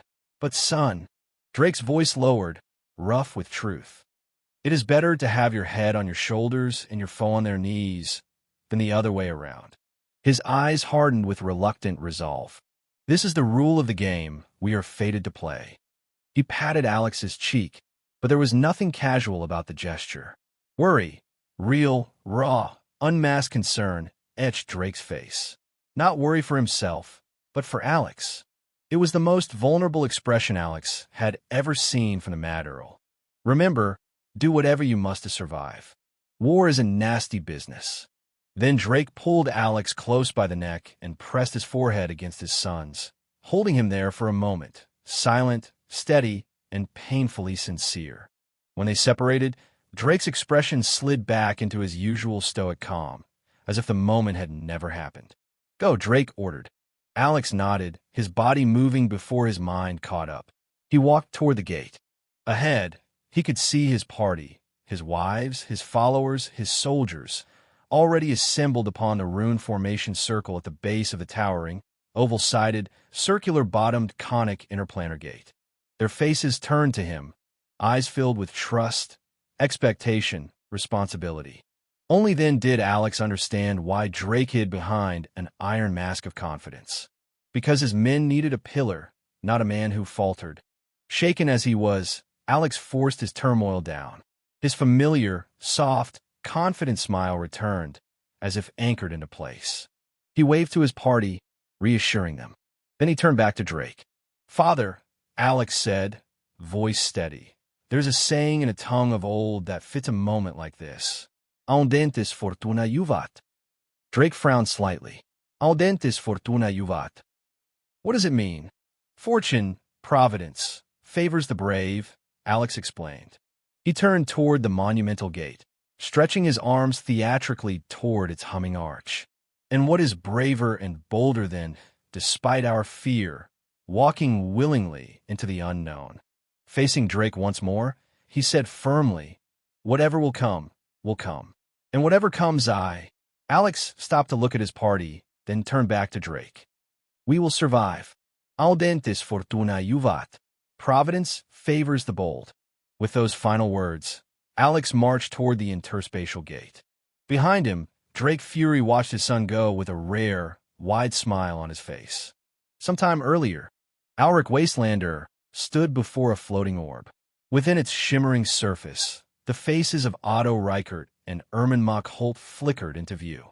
The orb was a magic crystal ball, one of the older communication methods used by the powerhouses of Pangaea long before the advent of the rune phone. The magic crystal balls were the most widespread, long-distance communication tool, favored by the major factions of the Arun continent before the rune phone. Though favored, was used generously. The communication method had a major flaw. Every call required mana stones.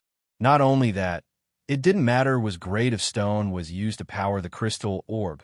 The stone was consumed completely irrespective of how short the call was.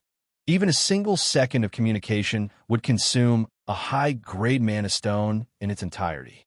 Considering mana stones had far more practical uses, it was no surprise that few were willing to waste them on casual conversation.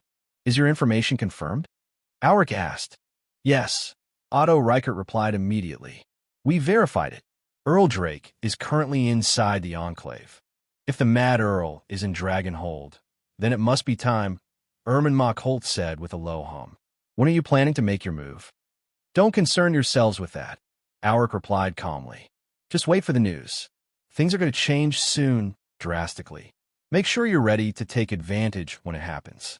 I won't have you saying, I didn't warn you when you missed the opportunity. With that, Alric cut off the connection.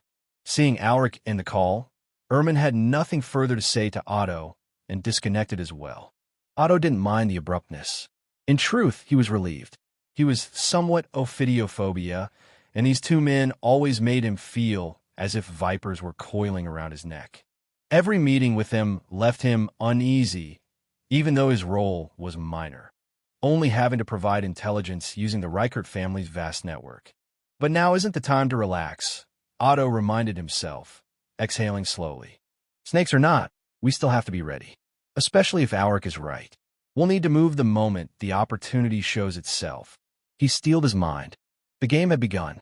Looks like it was just as you suspected, an old man remarked after Ermin Mockholt switched off the magic crystal communication orb. This was the same old representative who had attended the Enclave auction on behalf of the Mockholt family. That's true, Ermin confirmed. Alric has clearly given up on Lady Zora Frost. It also explains his brother's strange behavior at the auction. Alric likely intends to take her off the board entirely, along with Alex Fury. The old representative stroked his long, graying beard in thought. You still haven't told me why you presumed he would take such a drastic step, he said. Ermin's eyes brightened. He knew the old man had already pieced together the reasoning himself and was merely testing him. If his explanation met the old man's standards, if he impressed him, Ermin would certainly earn more resources from the family to pursue his plans and ambitions. I tried placing myself in his shoes, Ermin said slowly. Alric is insidious, no doubt, but he is also frighteningly intelligent. His political and psychological insight is impressive. Even I might concede to him when it comes to reading a room. He leaned back, brows furrowed. Alric must have realized during the auction that Zora was already out of his reach. Even if he were to remove Alex Fury from the picture, he would inevitably become the prime suspect. He would never be able to get near Lady Zora, not to mention have her hand in marriage.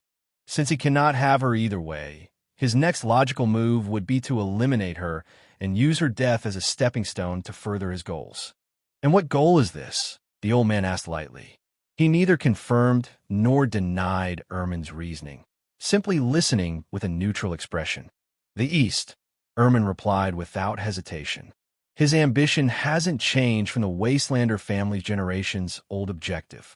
His sights are still on the Dragon-Morn Highlands and the near-March Confederacy. The difference now is that I suspect he has secured the assistance of an external party, almost certainly a shadow organization.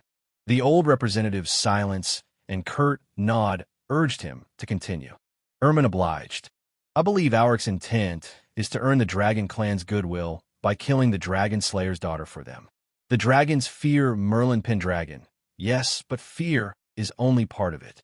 Arrogant creatures like them must resent him even more. And Auric, well, Auric would see an opportunity in that resentment. He must believe that hurting the Dragon Slayer on their behalf will earn him enough dragon goodwill to secure covert support. A bold assumption, the old man murmured. Bold, Ermin admitted, but entirely within the character of someone like him. A twisted strategy, but exactly the kind of strategy his mind would devise. He paused briefly to gather his thoughts before continuing.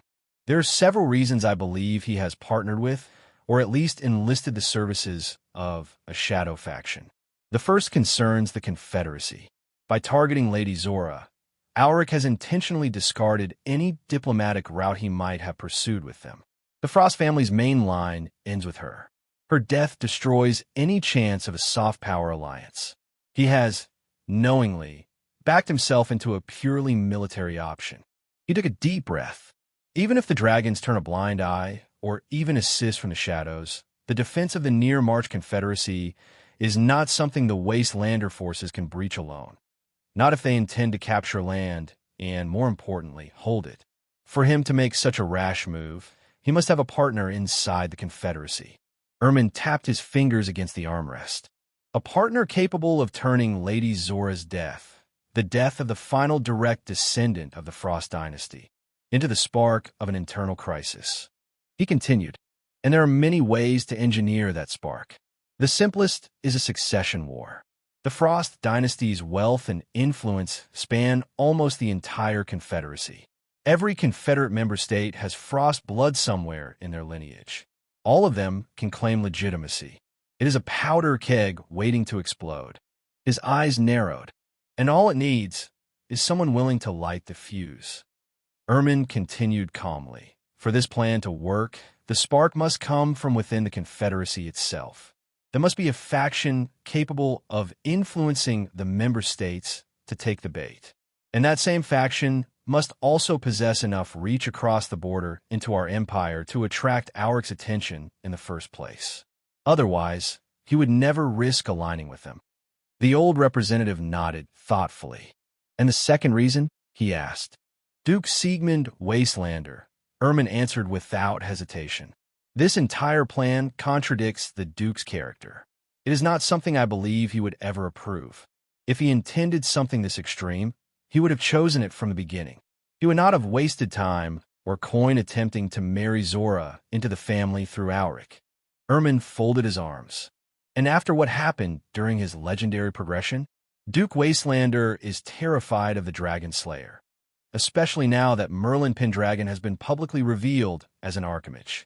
The Duke would never sanction a move that risks making him an enemy of the Dragon Slayer. He looked the old man squarely in the eye. So it is extremely reasonable and far safer to assume Duke Siegmund Wastelander has no involvement in this plot. The old representative said nothing, urging Ermin to continue with a faint gesture. But if the Duke has no part in it, then where is Auric getting his resources? Ermin asked rhetorically.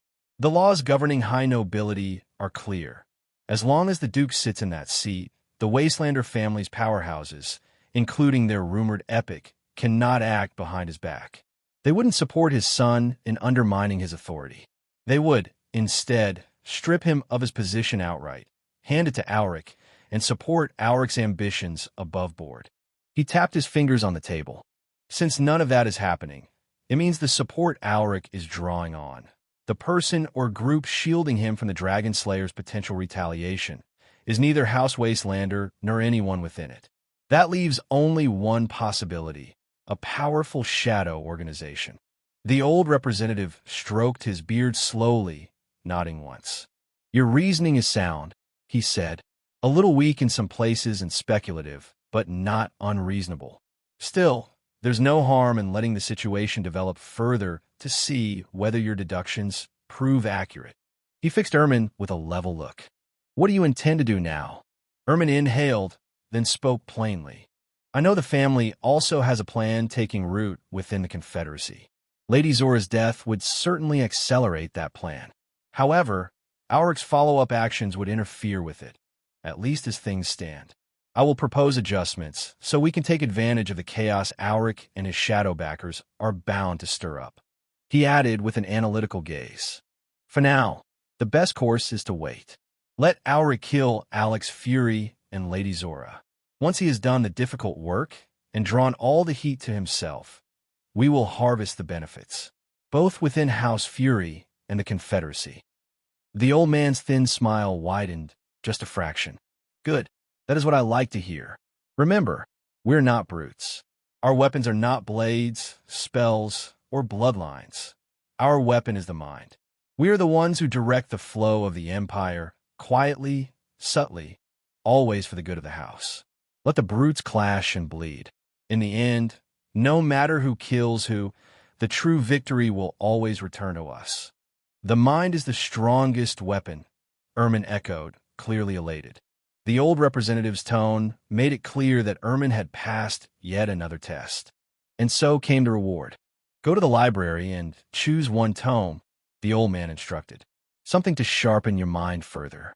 As a blade requires a whetstone, so too does the mind require knowledge. You are dismissed. Ermin bowed deeply before practically rushing from the room. His excitement was palpable. The library he was headed toward did not hold ordinary books. It contained materials designed specifically to cultivate the mind, resources refined through the Mockholt family's unique mental cultivation method. To be granted access was a major privilege. As soon as the door closed behind Ermin, another presence stepped from the shadows. In truth, the figure had been in the room the entire time. Ermin simply hadn't noticed. What do you think? The old representative asked. The newcomer's reply was cool and dispassionate. The boy has potential, but he still underestimates people too easily. There is a reason we regard the Fury family as variables. They do not move according to common logic. No matter, the figure added, continue to guide him.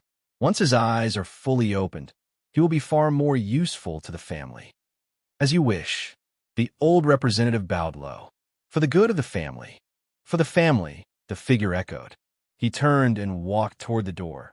Yet with every step, his body flickered in and out of sight, as though reality struggled to hold his presence.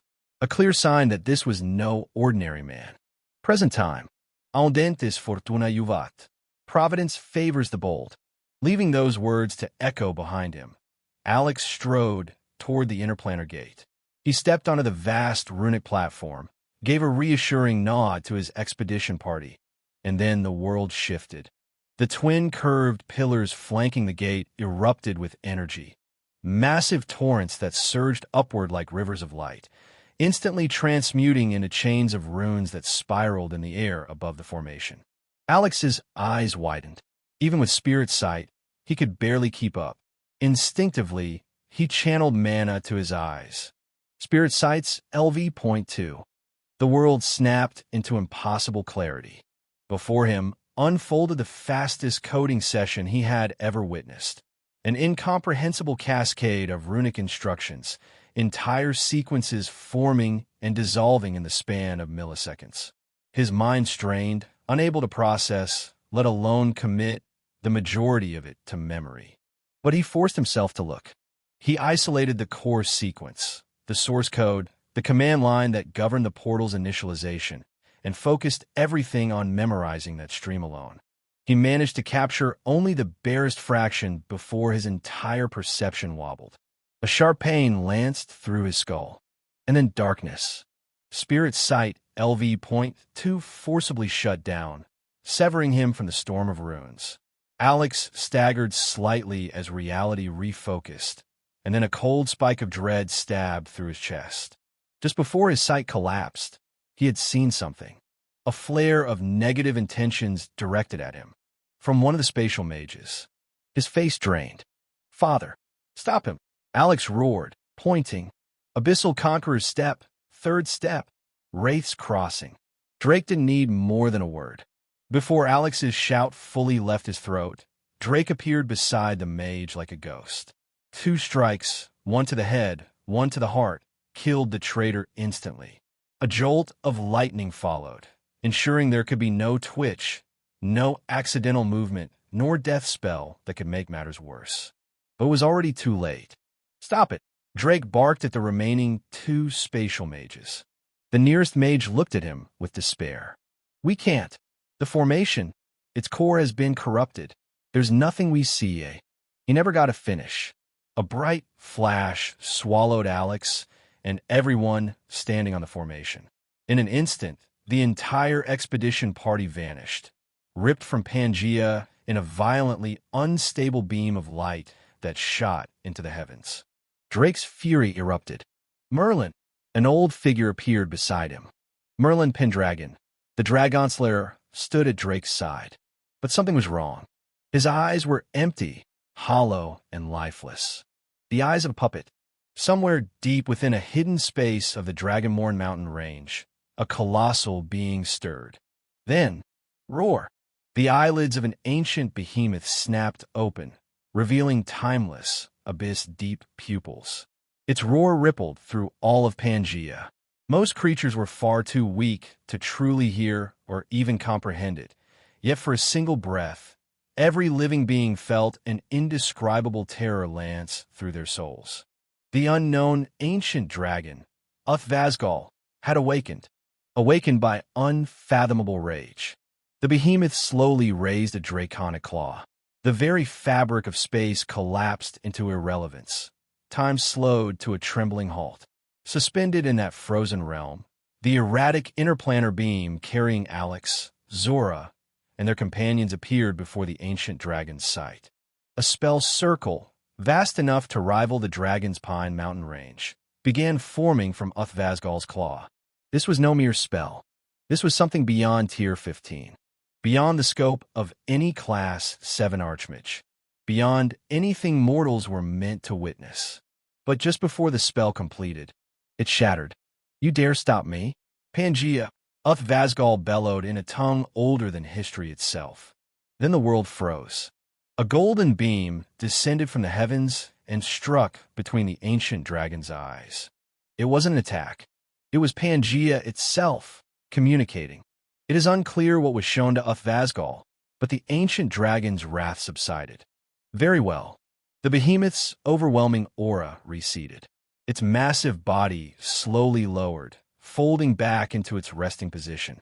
As its eyes drifted shut, a low, resonant chuckle echoed through the secret chamber. So, that is how it is. That explains everything. And with that, Uthvasgal returned to slumber. Back at the gate site, Merlin Pendragon's eyes regained their life. The Dragon Slayer inhaled sharply, but he looked as though decades had been carved from his lifespan in an instant. Yet a serene smile rested on his aged face. May Providence guide your path. He nodded to Drake, and then vanished without another word. The weight of his expression, however, was enough to steady the storm inside the Mad Earl. Only now did the surrounding troops finally register what had just transpired. Panic, confusion, and shock filled their eyes as they looked toward the Earl, awaiting direction. Drake Fury turned to face them. A ruthless glint ignited in his gaze. Once again, it was time to remind the world why he was called. The Mad Earl.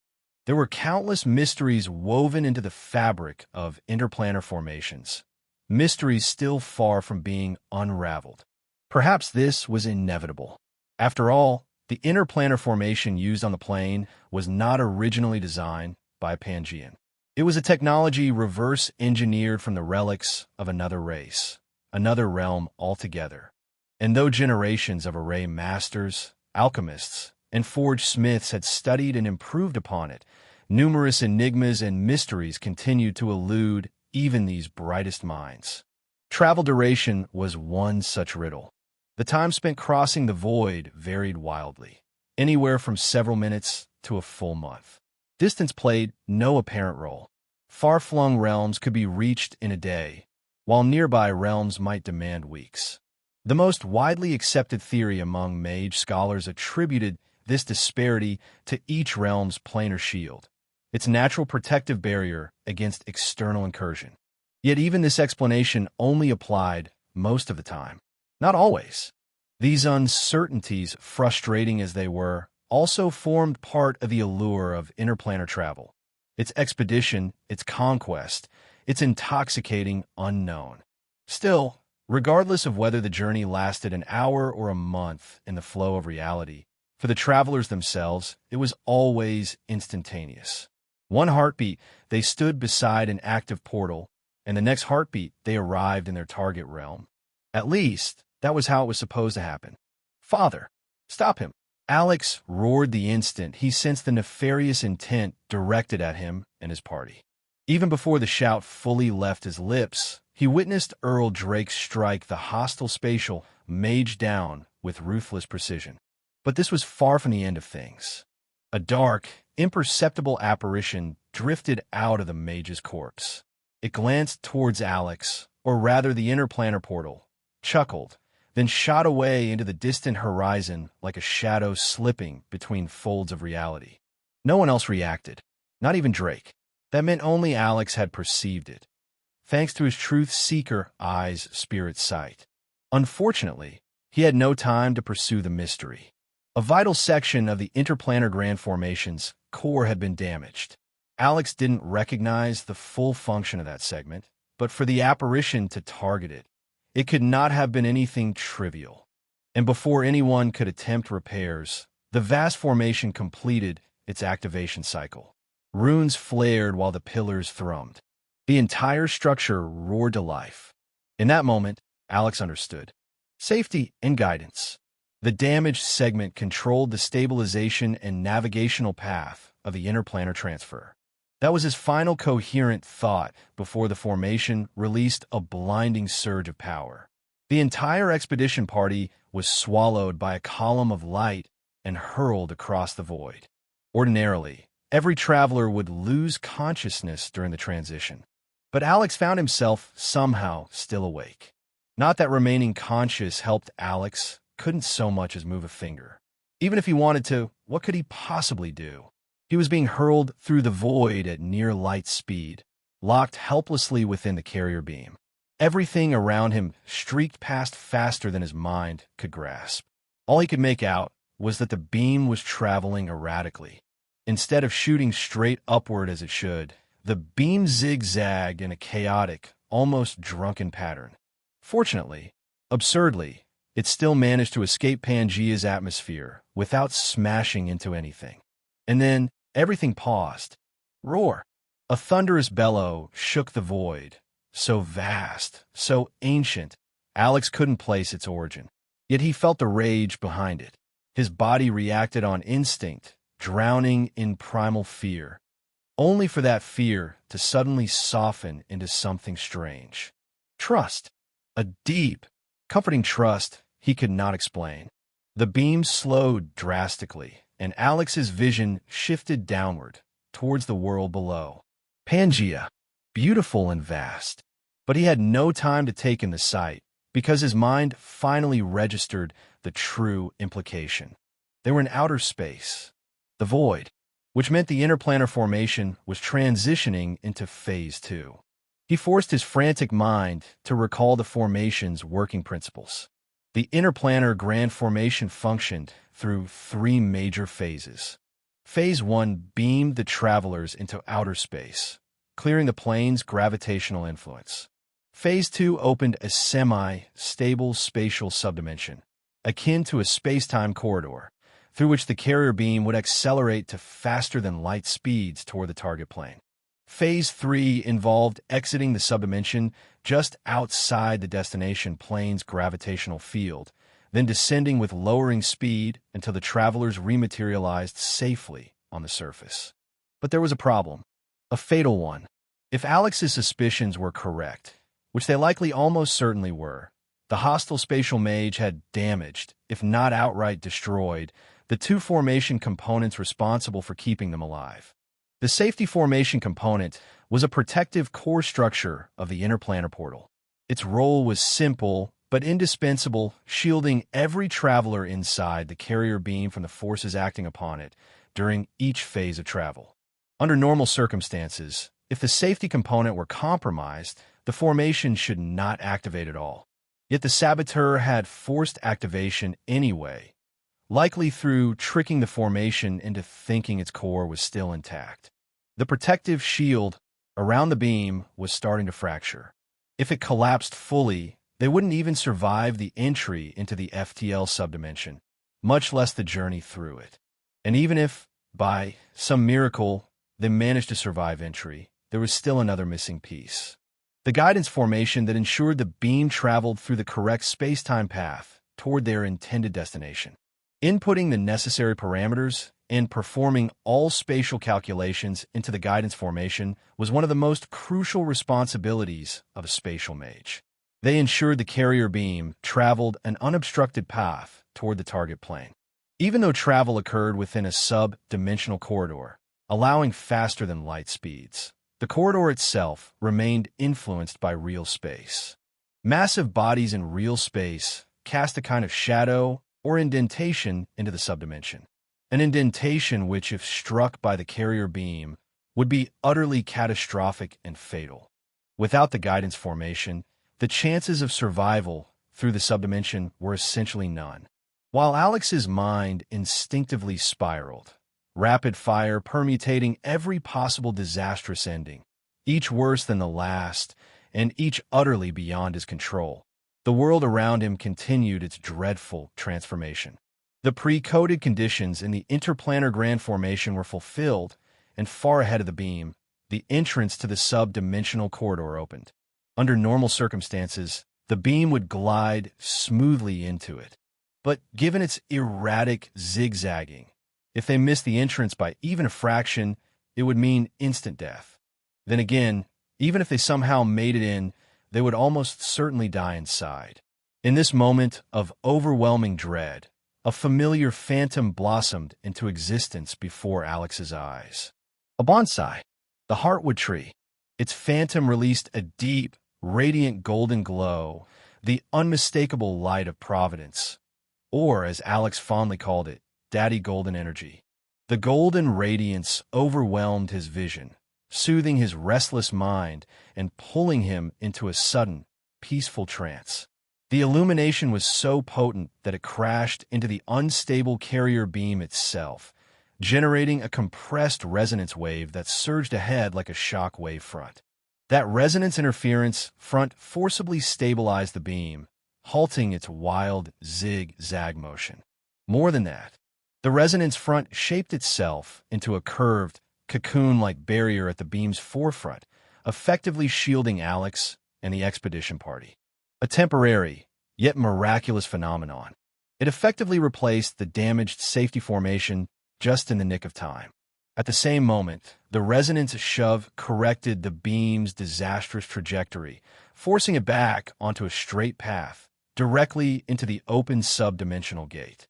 As always, Daddy Golden Energy was only just warming up.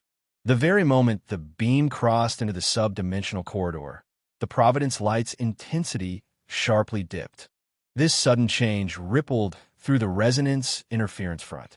The front tilted ever so slightly, but enough, without the guidance formation to recalibrate their flight path. Assuming they were even close to their original travel path, the beam was forced to follow the new path of least resistance carved out by the shifting resonance wave front. And so, the carrier beam veered off course. If Alex had remained fully conscious, if he had been able to clearly perceive what was happening, he would have absolutely lost his mind, because the change in course did not lead the beam toward some hidden safe passage. No, it redirected them straight toward a mass depression phenomenon. Their flight angle had shifted just enough that the beam was now on a seeming collision path with a meteoroid drifting through real space.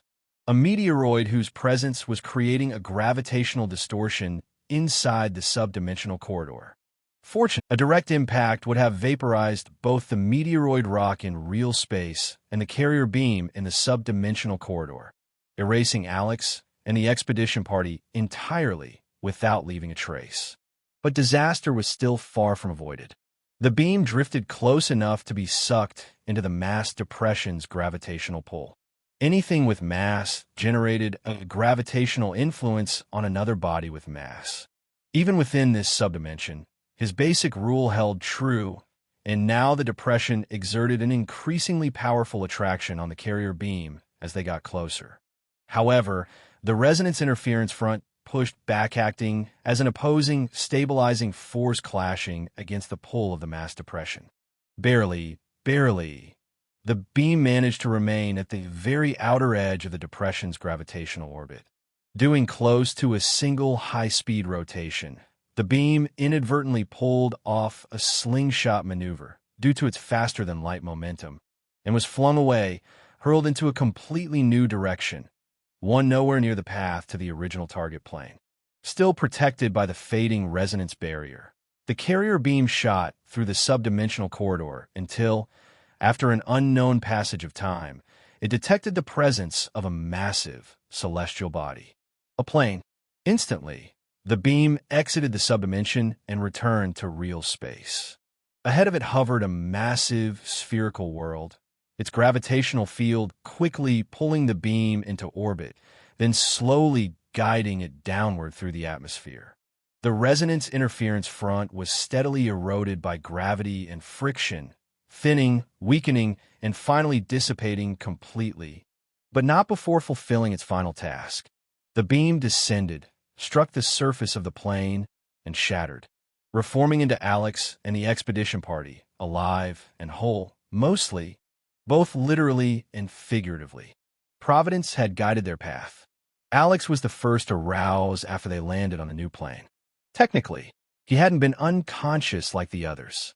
Instead, he had been held in an induced trance by the light of Providence, a protective measure that had shielded his sanity throughout the perilous journey, a journey he had experienced fully. Only now did full cognition return, and with it, everything, the memories, the sensations, the emotions, hit him all at once. A wave of vertigo slammed into him. Barely managing to move far enough from the still unconscious expedition members, he staggered toward the exposed roots of a massive tree and vomited violently. Only after retching out everything in his stomach did his body finally settle. Despite the overwhelming flood of emotions, Alex instinctively understood that what he felt now was still less than what he would have experienced had each emotion struck him individually. Somehow, the relief of survival had softened the impact of trauma that should have crushed him. His thoughts immediately drifted toward the entity that had saved them all. The bonsai in his sanctuary pocket dimension. The heartwood tree. Against all common sense, Alex immediately urged Rune to open a portal into the sanctuary. He felt resistance, heavy resistance, as Rune tried to initiate the portal. Thankfully, the portal eventually opened. He chalked the difficulty up to the change in planes interfering with the summoning process. In his haste to rush in, he failed to notice that the portal had not manifested the way it normally did. There was no ornamental spell circle forming first to create the illusion of casting a spell. Instead, the spatial rift portal simply tore open, direct and immediate, granting access to his sanctuary pocket dimension. As expected, Alex muttered in horror the moment he stepped inside the sanctuary. FXCK. He sprinted straight toward the bonsai tree. No matter how much of a being of providence it was, even the heartwood tree had to obey the rules. To save him and the expedition party, the heartwood tree must have used providence power far exceeding what it was permitted to expend, far more than the providence Alex himself had earned and was usable for him. The consequence would no doubt be a severe backlash. And indeed, the bonsai before him was no longer the wide-canopied, lush, green miracle it usually was. It had become a sickly tree with browning leaves and its branches drooping like a dying candle flame. Half of the tree's once lush green leaves had already turned brown. Of the remaining half, another portion had yellowed and was clearly on its way to browning as well. In other words, only a quarter of the heartwood tree's original greenery remained. The bonsai was a metaphysical tree, one that did not require physical nutrients, water, or even air. There was only one possible explanation for this state. It had paid a crippling price to save Alex and his expedition party. Alex walked up to the tree's bark, now dry and cracked like ancient pottery. He placed his palm, once accustomed to its vibrant, living warmth, against the brittle surface. He felt nothing but hardness and decay. I didn't have enough providence to survive the strike and the journey, did I? Alex whispered. That's why you had to sacrifice your own essence. He lowered his forehead against the bark. Thank you, he said, the words heavy with sincerity. He closed his eyes and remained still, as if waiting for a response, perhaps the gentle branch tap on his head he had grown used to. But nothing came. When he finally opened his eyes, melancholy lingered, but only for a breath. Determination quickly replaced it. Don't worry, he vowed quietly. I'll do whatever it takes to gather providence and help you recover. He stepped back, turned, and walked toward the storage area of the sanctuary space. He gathered a few items, slung them over his shoulder, and glanced once more at the weakened tree. Then he stepped through the portal, leaving the sanctuary. Not long after Alex departed, the bonsai tree suddenly shuddered. All the brown leaves clinging to its wide canopy loosened at once, drifting down like a fading autumn storm, leaving the tree looking barren and malnourished. Yet the leaves did not simply fall. It was as if some intelligent wind guided them, sweeping them through the air toward the other inhabitant of the sanctuary. The nest queen. The leaves landed upon the golden cocoon surrounding her. And then, like sinking into quicksand, they seeped into the cocoon's surface and disappeared within. Thump! A loud heartbeat suddenly echoed through the pocket dimension. Thump! Thump! Another followed, and another. Two red glows flared to life from deep within the golden cocoon as the heartbeats intensified. The cocoon pulsed, the heartbeat rising in volume and strength until every last brown leaf had vanished inside it. Only then did the sound begin to weaken again. Softer, softer, until it faded entirely. The two red glows dimmed and vanished. Hiss! A faint hiss resounded in the sanctuary space, a strange, almost regretful sigh. The cocoon quieted completely, becoming still and dormant once more. It was not yet time. Back in the outside world, Alex returned to find his expedition party still unconscious. He quickly moved between them, checking on their conditions one by one. Just as he reached Zora and was about to touch her shoulder, her eyes snapped open. Her hands shot up instinctively, forming a defensive stance, mana already rising to cast a spell. "It's me.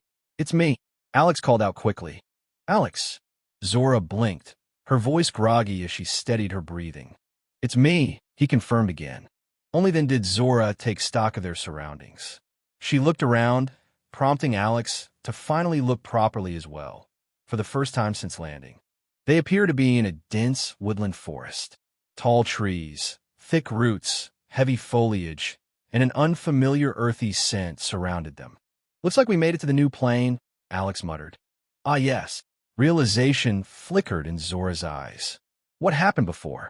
Why did you suddenly scream before we were pulled through the portal?" Alex frowned deeply. "I think Auric, or rather, the group behind him, got to one of the space mages. They planned to use the interplanar travel to kill us. You think the Wastelander dukedom would involve themselves in his personal vendetta?" Zora asked. "I didn't think Duke Siegmund Wastelander would support something so reckless." His mind drifted back to the apparition that had risen from the space mage's corpse, an intangible, shadowy thing that had slipped away unnoticed. It seemed like a possession, or something similar. It would explain how it slipped past Father's perception, Alex realized. If the mage himself didn't know he was possessed, there'd be nothing to detect unless Father was actively scanning for that specific abnormality. And why would he? For a moment, Alex pieced together a picture of events with cold logic. For this plot to work, they had to know exactly when and where the interplanar travel was going to take place. They also had to know which space mage Father would assign and infiltrate them without alerting him. A cold glint flashed in Alex's eyes.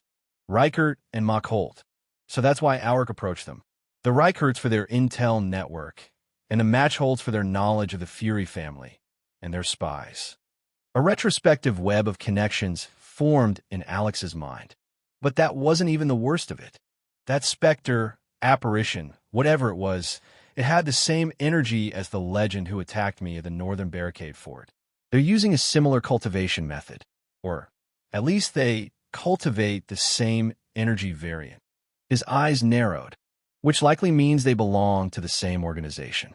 That's the most plausible explanation. So there really is a shadow organization targeting the Fury family, and Auric is working with them? Then he recalled his meeting with Auric, particularly that corrupted, festering darkness he had sensed buried deep within the man. Is it possible the assassin, that apparition, and Auric all belong to the same organization? The implications were chilling. Alex's fists clenched. "Ix! Lex! Alex!" Zora's raised voice yanked him out of his spiraling thoughts. "What is going on in your head?" she asked, brow furrowed. Alex shook his head. "I don't think the group behind Auric is House Wastelander. Like you said, it doesn't seem like something Duke Siegmund would approve of. He might sanction an attack on me, but you? He wouldn't dare do anything that would incur Master's wrath." Zora stared at him intently. "You have an idea, don't you, Alex?" "I might have an idea," Alex admitted hesitantly. But then he immediately changed the topic. "All I have are speculations, and there's no point worrying about it right now. We need to wake the others and figure out where we are." Zora held his gaze long enough to make it clear she understood he was avoiding the topic, but she still went along with the shift. Together, they worked on waking the expedition party. One by one, the members stirred awake. As Alex had expected, not everyone emerged unscathed from the perilous journey. Since Eleanor, the party's healer, had only just regained consciousness herself, Alex didn't want to burden her with healing dozens of people immediately. Instead, they used the lesser and greater healing potions bought from the Dragon Hold Enclave, distributing them according to injury severity.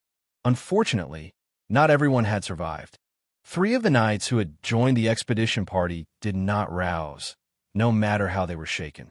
They had been among the weakest 5 and simply couldn't withstand the horrific forces acting on the shield less carrier beam before the light of Providence created the resonance interference front that saved the rest of them.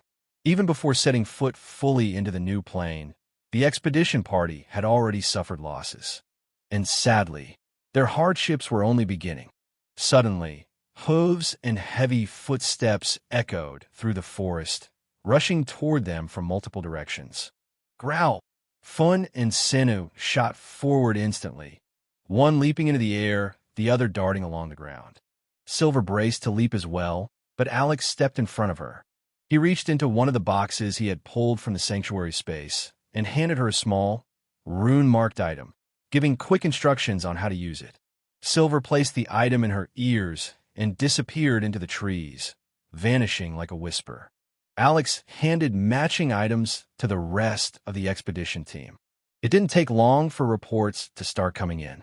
A sizable force was heading their way from multiple angles, made up not only of what seemed to be bipedal sapient races native to this world from outside the forest, but also numerous beasts from deeper within the forest.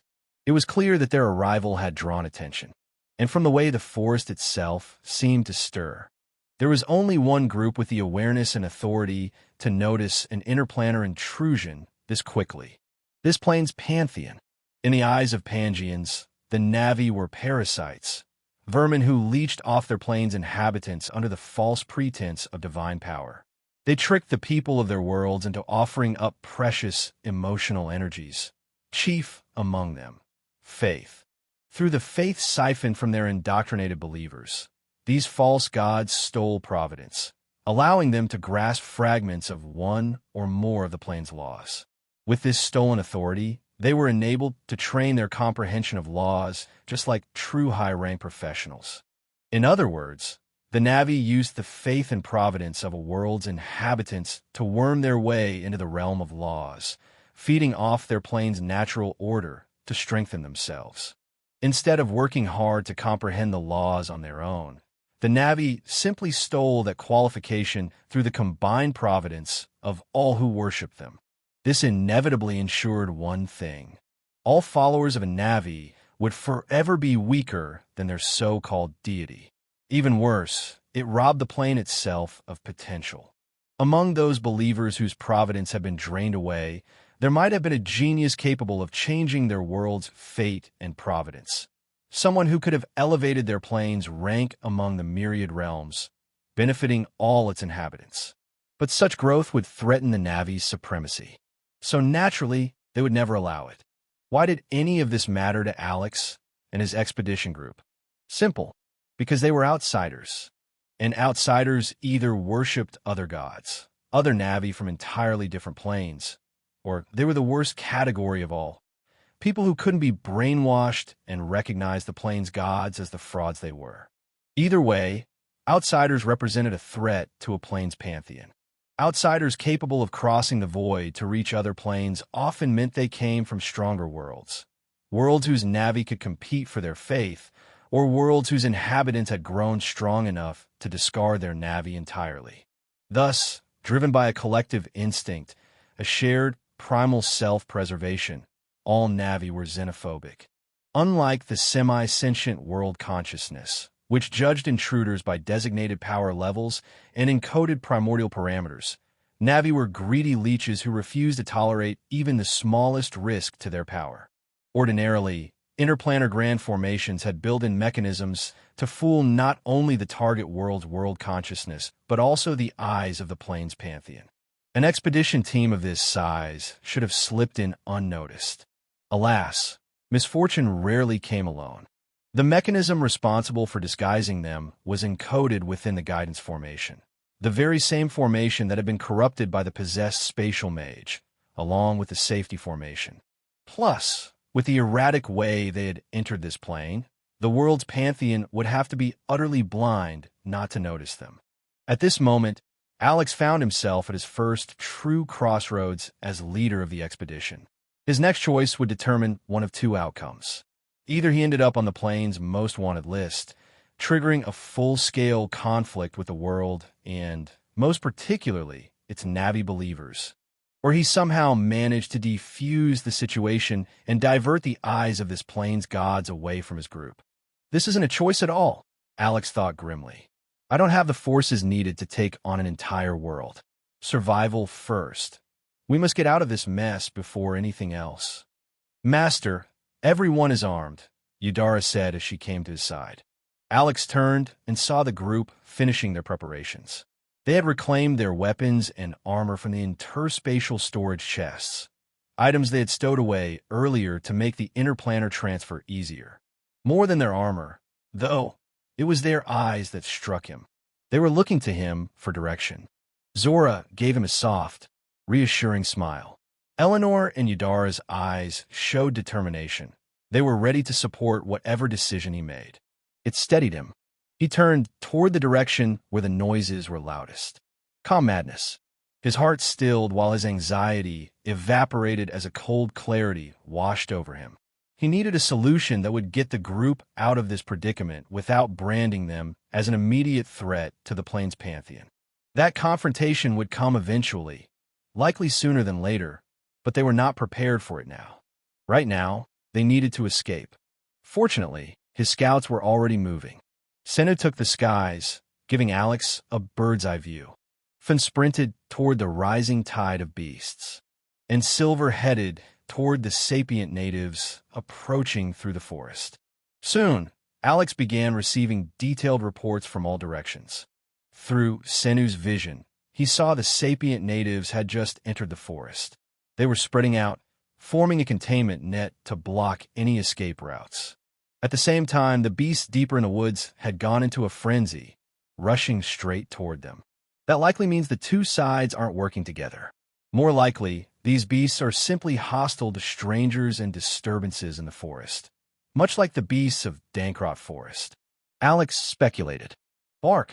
Fun's mental barks echoed through Alex's mind, updating him on the beast situation. Just as Alex suspected, the beasts weren't rushing directly toward them. Instead, the outer beasts had been startled by the expedition's arrival and had fled deeper into the forest, only to collide with the territorial beasts already living further in. The deeper beasts had then chased the outer beasts back toward their home ground, inadvertently dragging the entire frenzied mass right toward Alex's group. However, according to Fun, the chase had already triggered the hunting instincts of several of the pursuing beasts. Those particular beasts would likely not stop even after pushing the intruders out of their territory. Just as Alex digested that information, Silver's voice came through the comms. The hostiles are all human, she reported. Around 30 of them. Light armored, mostly warriors. 7 rogue types, 3 archers. Looks like an advanced party searching for us. Understood, Alex replied. Keep eyes on them. Report their position relative to camp. Avoid combat unless absolutely necessary. I'll send support soon. One more thing. Let me know if they say anything significant. Alex added. They mentioned something about a prophecy. Does that count? Silver replied. Yes, it counts, Alex said sharply. Confirm for me. Are there any priests among them? I don't know what a priest looks like. Are they like mages? Silver asked. Alex resisted the urge to palm his face. Right. Pangea's higher powers had purged almost all knowledge of Navi from common education. Only noble scions who were bound for interplanar expedition and elite scholars learned about them.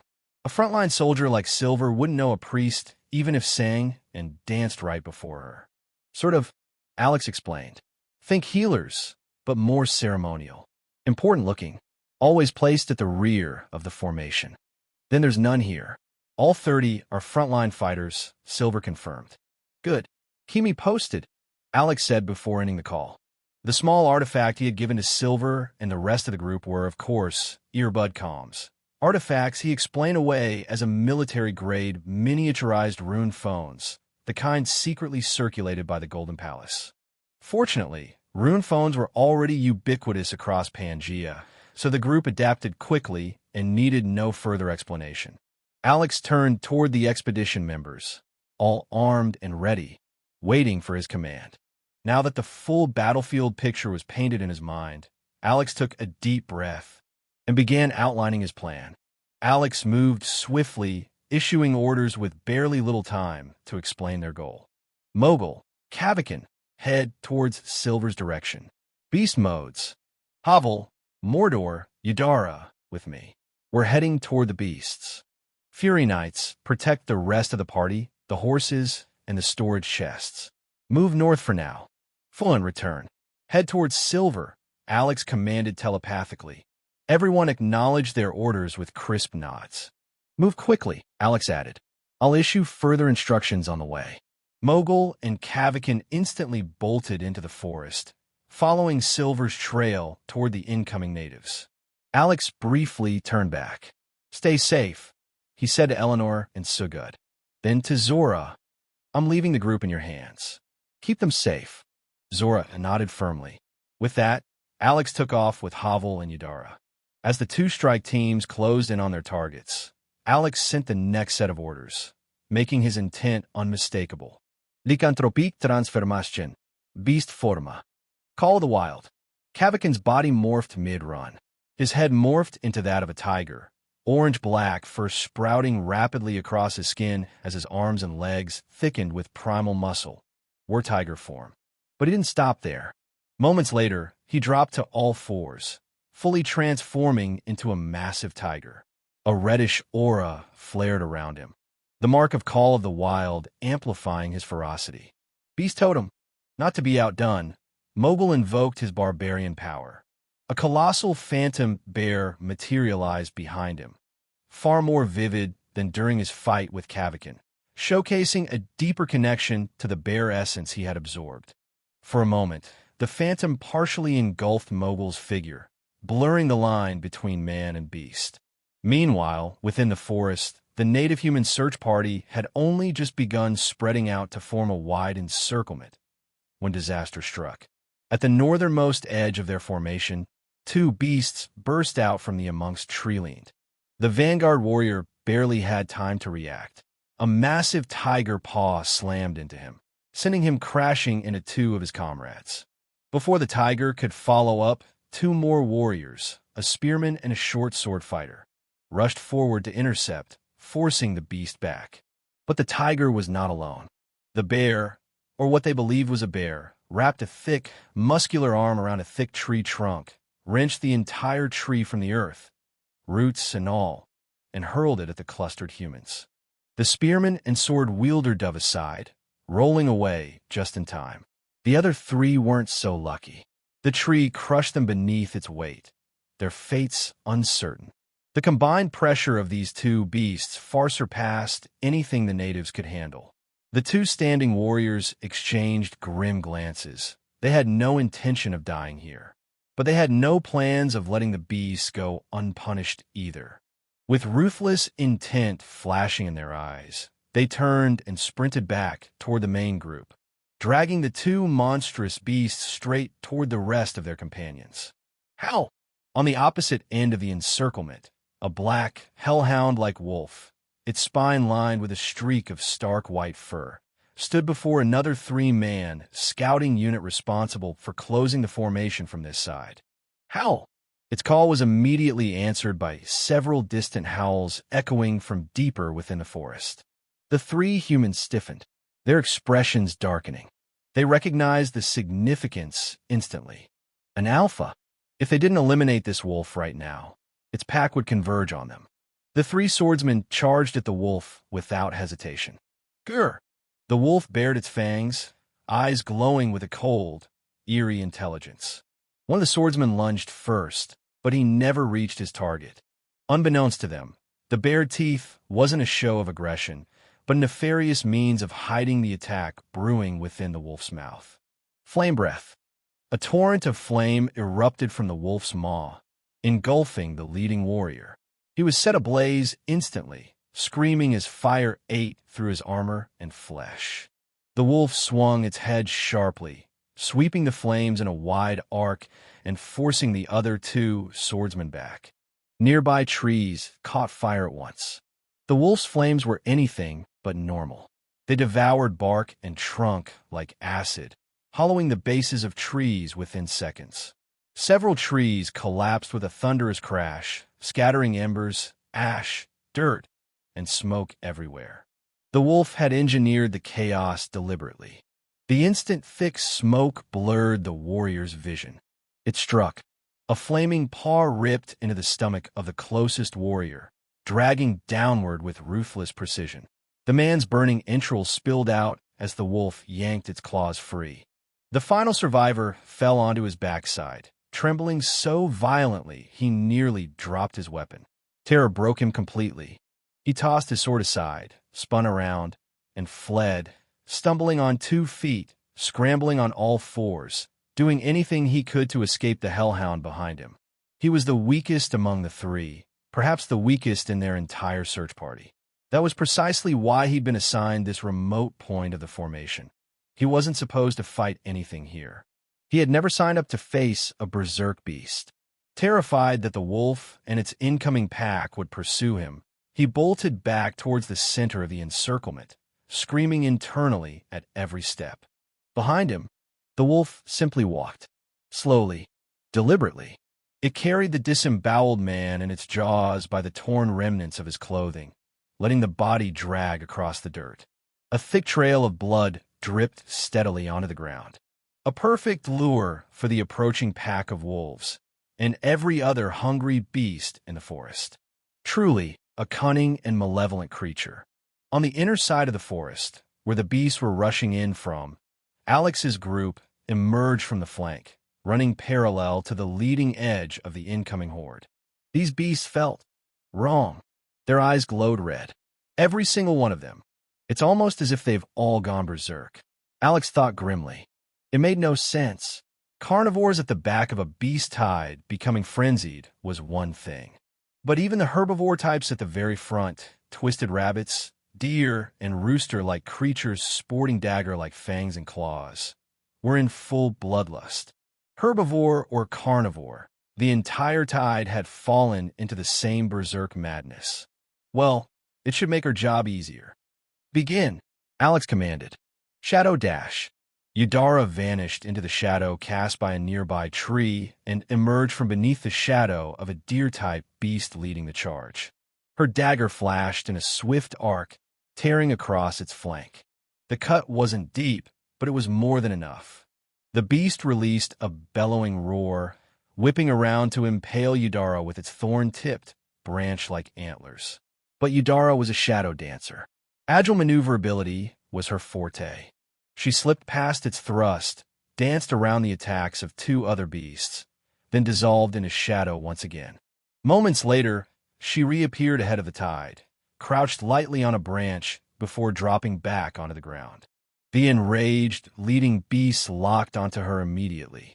Without hesitation, they veered off course, dragging an entire wedge of the tide with them as they gave chase. On the opposite flank, Havel burst forward, sprinting far ahead before planting himself firmly in the path of another advancing group. He placed one hand on the hilt of his still-sheathed blade. His eyes closed. He waited. The ground shook violently as the stampede approached, the force of their combined footsteps kicking stones into the air around him. The beasts were only tens of meters away when Havel drew his sword. Quick draw, sweep. Click. The draw was so fast an ordinary person wouldn't even see the blade leave its sheath. Only hear the soft click of metal on scabbard after the strike had already landed. And the strike itself. The first 2 ranks of beasts split neatly across the waist, their upper halves collapsing to the ground while their lower halves staggered forward a few more steps before toppling. The third rank suffered deep, clean cuts, and only sheer momentum kept them moving. 10 beasts died in a single stroke. Yet instead of being frightened, the survivors roared even louder, eyes blazing with heightened fury. Havel exhaled calmly, pivoted on his heel, and accelerated forward, luring his cluster of maddened beasts in the same direction Yudara had taken. Surprisingly, even though Mordor was adamant about wielding a sword in hand, he respected the limits of his combat skill and didn't foolishly charge the beast's head on like the previous 2 true close combat professionals. Instead, he moved like a proper shaman, flinging hexes in rapid succession. Slow, weaken, confusion, dilapidate. Though each hex was low grade, barely grade 1, Mordor cast them like a living spell rifle, unleashing curse after curse into the incoming horde. Weakened beasts stumbled, falling under the stampede of those behind them. Confused beasts veered sideways, crashing into their neighbors. Slowed beasts created bottlenecks that broke the rhythm of the tide. His barrage reduced the pressure not only on the beasts themselves, but also on Yudara and Havel, who were actively herding the chaos back and away from the direction of the other expedition members. But it didn't take long for trouble to find him. A few magically attuned beasts sniffed him out, eyes turning toward the orc shaman as they sprinted toward him with murderous intent. The moment Mordor realized he had been marked, he ceased firing hexes and bolted. For someone of his size, he moved shockingly fast, almost unnaturally, so for a shaman. Alex suspected this was thanks to the rigorous sword training the rest of his Agrudor clan had put him through. Although Alex was accompanying the trio, he still hadn't made a move.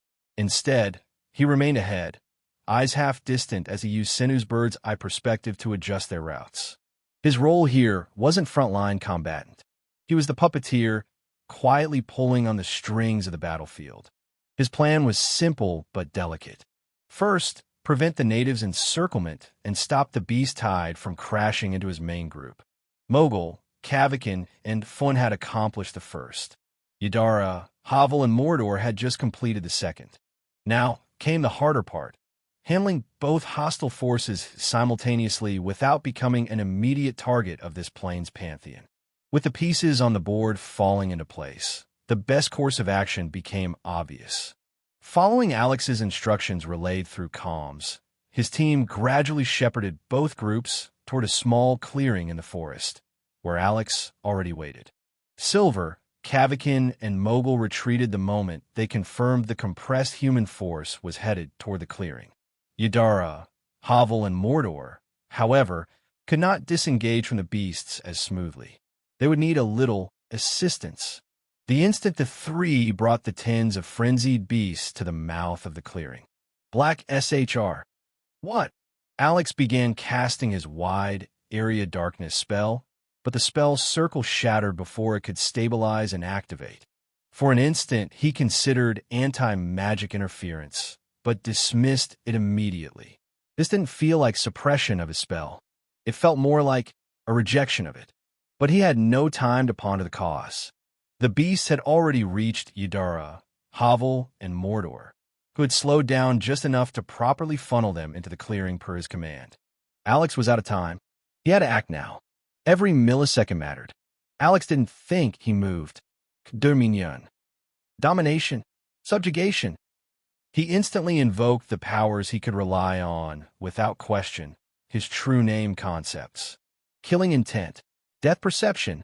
Beast intimidation.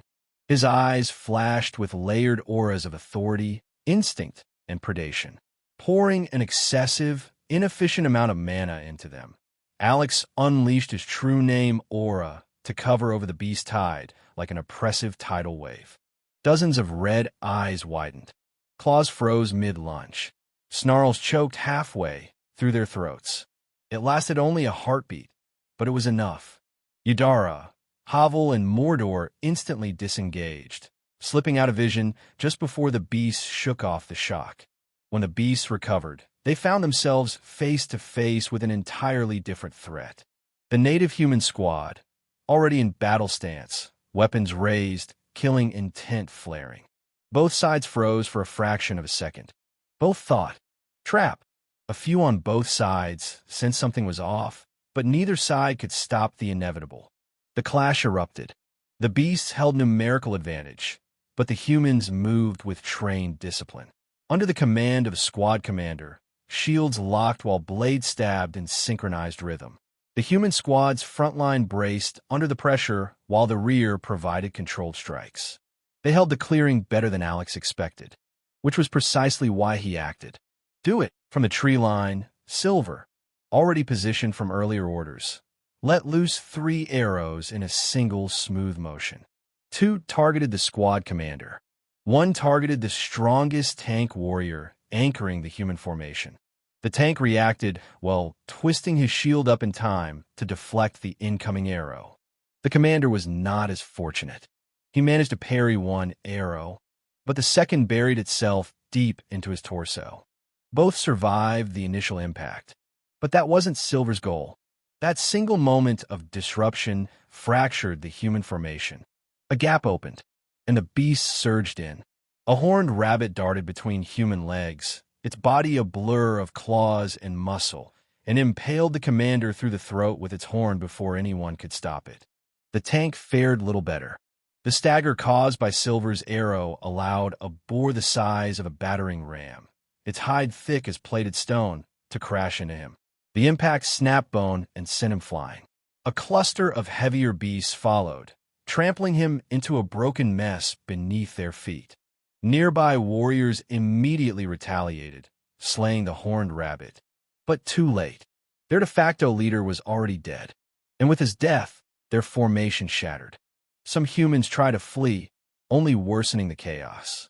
The beasts, now fully blood-drunk, turned on the runners with savage enthusiasm. One by one, screams were cut short as the tide engulfed the escaping warriors. The clearing devolved into carnage, exactly as Alex intended. One of the fleeing humans stood out. A short, thin man, garbed in noticeably superior armor and armed with visually better-ranked weapons, was already sprinting ahead of the others.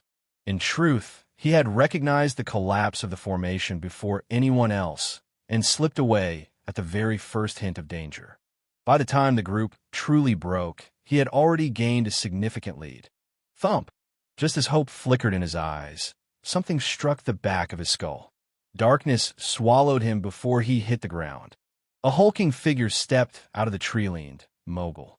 He glanced down at the blunt arrow on the ground that made a dent in the man's headgear, then turned toward the shadows where the female archer had already vanished. He huffed, slung the unconscious man over his shoulder, and retreated. Everything else unfolded predictably. The beasts tore through the remaining humans, then eventually turned on each other. The clearing degenerated into a whirl of snarls, sprays of blood, breaking bone, and feral madness. And yet the true orchestrators of the chaos were long gone. Alex led his people back toward the main expedition group, just in time to see Ice Bolt.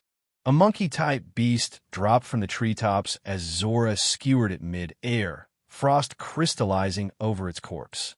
The night squad struggled under a swarm of the agile beasts, forced to defend the horses rather than fight properly.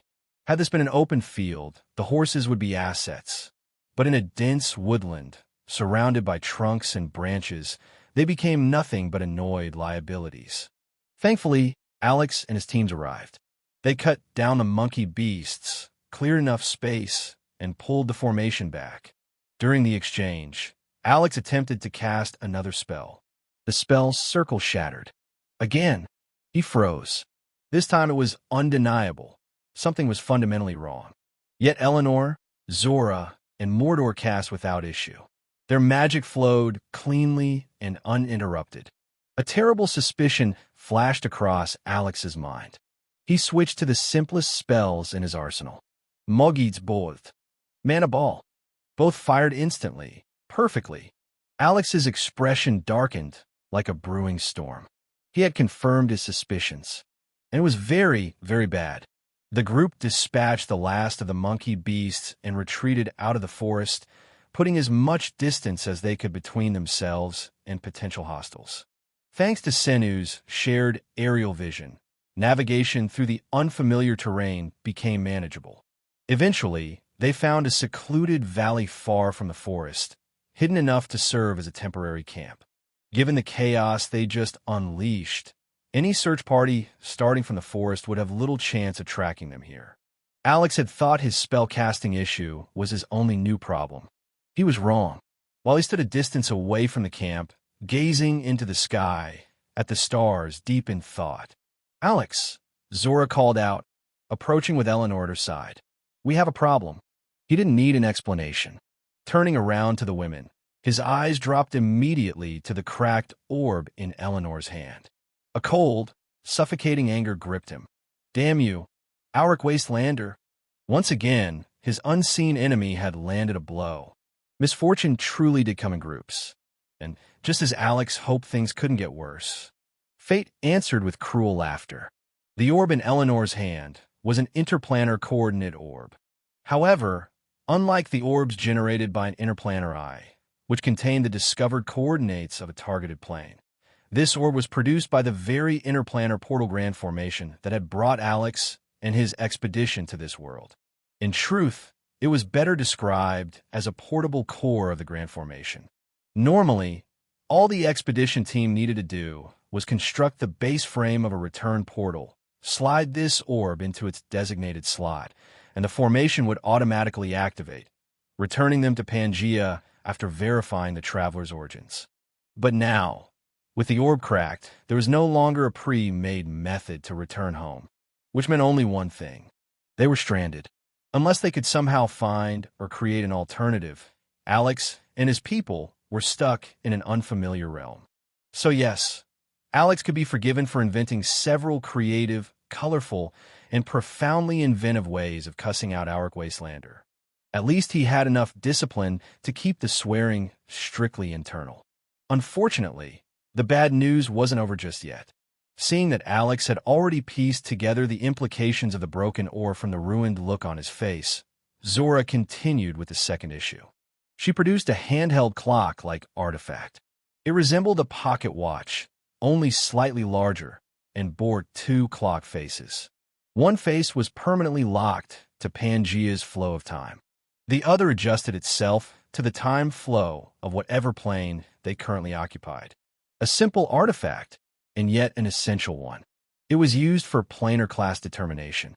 One of the primary ways Pangaeans classified planes was through the ratio of time dilation between the plane and Pangaea itself. Having been in the New World for a few hours now, Zora, who safeguarded the artifact on Alex's behalf, finally had enough data for a preliminary reading.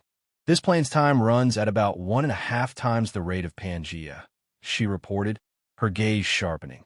Which means this plane is far from Class 3, Alex breathed sharply. At minimum, it's around Class 6, only slightly weaker than Pangaea. A cold weight settled in his stomach. Kick me while I'm down, why don't you? Alex resisted the urge to swear out loud. One thing he had learned from Earl Drake Fury was, never let your composure crack, especially not in front of the people who depend on you.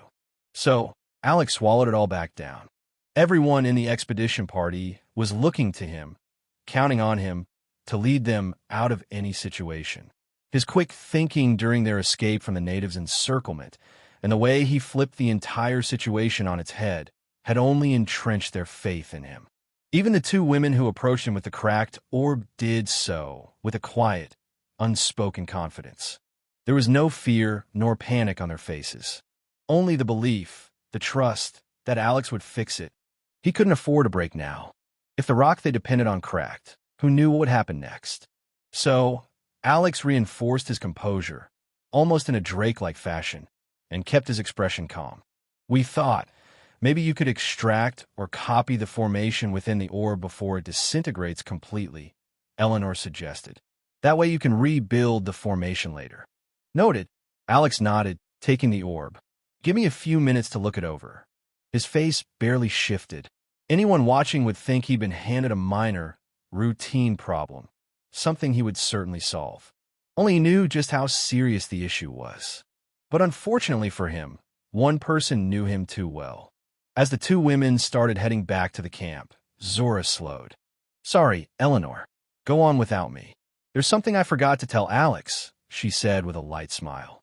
Eleanor simply nodded and continued on. The moment she was out of view, Zora's smile vanished.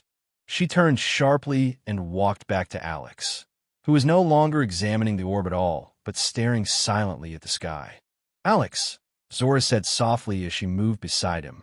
What's wrong? Nothing. Just thinking about our next steps, he replied with his usual charming smile. However, contrary to Alex's expectations, his smile only made Zora frown deeper.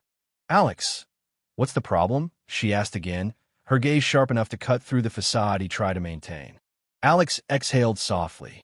He knew he had been seen through. How did you know? He asked. Woman's intuition, Zora replied, crossing her arms. And There are very few people who know you better than I do. Do you think anyone else will notice? Alex asked. There was genuine concern in his voice. Yudara will, Zora said immediately. Eleanor will figure it out eventually. As for the rest of the expedition team, I'm not certain. Havel and Silver are perceptive enough. Vavel? Alex raised a brow. Don't let his lazy, carefree face fool you. He's extremely observant. He just doesn't act unless it matters. As for the others, I haven't read them well enough yet. Alex nodded slowly. Zora really was settling naturally into her role as caretaker and second in command of his household. Her years as the Enclave's major domo were showing. She understood people. She analyzed them. She positioned them where they were most effective. Zora turned back to him. I answered your question, she said softly. So now, you're going to answer mine, right? Alex sighed, long and heavy. He finally lifted his palm and attempted to cast a spell. Zora watched closely as the spell's circle formed, something she had seen him do countless times. But this time, the glyphs didn't weave and morph as they should. Instead, the moment Alex tried to manipulate them, the spell circle shattered. He tried again, and again. Each attempt ended in the same abrupt collapse. Every time he touched the formation structure, it broke.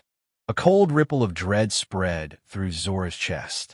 Her eyes shot from Alex's hands to his face, his expression sunken, tense, and resigned. And then he said it. This plane is rejecting my path, Alex said quietly.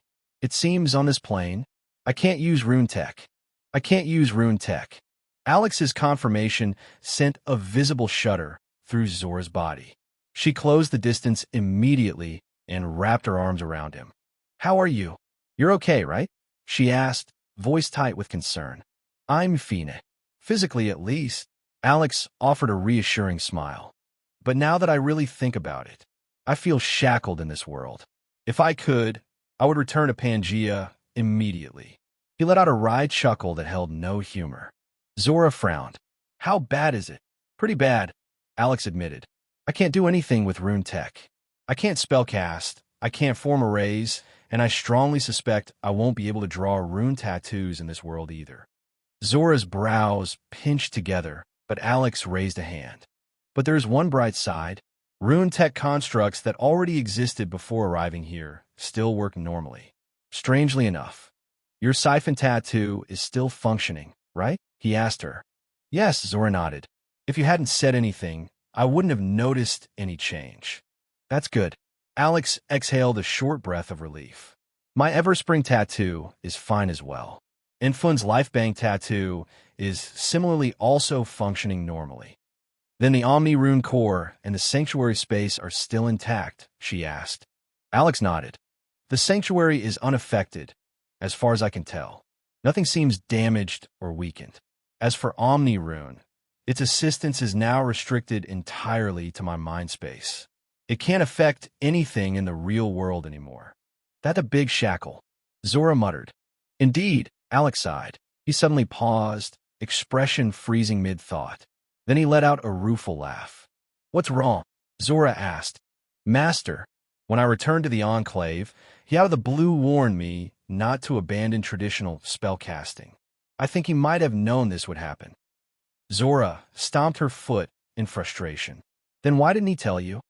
If he'd explained, you wouldn't be in this predicament. Maybe, Alex said with a shrug. Maybe not. There's no guarantee it would have changed anything. I did take his advice. I practiced my spells back up to grade 3 through traditional casting. But I stopped there. He shook his head helplessly. I simply didn't have the time. Without Rune-Tech, my natural mage talent is only excellent at best. Relearning everything the traditional way takes time I didn't have. My grade 4 spells would have taken me at least half a year of constant practice. He continued, as for the grade 5 spells, I'm not holding out much hope. I was basically cheating through Rune-Tech to cast those. With my natural talent, breaking past my rank limitation is nearly impossible. Grade 4 is the ceiling for an intermediate mage like me. It makes me jealous of some monstrous genius I know. Alex added with a wink in Zora's direction. According to Merlin, In terms of pure, innate magical talent, Zora possessed one of, if not the best talents he had ever seen in centuries. That alone said more than enough. Zora's sharp retort came swiftly. Are you sure you want to be jealous of my talent? Have you already forgotten the price I pay for it? Alex's attempted humor collapsed instantly. His lips twitched in surrender. So what now? Zora asked. Are you going to relearn your spells? I can teach you if you want. Alex didn't respond immediately. He lowered his gaze, deeply contemplating. I'm stuck with my excellent grade magic talent now. Even if I relearn everything, it'll take years to recover the techniques I used to pull off with Rune-Tech. Instant casting, multicasting, copy casting, spell interruption, spell interception. All of these require precision and talent I can't brute force with practice alone. Realistically, it would take nearly a decade to regain what I've already lost. He sighed internally. Thankfully, Master forced me to acquire the extreme mana capacity and elemental affinity enhancement talents. If not, my starting point would be even worse. I'm not sure yet, Alex finally admitted aloud. Honestly, I think putting effort into recovering my RuneTech path might be the better investment. Even if I relearn the spellcasting techniques, it doesn't fix the main issue. My cultivation path itself is barred here. He tightened his fist slightly. The solution isn't just relearning spells. I either break through whatever is blocking my path, or I find a way to build a new one. And let me guess, Zora said, folding her arms, you're not willing to give up RuneTech. Indeed, Alex nodded firmly. RuneTech is the path best suited for me, and I've invested too much into it to abandon it at the first major obstacle. I built the RuneTech path from scratch once already. A determined glint appeared in his eyes. If I have to, I'll build it again. Zora's eyes brightened slightly. Does that mean you already have an idea on how you're going to do that? She asked. No, I do not, Alex admitted. I have a nagging suspicion that I can't simply repeat the same process I used before and expect the same results. Why do you think so? Zora asked, genuinely puzzled.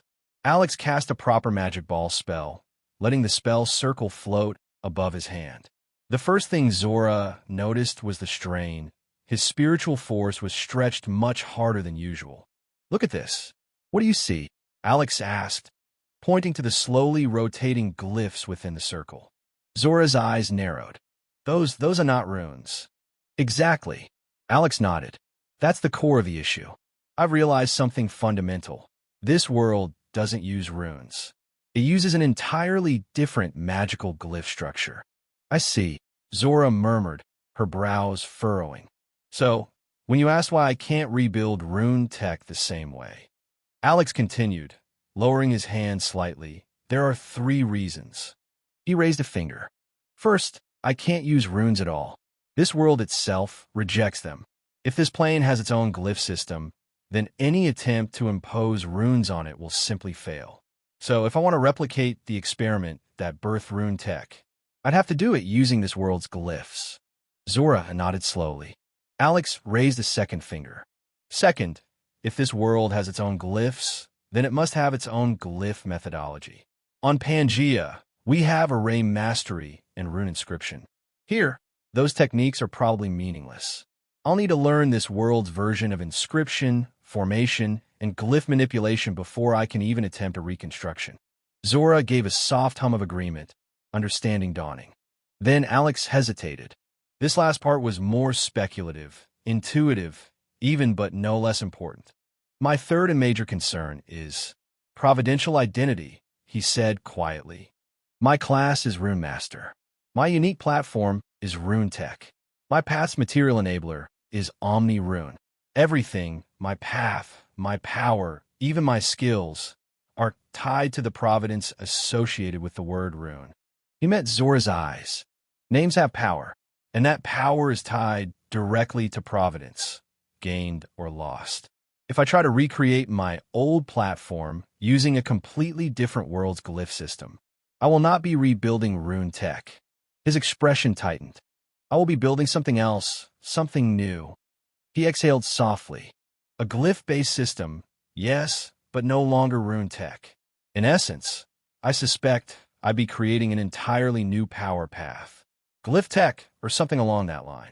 And if that happens, Alex finished, my path won't be Rune-Tech anymore. You said it yourself.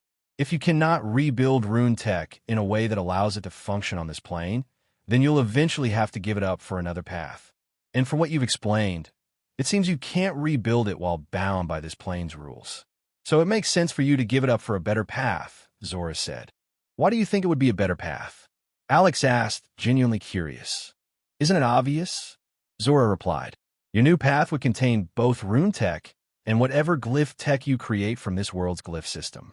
A combined path that would be stronger than Rune-Tech alone. Alex's eyes widened slightly as the idea landed. He hadn't considered that angle. But in the very next heartbeat, a strange tension curled quietly in his gut. An instinctive warning. A feeling that whispered, mixing things together doesn't always create something better. He paused, frowning faintly as the unease sharpened. He didn't know why, but something deep within resisted her suggestion. More surprisingly, once he felt that resistance, he instinctively began searching for reasons to reject the idea rather than objectively weigh it. He noticed what he was doing. He was almost startled by it, but he didn't stop himself. I don't think that will be the best option for me, Alex finally said. If I follow that method, then I'll have to repeat it with every major plane I visit, every world that has its own unique glyph system. My path will become needlessly convoluted. He sighed softly. A professional's class path is meant to streamline and clarify one's focus. Time is finite, but this path would only make things more complicated as I visit more and more planes. Unless, of course, you choose to stay on this one, Zora pointed out. And is that so terrible? This is at least a Class 6 world. Once you've established yourself here, do you really need to concern yourself with other planes? I understand your point, Alex answered. But choosing to limit oneself and being forced are two entirely different things. I don't want to be forced to limit my possibilities. He looked at her fully. I have many identities, man, son, professional, noble, and with each comes its own goals and ambitions. As a person, I want to go as far as I can on this path of power, on the path of cultivation. If I'm forced to limit myself by which planes I can tread, I'll always feel like I didn't go as far as I could have. A quiet seriousness fell over him. Regret is a powerful enemy, Zora, one I have no intention of making. He exhaled. At least, not the kind of regret where I know I could have done something but didn't. Zora looked at him quietly. She was struggling, not with him, but with herself. She wanted to nag him, to shake him out of what she feared might be an impossible ambition. She worried he was reaching for something forever beyond his grasp. After all, knowing what lay within one's limits and what lay outside them was a core principle of being a professional. That was the purpose of choosing a class. You committed to a path by letting go of what didn't belong or couldn't be attained. Still, he's right. I can't push him to give up. Not yet. Not without trying. She thought. I'll support him for now, she concluded inwardly. But if he can't produce results, I'll push him to let go as soon as possible. I won't allow his potential to be wasted. All right, Alex. Zora smiled softly, but her eyes remained sharp with resolve. It's your path. You have every right to walk it however you choose. But remember, you're not alone anymore. You can't lose yourself chasing an unattainable goal and forget what you already have. Her eyes hardened with a determined glint. I won't let you. Alex understood her perfectly. She was giving him room for now, giving him time. But if he didn't achieve meaningful progress soon, if he showed no signs that preserving his Rune-Tech path was even feasible, she would withdraw her support, and she would pressure him to find a new road. Well, he just could ignore her when that time came. Doing so would risk losing her. And that was something he would never allow, not when her concern was genuinely for his sake. A supportive wife is a treasure I must never take for granted, he told himself. Actually, Alex said suddenly, part of the reason I'm being stubborn about Rune-Tech is for all of our sakes. Not just mine. Zora blinked, raising an eyebrow. Alex lifted the shattered interplanar formation core orb, the one Eleanor and Zora herself had brought to him. The grand formation array encoded into this orb is based entirely on runes, he explained. Even the coordinates leading back to Pangaea are rune-based. And since we can't repair a portable formation core once it's damaged, he let the implication hang in the air. It means we'll have to build the interplanar formation from scratch. Even if by some miracle I manage to create a glyph tech based on this world's glyph system, we still won't be able to use it to return home, Alex concluded. It will be incompatible with the rune-based coordinates encoded inside this orb. He lifted the damaged interplanar formation core once more. If you think about it, it's actually a brilliant safety mechanism. Planes close to Pangaea in power or civilization, especially Class 6 and above, will definitely have their own glyph systems and unique cultivation frameworks. Hard-coding the return coordinates in runes, based entirely on Pangaea's array mastery, is a simple, elegant, and effective form of interplanar security. Zora rolled her eyes dramatically. What? Alex asked, genuinely confused. I already told you I was going to support you, she said, glaring lightly. You didn't need to give me some overlong justification. Alex blinked, caught flat-footed. Zora burst into laughter. Serves you right. You know it all, she teased mercilessly. Alex could only manage his trademark, wry smile. I'm guessing you want to keep our situation quiet for now, yes? She asked. Just for a little while, Alex confirmed with a calm nod. At least until we gather more information about this plane. No reason to cause panic when we aren't even sure of what we're dealing with yet. Then his lips curled into a confident smile. And thankfully, we managed to catch someone who might be able to provide exactly that. Zora nodded, fully understanding. Together, they walked back to the camp. The camp was lively, far more than Alex expected, given the day they'd had, the brother-in-arms they've had to bury already. But a closer look immediately revealed the cause. Kavakin was busy dramatizing the battle with ridiculous enthusiasm. His booming voice carried through the valley as he proudly recounted how he crushed skulls with his bare hands and how the humans shook in fear before the mighty tiger. His only stated regret was that he couldn't wield his twin axes in full beast form. Meanwhile, Fun, taking up the role of the expedition group's official chef, entertained the group as he manipulated water tentacles to assist in food preparation. The delicious aroma rising from his cooking fire had every soldier and follower swallowing saliva by the mouthful. For a brief moment, despite everything, the expedition looked almost at ease. Alex reaffirmed his decision to let them enjoy it. A peaceful first proper meal on a hostile new plane was a blessing. Once the meal ended and the group settled down, Alex rose to his feet and signaled to two particular people. Eleanor, Kavakin, with me. They followed him to the edge of the camp, where their information source was being held. The short, thin, nicely garbed, captured hostile native. The man had been bound securely, was currently conscious and trembling. And, as Alex soon discovered, he wasn't just any soldier or warrior. He was a devout follower of one of the plane's Navi. There existed a special class of professionals crucial to any interplanar expedition, particularly those venturing into planes with an established pantheon. Healers. Not the fraud type like Alex, who only knew healing spells. Real healers, those trained in the formal lifestyle profession, could do far more than heal injuries or throw out buffs. They carried a vast repertoire of supportive techniques and utilities that made life on expeditions significantly easier. A lesser-known secret, at least within Pangaea, was that trained healers were the natural nemesis of clerics and paladins who channeled the power of Navi. As a Varelian Empire princess and a certified Enclave healer, Eleanor received the best education money, and the Enclave could provide. As with everything branded Enclave grade, Eleanor was not merely a world-class potion alchemist for her tier, she was equally a world-class healer. Here, stranded in a foreign plane with no rescue and no reinforcements, Alex silently thanked Zora again for insisting he snag the princess. When Silver and Mogul dragged their captive back to camp, Alex immediately recognized the man's nature, a devout follower of this world's Navi. And according to everything the chosen Pangaeans were taught, Navi devotes were famously dogmatic, often outright fanatical. Extracting information from them was notoriously difficult, especially once they stepped onto the clergy path, a cleric or paladin's path. Fortunately, Alex had the perfect workaround, one far simpler than torture or persuasion. Cavacan, Eleanor.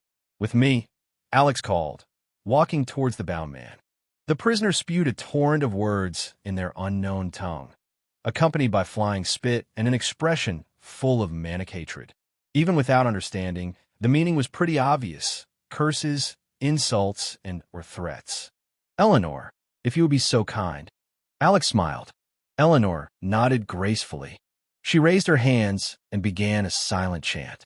It lasted just over a minute, a record time, considering most healers of her level required 5. Translate. She cast one of the healer-exclusive spells that made them indispensable in interplanar travel. After all, many diplomatic or hostile situations were made infinitely easier by being able to understand the natives. You heretics, spawn of the beast god, release me this instant if you do not wish to incur the wrath of Jur, the god of light and justice. Suddenly, Alex and Cavacan understood him perfectly. Technically, translate did not convert the language itself.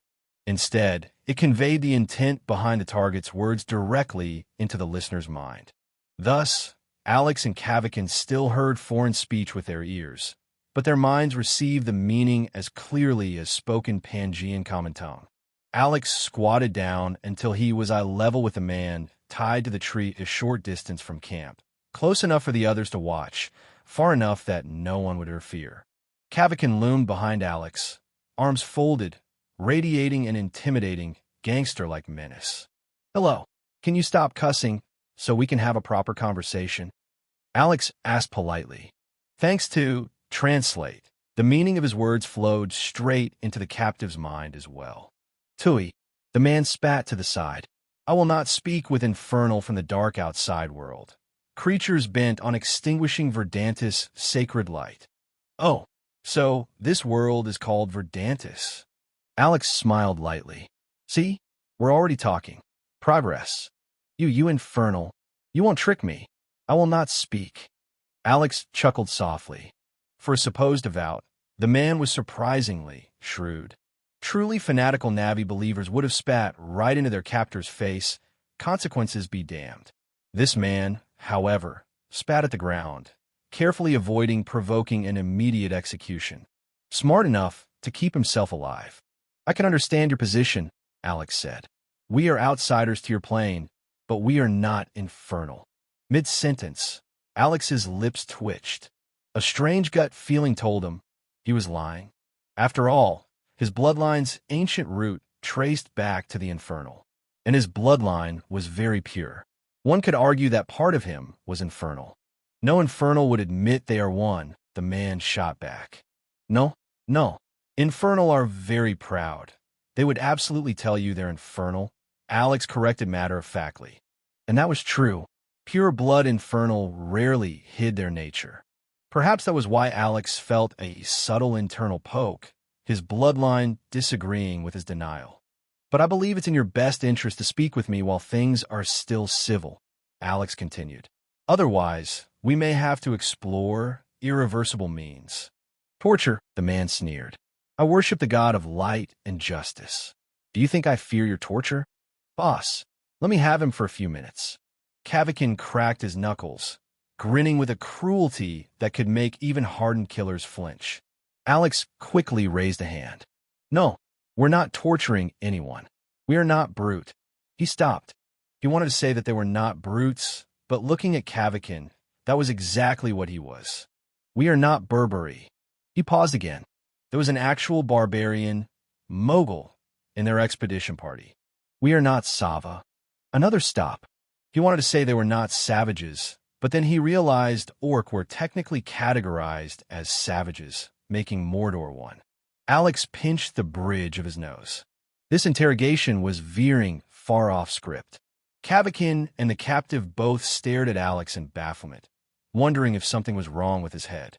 Eleanor, meanwhile, wore a worried expression. Alex cleared his throat. Cough. Don't worry. We're not going to torture you unless we absolutely have to. We're all civilized people here. Civilized indeed.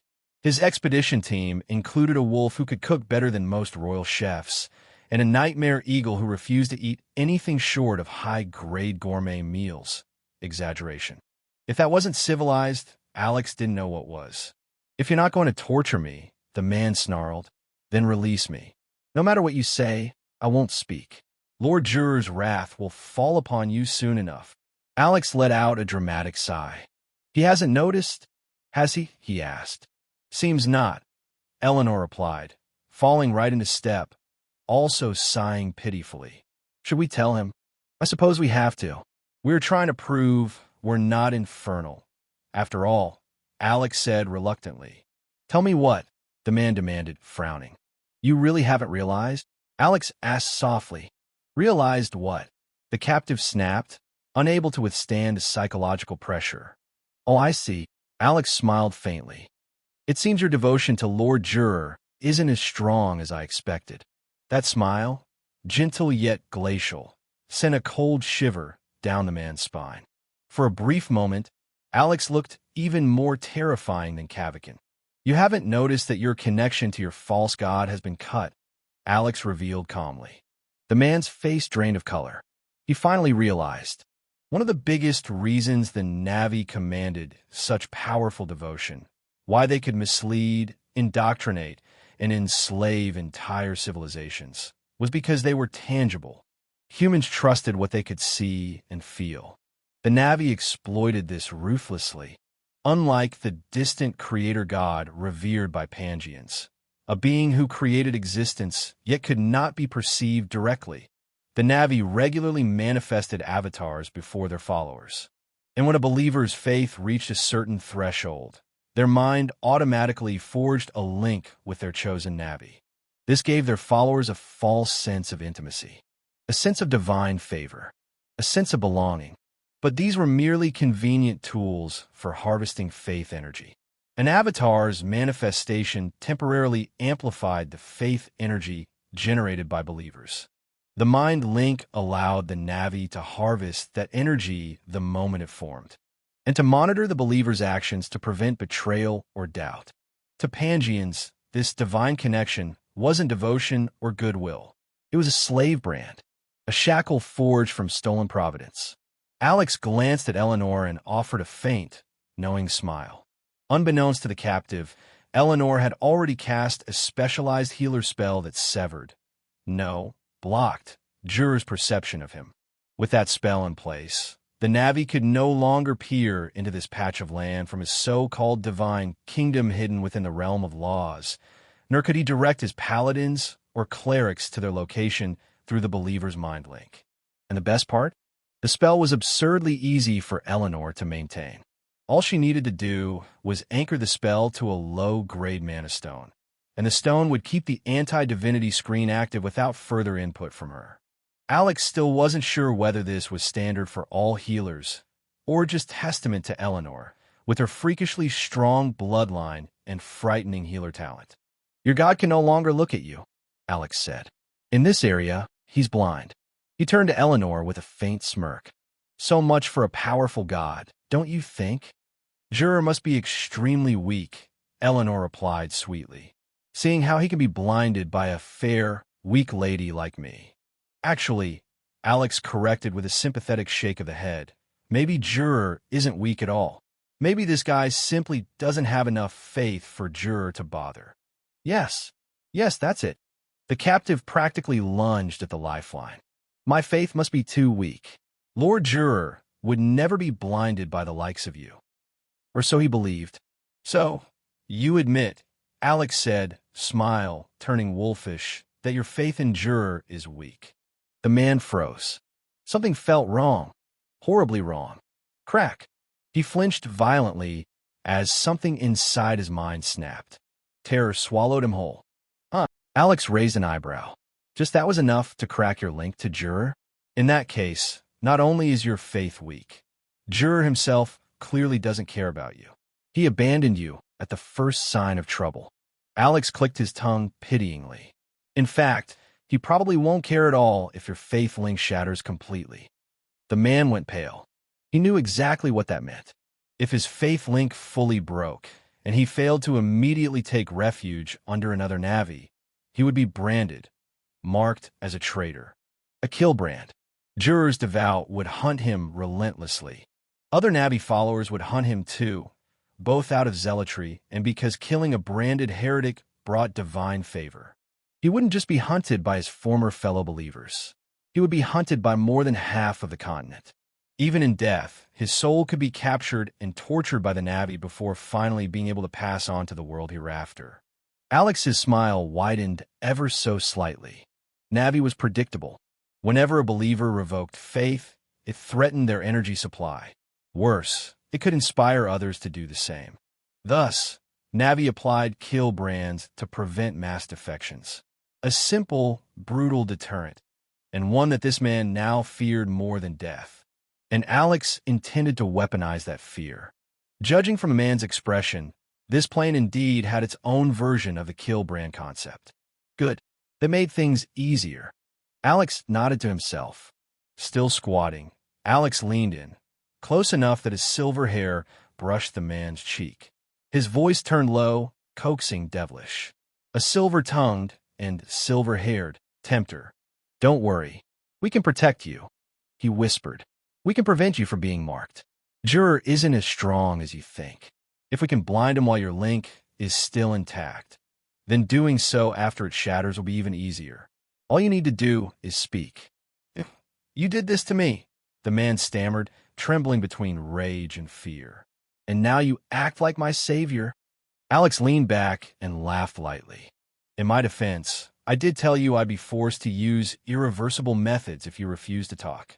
He flicked a speck of dust from his sleeve. Besides, I am saving you. Saving you from worshipping a false divinity, a leech feeding on your plane's providence. He sighed theatrically, shaking his head. If only you knew the truth, you'd be thanking me. Well, you'll learn it soon enough. I can wait. The man's glare sharpened, burning with resentment. Alex's smile didn't waver in the slightest. So, Alex continued pleasantly. Will you abandon your false god and join the side of truth? Do I even have a choice? The man asked bitterly. No, not really. You devil. Excellent, Alex said, clapping once. Let's talk. The man swallowed hard. What do you want to know? Anything you can tell me about this plane? Cornered and terrified that the next word he spoke might invite divine punishment, the man began cautiously, slowly, haltingly. But nothing happened. No lightning from the heavens. No divine rebuke. No holy condemnation. The longer he spoke without being smitten, the braver he became. And the braver he became, the more he revealed. By the end of the interrogation, a realization dawned on him. One that chilled him even more than Alex's smile. Perhaps this devil is right. Perhaps Lord Juror is not omniscient after all. Crack, shatter. His faith link broke completely. Eleanor shot Alex a complex look, one halfway between admiration, disbelief, and something else. Alex caught the glance and raised a brow. Eleanor tilted her head. It's done. Alex's eyes brightened. He gestured to Kavikin. The war tiger moved forward and untied the man. Welcome aboard, Alex said, extending a hand with the calm authority of a pirate captain receiving a new crew member. You still haven't told me your name. K. Crone Bellic, the man replied, shaking Alex's hand hesitantly. Suspicion still lingered in his eyes. Trauma 2. Alex noticed and chose not to push him further. He asked Kavikin to bring a sleeping bag so Crone could rest where he was. He wasn't worried about Crone running. After the information he'd spilled, if Eleanor dispelled the shielding spell even for a second, Juror's automatic safeguards would likely strike him down instantly. On the walk back to camp, Eleanor kept glancing at Alex, quietly, curiously, as though reassessing everything she thought she knew about him. What's wrong? Alex finally asked. Eleanor studied him for a moment longer before speaking. I used to think you were too honest for your own good, but now I see you could easily play the villain if you chose to. Huh, I agree. Kavikin barked with his usual boisterous lack of awareness. Alex shot him a glare over his shoulder. Kavikin shut up immediately and hurried ahead. Eleanor chuckled, skipping a step forward. "That's not a bad thing to see," she said with a warm smile. Alex could only smile wryly. In truth, he had manipulated Crone Bellic. The first crack Crone sensed earlier wasn't Juror abandoning him, as Alex claimed. It had merely been Eleanor's ward scrambling the link between Navi and Believer. What truly broke the connection was Crone's own shaken belief and his eventual rejection of Juror's faux omnipotence. So yes, Crone had been correct. Alex had played the silver-tongued devil perfectly. Quite the contrast to the too honest for his own good Alex Eleanor had grown familiar with. "I disagree," Alex said, lifting his chin in saintly righteousness. "I was clearly a benevolent savior, rescuing a lost soul from the cesspool of ignorance." Before Eleanor could comment, Alex tugged her behind a nearby tree, well out of sight of the camp. His hand slipped around her waist as he leaned in close. "Besides," he murmured, "if I were a villain, you'd be my accomplice, which makes you just as guilty." He kissed her. Eleanor's face flushed as they parted. "I am not," she protested. "You dare deny it?" Alex kissed her again, this one firm, chastising. "Wasn't it you who cast the ward? And the translation spell? Without you, none of this would have worked." Eleanor stomped her foot, spun around, and marched off without another word. She was smart enough to realize that saying anything else would only give him an excuse to punish her again. Smart woman. Alex smirked as he watched her leave. He was just about to follow her back when something struck him like a lightning bolt. He froze. Translation. An epiphany bloomed in his mind. Translation. The word struck Alex like a divine revelation. That's it. I just need to translate runes into the magic glyph system this world uses. As simple as that. Alex thought to himself. Of course, it would be anything but simple. Still, it gave him a direction, a path to walk towards. Lost in thought, he wandered back into camp without even realizing it, his mind turning over half-formed theories like cogs desperately grinding for traction. By the time he came back to himself, he was already seated in the middle of the camp, with everyone quietly watching him. Zora caught his eye, brows raised in silent question. Alex nodded faintly. Relief softened her face. Taking a moment to gather himself, Alex looked around the circle, meeting the eyes of each companion in turn. The camp settled into silence, waiting for him to speak. Seated before the fire, he finally addressed them. "I'm sure most of you have guessed it already, so let me confirm it. We are not on our intended target plane. Our interplanar portal was sabotaged. The goal, to derail the transport and kill me. And all of you would have been collateral." Alex swept his gaze across the group. There was very little surprise on anyone's face. Only grim acceptance. Fortunately, Providence favored us, and we made it through. Most of us, anyway. He paused. The fire crackled quietly, casting long shadows across the simple graves they had dug earlier. 3 Fury Knights, gone before even stepping foot properly into this new world. Comrades, even if newly assigned ones, that could not be buried in the soils of their home world, Pangea. It stung. They are dead. They care not where they are buried.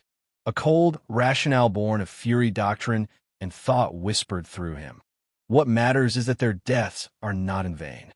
He exhaled softly, pushing that thought aside. There would be a time for settling scores. But not now. Alex set down the cracked interplanar orb. Here's what we know so far. According to our new companion, he gestured toward the previously bound man nearby. We have arrived on a plane called Verdantis. This world appears to have only one major continent, but its racial diversity, ecology, topography, and general geography are all remarkably similar to Pangea. Different from Pangea, however, this plane has Navi.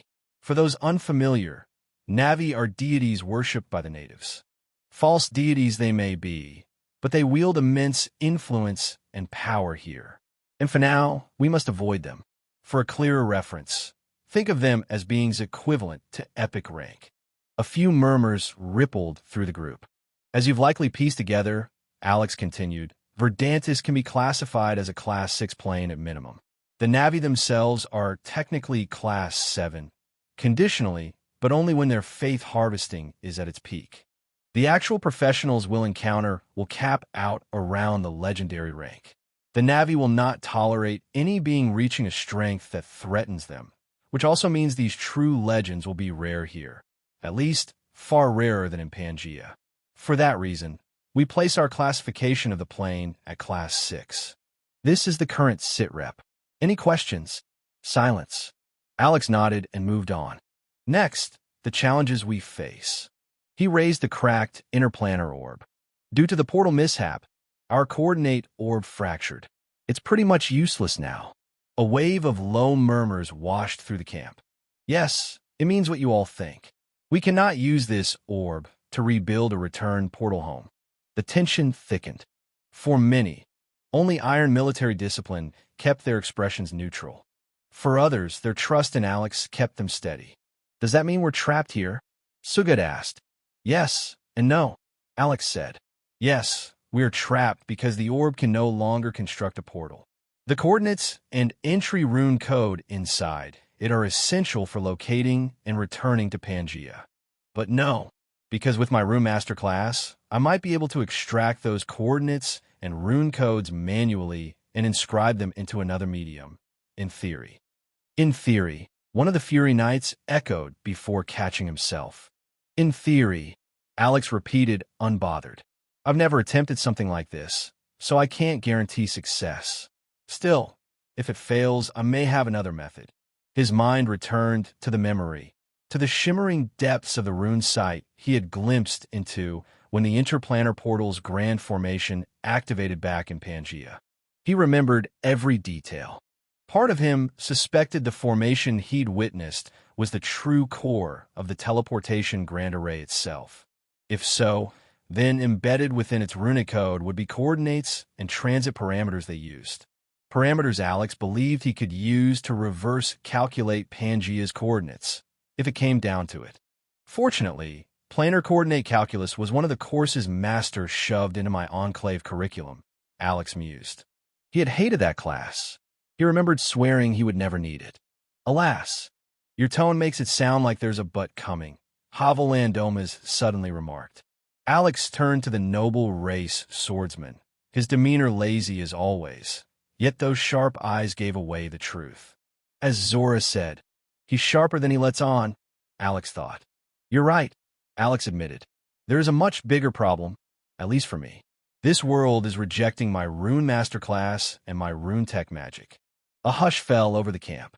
For me, that means I'm severely handicapped on this plane, Alex continued. For all of you, it means that unless I resolve this rejection, our chances of returning home stands at 0. The plane is rejecting your class? Do you know why?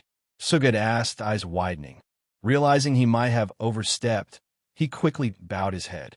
Forgive me, young master. I didn't mean to pry.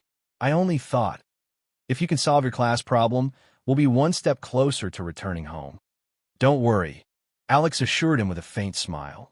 Identifying the problem is the first step to a solution, isn't it? Yes, exactly, young Master Alex. Sugad nodded quickly. Alex took a breath and explained, still keeping the atmosphere steady and controlled. Well, I've come to believe this world has its own magic glyph system. As you can guess from my class name, my entire path revolves around runes, the magic glyphs of Pangaea. This plane likely doesn't recognize or accept runes at all. Its natural laws reading them as incompatible. That makes sense, Sugad murmured. My parents once explained to me that high-class worlds like Pangaea have their own systems that can be imposed on weaker worlds, but are rejected outright by worlds equal or close to in rank. In that case, your deduction about the world's glyph system being the cause of the rejection seems sound. Zora leaned forward slightly. Since you understand the problem, does that mean you have a solution? Alex glanced at Zora and immediately caught the knowing look she gave him. She was setting the stage, giving him the perfect opening to reveal his solution and reinforce the group's confidence in both his path and his ability to one day lead them home.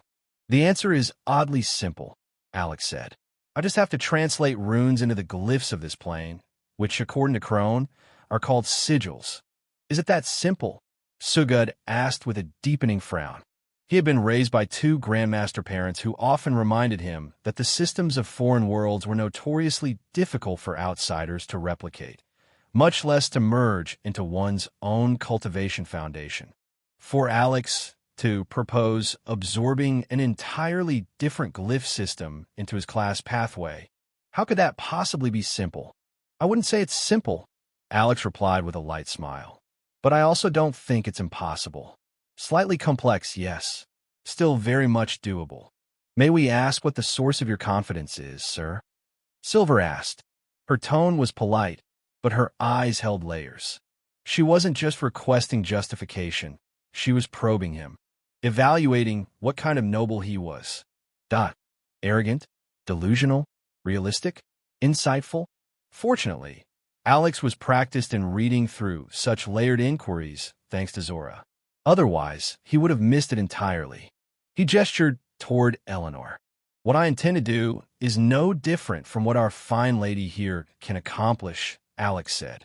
A healer's translate spell reads the target's intent in order to convey the meaning of their spoken words to the minds of the listener. He continued, and with enough exposure, translate eventually allows the listener to directly learn the target's language, basically faux fluently. What I need to do, Alex said, is essentially the same thing. Only my target isn't a language or a person.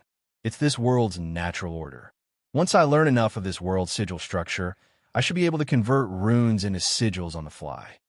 In other words, I will still use runes like I normally do, but the world will interpret it as sigils. Silver, and, out of Alex's peripheral view, Havel studied him intently. Were these the confident claims of a boastful noble, or the outline of a workable, if ambitious, plan? In the end, neither of them could be certain. They lacked the knowledge to evaluate what he intended. But they could read the expression on his face that he wasn't lying, nor was he just posturing. He truly believed he could pull this off. And whether realistic or not, that conviction carried some weight with them. Alex nodded subtly to himself, satisfied, as he had passed the first quiet assessment from his companions. He knew more would come. Loyalty wasn't given. It was earned, especially from elites like these. And he welcomed it. Silver, for example, was the type who would become a die-hard loyal retainer once her true trust was earned. She would be loyal to a fault as long as he didn't royally betray said trust, which in such an occurrence, she would just as easily turn into a major lifelong enemy. A high challenge, high reward type of retainer. Havel, too, seemed to carry such a similar quality. If Alex's Ronin like red on him was correct. Earn his respect, you gain a steadfast sword. Lose it, and you gain a silent blade pointed at your back. It's a challenge being tested by your own subordinates, or anyone really, but in their case, honesty is my best weapon. If they're meant to become loyal retainers, they will. If I lie or put up a facade to win their loyalty, they'll eventually see through me. Then they'll become some of the most dangerous enemies I could have. Alex mused. He clapped once, snapping everyone's attention back to him. There's no need to make things heavy, Alex said with a relaxed smile. I shared all this because I want you to understand our situation and because I'm genuinely confident I'll resolve it. My current handicap doesn't change our objectives. He held up a finger. The solution to my path lies in this world's sigils and, to a lesser extent, their formation method, what Crone Bella calls talismans. He gestured toward Crone's resting form. To learn about sigils and talismans, we'll have to explore the continent. But that doesn't change anything, because we already need to explore it. We must learn the world's political landscape, resource availability, potential territories, materials for constructing a new interplanar portal, all of that. He spread his hands casually. So adding my sigil research to the list barely changes the plan. Alex intentionally downplayed the hurdles of his path recovery, although he wanted them to be aware of it, and keep it at some import. Due to its requirement to return them home for now, he didn't want them treating him like a burden or a handicap because of it. The subtle relief in their faces confirmed he succeeded. The understanding that they didn't exactly need to go out of their way for anything that it was a goal they could clear simultaneously with others, was very much welcomed. This was significant because it would mean less time spent on this supremely hostile plane. "Can you still fight, young master?" Mogul asked cautiously. Alex met Mogul's gaze and instantly understood the question beneath the words. It wasn't mockery or doubt. It was genuine concern. Whether that concern came from camaraderie or because Alex was their only ticket home, though, that remained uncertain. Still, Mogul's real question was obvious. He was wondering, with Alex's cultivation path essentially crippled, where their leader's power level laid, would he be needing a bodyguard? Alex smiled. "My situation only affects my mage-level combat power. That said, I can still cast spells up to grade 4, the standard limit for a typical intermediate mage, though my battle efficiency has taken a hit." He raised a hand. "However, don't worry about my ability to defend myself or attack others. Even without Rune-Tech, I can hold my own in close combat against any of you." The knights here can testify. The Fury Knights nodded immediately. Every one of them still remembered Alex defeating Kurt Fury in a duel, intentionally abstaining from using any magic and instead relying purely on physical warrior methods. This would have been commonplace knowledge, but even more than his achievements in his 3 military campaigns prior to this interplanar expedition, Alex ensured this event was not propagated too much. As much as the feat itself was noteworthy, Alex didn't exactly like the fratricide reputation attached to it. As impressive a feat as it was, the reputation of fratricide was something he didn't want clinging to him. Alex added, "I also have my bloodline to fall back on. You've all experienced the power it can unleash." Mogul and his other 3 followers thought back to the powerful suppression he imposed on them back in that house in the Dragonhold Enclave. While Alex only revealed that the powerful suppression came from his bloodline, they suspected that there was more to it. And if it was indeed what they suspected, rather than worry about his safety, they couldn't help envying him. "And if that still isn't enough, I can count on Yudara to watch my hide." He chuckled. He obviously meant it as a joke, but as always Yudara took it seriously, nodding solemnly. "You truly are a favored son of heaven, sir," Havel remarked, almost forgetting to add the respectful title. Alex chuckled lightly. "You're absolutely right." Havel expected arrogance about bloodlines or talent. Instead, Alex glanced toward his wives, Zora, Eleanor, Yudara. If not for being a favored son of the heavens, how else would he have gotten these 3 wonderful women as his wives? But more importantly, get them together with a harmonious relationship between them. That was the height of fortune as far as he was concerned. His subtle glance didn't escape the camp. Kavakin gave the women a teasing grin. Zora returned it proudly. Eleanor flushed bright red. Yudara kept her face blank, but her aura turned faint, a sure sign she was flustered. Havel watched quietly, his eyes thoughtful. "All right, everyone," Alex announced. "Rest up.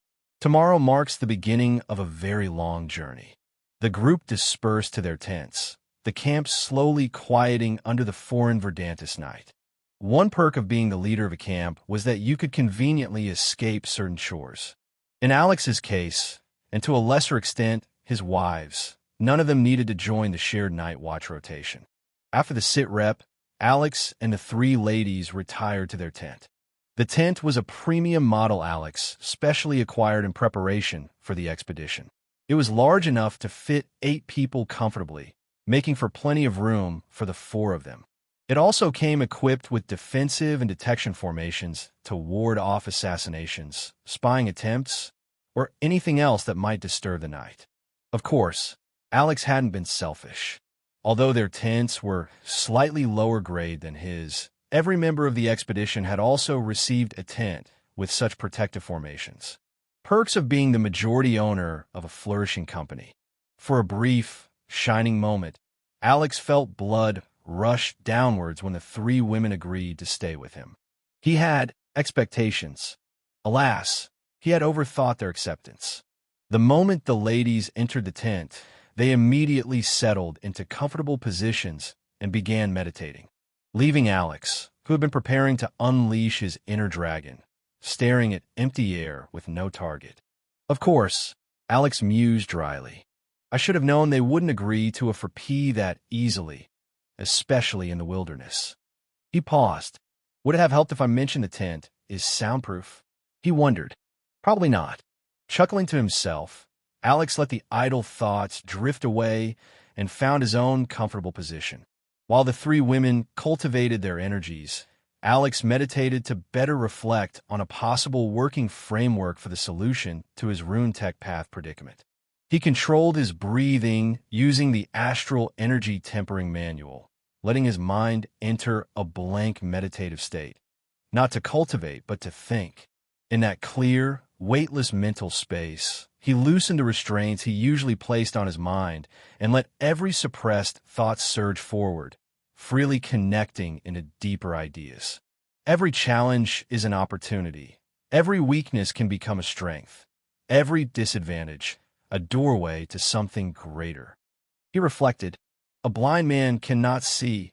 Yes, but that very loss becomes the leverage for developing stronger senses in other areas. His weakness forms the foundation of an unexpected strength. Everything is a matter of perspective. Alex let the thought echo, and then he went deeper. Right now, I can treat the state of my Rune-Tech as a handicap, or I can treat it as an opportunity. My current situation has exposed a fatal weakness I never properly considered. As I found myself on Verdantis, this high-class plane, even if I survive the plane and return back home, there is no guarantee I won't end up on another, even stronger high-class plane. I can either decide to let go of my Rune-Tech, or rise to the challenge and patch its flaw. Obviously, the latter is far more preferable. But simply fixing Rune-Tech so it works on Verdantis is not enough. This is my chance to make Rune-Tech usable, unhindered, on every plane. Only then will this flaw truly be solved. But how can I actually achieve that? Alex's breathing slowed. In the dim tent, his chest barely rose or fell. If someone wasn't staring at him closely, they might mistake him for sleeping. He began calling upon everything he knew, every memory from both lifetimes, letting them cascade freely into his mind as he searched for a breakthrough. A particular memory surfaced. A lecture from his first month in the Enclave. Magic philosophy, taught by a particular bearded elf. Alex rarely saw the elf afterward, but that specific lecture had stayed with him. It resonated with him deeply, forming one of the philosophical cornerstones behind Rune-Tech's creation. There are many schools of thought in magic. One of them is the top-down philosophy, which proposes that we must first understand the world before we can empower ourselves. A plane and its laws are integrated into one. As such, one must obey the laws of the plane if one is to grow within it. The laws of a plane defines its fundamental characteristics, nature, and power system. If you ever travel to another plane, your first step should be to analyze its laws and power system. Then adapt your battle method accordingly, allocating resource and exploiting the environment instead of fighting against it and ending up being restricted by it. Always remember, from top to bottom, from the plane to thyself. Unbeknownst to that bearded elf, his lecture had planted the seed that would eventually blossom into something unprecedented, Alex's Rune-Tech. Tonight, once again, those words resurfaced. Even now, that lecture remains true. My path was barred not simply because Rune-Tech is flawed, but because I tried to use a method that did not belong to this world. Verdantis does not recognize runes. It only recognizes sigils. If I want my platform to function here, I must abide by the rules of the plane, meaning sigils. Translation is still the key. This world accepts sigils, while my platform favors runes. Instead of forcing one over the other, I can accept both and translate between them as needed. But I cannot treat runes and sigils as mere languages. They are more than that. They are structures of power, the low-level executable logic of their respective worlds. The thought deepened. Alex's mind sharpened. I need to return to my original premise. A world, a plane, is essentially a gigantic computer. Its magic system, or natural order, is its operating system. Therefore, its glyphs are its machine code, the fundamental instructions that govern its reality. RuneTech was built inside Pangea's Magic OS, using Pangea's native machine code, runes. Following that analogy, RuneTech is software designed specifically for Pangea's operating system. A ripple of clarity went through his mind space.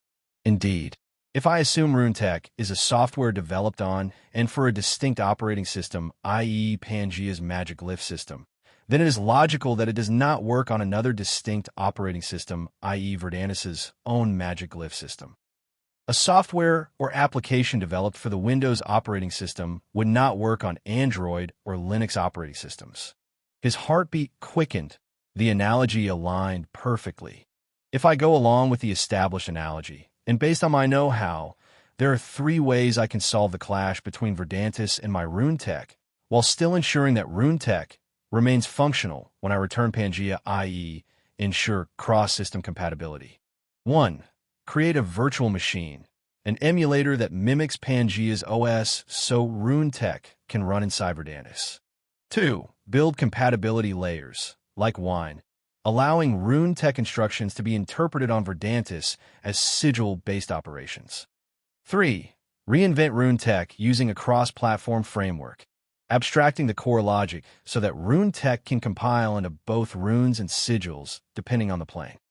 If Alex's consciousness hadn't sunk fully into his mind space, his index finger would have been tapping rhythmically on the nearest surface, the signature habit of his pondering state. Typically, software designed for cross-platform capability chooses one of the 3 approaches. But RuneTech, while analogous to software, isn't limited to it, not with OmniRune in the picture. In that case, is it possible to implement all 3? A pause. Then certainty. No, not only is it possible, I'll have to implement all 3 if I want to reach the end goal. Getting RuneTech to function on Verdanus is only the immediate problem. The true objective is making RuneTech cross-planar, functional across any plane. A tremor of thrill rippled through the boundaries of his mind space. In fact, OmniRune is practically built to become a virtual machine, an emulator capable of running RuneTech inside Verdanus's rules. The only missing element is my understanding of Verdanus's rules. Once I understand Verdanus's sigils in natural order, I can configure OmniRune as a virtual machine that interprets RuneTech through Verdanus's logical structure. With OmniRune's malleable structure as the foundation, RuneTech could function normally, without needing to uproot the core of my path. His consciousness looked toward the OmniRune core, the greater rune suspended like a rotating, silent sun in his mind space. OmniRune is a one-of-a-kind greater rune. A rune, yet not a rune. A single glyph, yet one that contains countless other runes, circuits, and array formations within it.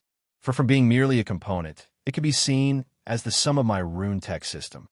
If I can properly leverage its malleability, I'll barely need to alter my RuneTech foundation at all. I'll only need to evolve the OmniRune Core AI. And because of its encompassing nature, the evolution will simply become another function, one that doesn't interfere with its existing or future capabilities. Even in deep meditation, Alex's excitement surged so sharply that it bled into his physical body, causing his shoulders to tremble where he sat. Going further, once I build the OmniRune Core emulator, and once OmniRune itself gains experiential data from actually running it, I'll be able to introduce compatibility layers directly into my RuneTech constructs. Layers designed to function under Verdanus's rules, with or without OmniRune present. A steady pulse of thought rippled through his mind space. After constructing the emulator and collecting enough rune sigil pairs, I should be able to decipher Verdanus's equivalent system calls. Once that happens, either I, or rather OmniRune, can rewrite the command structure of any rune into the corresponding sigil logic without needing to emulate an entire ecosystem every time. That would allow OmniRune to evolve into a true rune sigil translator. But for any of this to work, I must first understand the actual rune sigil equivalents. Which sigil corresponds to which rune, and vice versa. The question is, how do I figure that out? Alex let the question hover, then found himself naturally drifting back to his earlier operating system analogy. In a real OS, one method to understand syntax differences is to make both systems perform the same high-level instruction, usually delivered through a high-level programming language, basically human language. By observing how both systems interpret the same instruction through their own machine syntax, you can identify equivalencies. That's the foundation for API mapping. If I can find a method that acts like a high-level instruction for both glyph systems, the logic should carry over. Alex hadn't even completed the thought when the solution surfaced. Spell casting. Exactly. Spell casting is the bridge. I stumbled onto the answer earlier when explaining things to Zora. Even though I casted the same magic bolt, the spell circle that appeared wasn't in runes, but in glyphs I did not recognize. Those must have been sigils. Excitement hummed through his mental landscape. Using my eidetic memory and omni-runes processing, I can cast different spells and analyze their spell circles frame by frame. Each spell should expose which sigil aligns with which rune. Using that, I can gradually deduce a comprehensive sigil set and document their functions. Once I deduce enough sigils, I can even write a recursive deduction program for OmniRune, something that allows it to automatically infer missing sigils until I eventually obtain a formal sigil tome from this world. With sufficient understanding of sigils and of the rune-sigil relationships, creating an emulator and eventually compatibility layers will be completely within reach. Furthermore, once OmniRune evolved into a true smart AI mage assistant, I won't even need to do any of this manually. Every time we arrive on a new plane, OmniRune will be able to automatically crunch the data, identify the plane's glyph system, build the required rune glyph pair library, and plug them into a deduction formation capable of extrapolating the remaining glyph set. Within a set period of time, OmniRune would update the entire Rune-Tech platform to be natively functional on that plane, all without me lifting a finger. Excitement rippled violently through Alex's mind space. At that stage, I can move on to developing proper cross-platform frameworks that can be hard-coded into my Rune-Tech products themselves. Frameworks that allow any Rune-Tech construct, no matter the plane, no matter the magic system, to adapt even without OmniRune acting as a compatibility layer. My Rune-Tech constructs would come to possess self-modifying ports capable of reconfiguring their instruction sets to match the APIs of whatever planar operating system they encounter. At that point, even without OmniRune carrying the load, Rune-Tech products and methods will function anywhere in the known universe, irrespective of the native laws. Alex's physical body trembled with excitement, even while deep in meditation. If he could pull this off, Rune-Tech wouldn't just recover. It would ascend into a universal translator, a power platform capable of evolving with the multiverse itself. The universe would be bare before him, its rules open for him to rewrite and repurpose. Of course, all of this remained ambition for now. Grand dreams. For any of it to become reality, he needed to improve not only his understanding of magic glyph systems, sigils for now, but also his cultivation realm and OmniRune's AI development. OmniRune needed to grow from its current pattern recognition stage into a true artificial intelligence, self-thinking, self-correcting, and self-modifying. To achieve that, he needed to feed OmniRune an enormous volume of data to refine its existing model. And more likely than not, he would have to reinvent OmniRune's AI architecture entirely. A long, slow path. But finally, he had a vision, a roadmap, as well as a destination to move toward. Taking a page out of Earl Drake Fury's philosophy, Alex struck the moment the opportunity took shape. He combed through his memories, retrieving the exact memories of casting every spell he had cast back on Pangea, then fed all of that data into OmniRune for preliminary processing. Once OmniRune indexed it and sorted the information into usable reference sets, Alex would begin recasting each spell deliberately, allowing OmniRune to obtain the Verdantis spell circle equivalents. With these side-by-side comparisons, OmniRune could begin establishing rune sigil correspondence directly. Simple, right? If only. The next morning, Alex's eyes snapped open as the first cascade of sunlight spilled into the tent. Dot. He exhaled a long, weary breath as he rose from his meditative posture. Nothing comes easy, he mused dryly. You're awake. A soft, beautiful voice washed away the last traces of the previous night's mental strain. Good morning, my lady, Alex greeted. Come on out. You're the last one up, Zora said with a gentle smile as she rose and walked toward the tent entrance. Alex nodded and followed her outside. The camp was already alive with activity. Mogul and Kavikin, with Senu's help, had hunted down enough game to feed the entire group for breakfast. Eleanor, Mordor, and Sugud were sorting through a spread of plants they had gathered from around the valley. Fawn, with the help of a Fury soldier, was already tending to the cook fire, preparing the morning meal. Further off, 5 Fury soldiers led the horses to a nearby river, letting them drink and graze along its grassy bank. What about Yudara and Silver?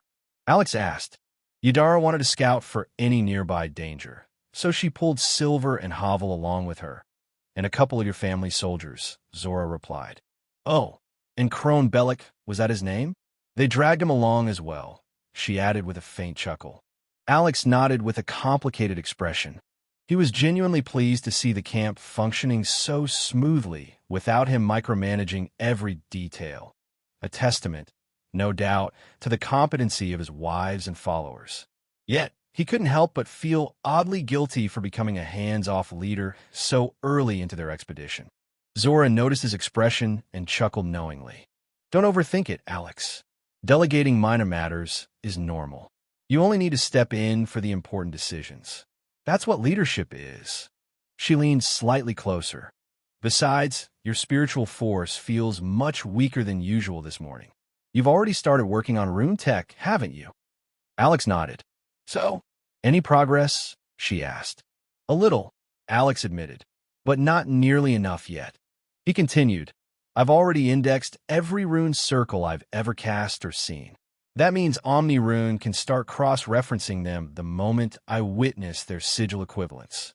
My spiritual force is drained because I spent most of last night casting spells, so Omni-Rune could catalog the sigil spell circles and begin identifying individual sigils and their functions. Zora studied his face carefully, narrowing her eyes. I sense a but coming, she said. Alex gave a wry smile. But it's not going as smoothly as I expected, he admitted. Sigils and runes are far more different than I realized. The difference goes beyond them originating from different planes. Around them, the rest of the expedition team finally noticed Alex's presence. They paused their tasks to salute him, and Alex returned each greeting. Mogul and Kavikin moved to helping Fawn with preparing breakfast. Unsurprising, given both men had very particular preferences for how their meat should be cooked. High above, Queen Senu returned to the skies after greeting Alex, resuming her surveillance with the scouting party. How was it? It looked like you were working quite hard last night, Eleanor said as she approached to join Zora and Alex. The three settled onto wooden stumps, serving as makeshift seats on the edge of the camp. After Alex summarized the situation for Eleanor, he picked up where he had stopped with Zora, continuing his explanation of the previous night's discoveries. Runes and sigils differ on a deeper level than simply being glyphs from two different planes. Their structures and behaviors are fundamentally different, meaning they have different strengths, different limitations, and different ways I can incorporate them into Rune-Tech. He paused before continuing. Structurally, each rune has a fixed meaning and fixed function. Runes combine linearly, left to right or right to left, when forming a runic circuit, or clockwise in array formations. All of these follow an assembled meaning, or what I call a clear logic. He raised a finger. Behaviorally, this structure makes runes predictable, repeatable, and deterministic. They always behave the same way and always produce the same result, which is why they form the perfect foundation for Rune-Tech. He sighed. Sigils, on the other hand, at least based on my current findings, are all over the place. Eleanor blinked. All over the place? Yes, Alex confirmed. Sigils are layered characters. Each sigil is composed of several complex, composite strokes, and their meaning, or more accurately, their function, doesn't come from each stroke individually, but from how those strokes interact with one another as a whole. He raised his left hand, partially casting a spell. A shifting sigil circle flickered above his palm. With his right hand, he tapped the beta bracer. A holographic projection flared to life, showing the runic version of the exact same spell circle. If Alex were to put the structural difference into simple terms, then runes were like English alphabets and words, neat linear symbols that lined up cleanly into sentences with clear, fixed meanings. They were mechanical and rigid, essentially standardized. Every rune was written the same way by everyone.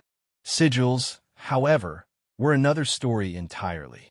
If runes were English, then sigils were like Chinese characters, layered strokes stacked atop one another to form dense, complex symbols.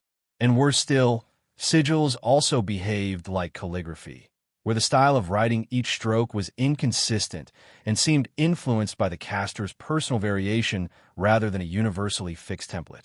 In Alex's eyes, runes were a rigid mechanical language, perfect building blocks for the structured logic behind RuneTech sigils, however, were artistic, organic, and uncomfortably fluid.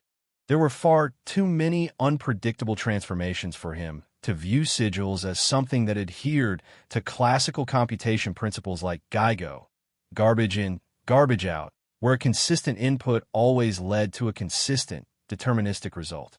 I'm sure sigils have a proper writing method I'll need to learn, Alex admitted, frowning at the flickering sigil circle above his palm. They're still this world's glyphs of logic after all. But based on my current understanding, sigils seem to produce emergent effects, as if their function depends on the caster's inner conditions, intention, emotional resonance, mental state, ambient mana, all sorts of variables. He winced. It feels all over the place. He repeated.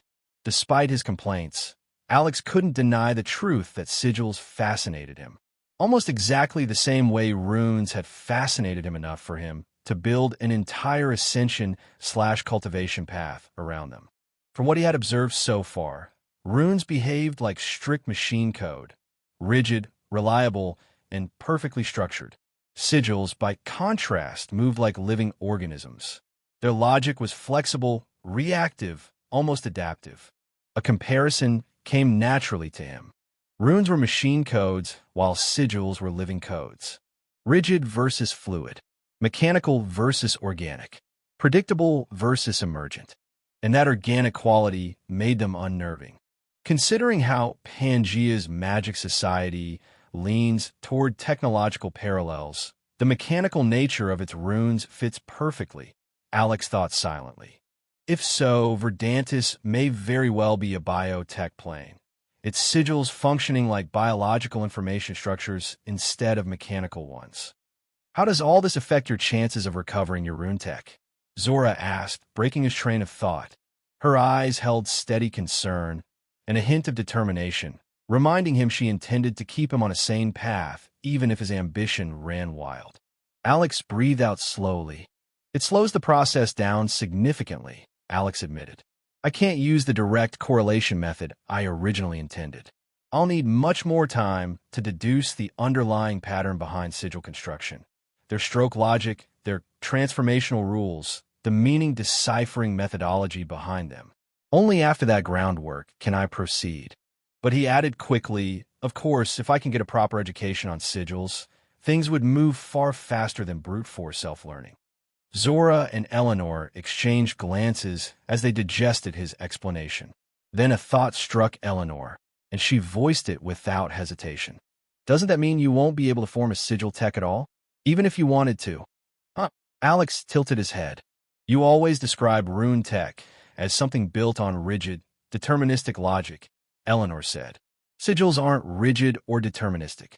If sigils don't follow fixed logic, wouldn't that make them completely incompatible, even antagonistic, to your entire glyph tech approach? Alex paused, then nodded. That's a good point. But a moment later, he shook his head. However, I don't think that's the case. It's just a hunch, but I believe that as long as I gain a structured understanding of sigils, even a basic foundation, I'll be able to cobble something workable together. His posture eased, his eyes sharpening as a deeper realization hit him.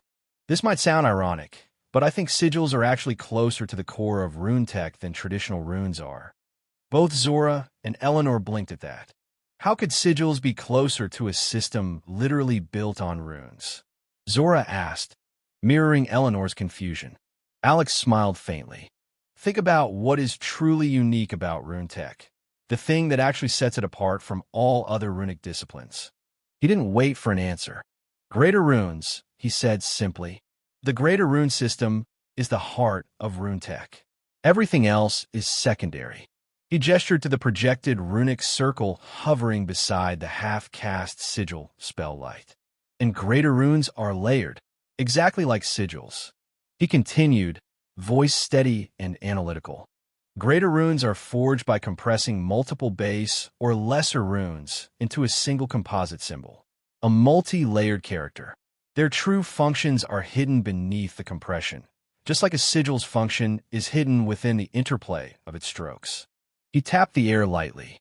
Without formal training, without the decryption and decompression techniques, it's impossible to understand a greater rune's inner workings. That is identical to sigils. Both require structured education. Both require insight into their layered architecture. Then Alex chuckled softly. If not for one key difference, that greater runes are rigid and deterministic once created, I would argue that greater runes resemble sigils far more than they resemble traditional runes. After breakfast, the expedition members dispersed to occupy themselves in their own ways. Mogul immediately launched into a strict physical training regimen. According to the barbarian, this rigorous exercise regimen right after a heavy meal helped him convert the strength of his hunted game into his own strength, the Dravo barbarian tribe's signature ascension method. Kavakin did the opposite. He simply lay down where he had eaten. Anyone unfamiliar would assume he was napping, but that couldn't be further from the truth. Like Mogul, the War-Tiger was cultivating, just in a very different manner. The loud, rhythmic pounding of his heart, audible even a few feet away, was proof enough. Through the call of the wild method, Kavakin could accelerate digestion and direct the resulting energy into specific parts of his body. Not only did this let him consciously temper select regions of his physique, but it also allowed him to boost recovery speed or even hyper-focus healing on a particular limb when necessary. Sugud, meanwhile, wasn't training his body or energy. Instead, the arcane mechanical engineer found a flat patch of ground near the camp where he set up a makeshift workstation and immediately began tinkering with another one of his odd contraptions. The Fury soldiers took to sparring or practicing sword drills, giving Eleanor ample opportunity to stretch her limbs as she healed the scrapes, sprains, overextensions, and other injuries that inevitably followed. Mordor joined them for a series of sword duels against the soldiers, his Orcish strength clashing against their disciplined forms. The earlier gloom hanging over the group, lingering grief for their fallen comrades, had lifted somewhat. It hadn't disappeared, but it had been pushed down for the moment, buried beneath the urgency of survival and the challenges ahead. Zora was actually the freest of all.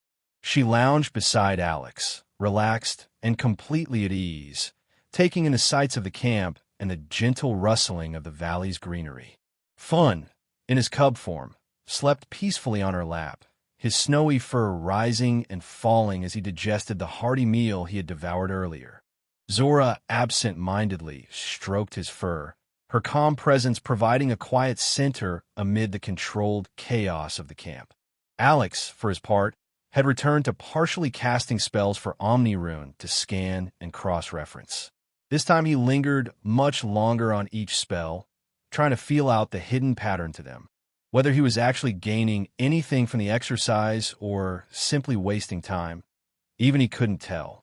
Fortunately, just as frustration began to simmer from the lack of clear progress, Alex sensed Senu's presence circling back. And not just Senu, Yadara was returning as well. Alex opened his eyes for meditation. "The scout party is returning," he said quietly to Zora beside him. Zora nodded and rose to her feet, still cradling Fawn in her arm. She beckoned a Fury soldier over to assist her, but before he could reach her, the scout party arrived. To Alex's surprise, Senu was perched comfortably on Yudara's shoulder.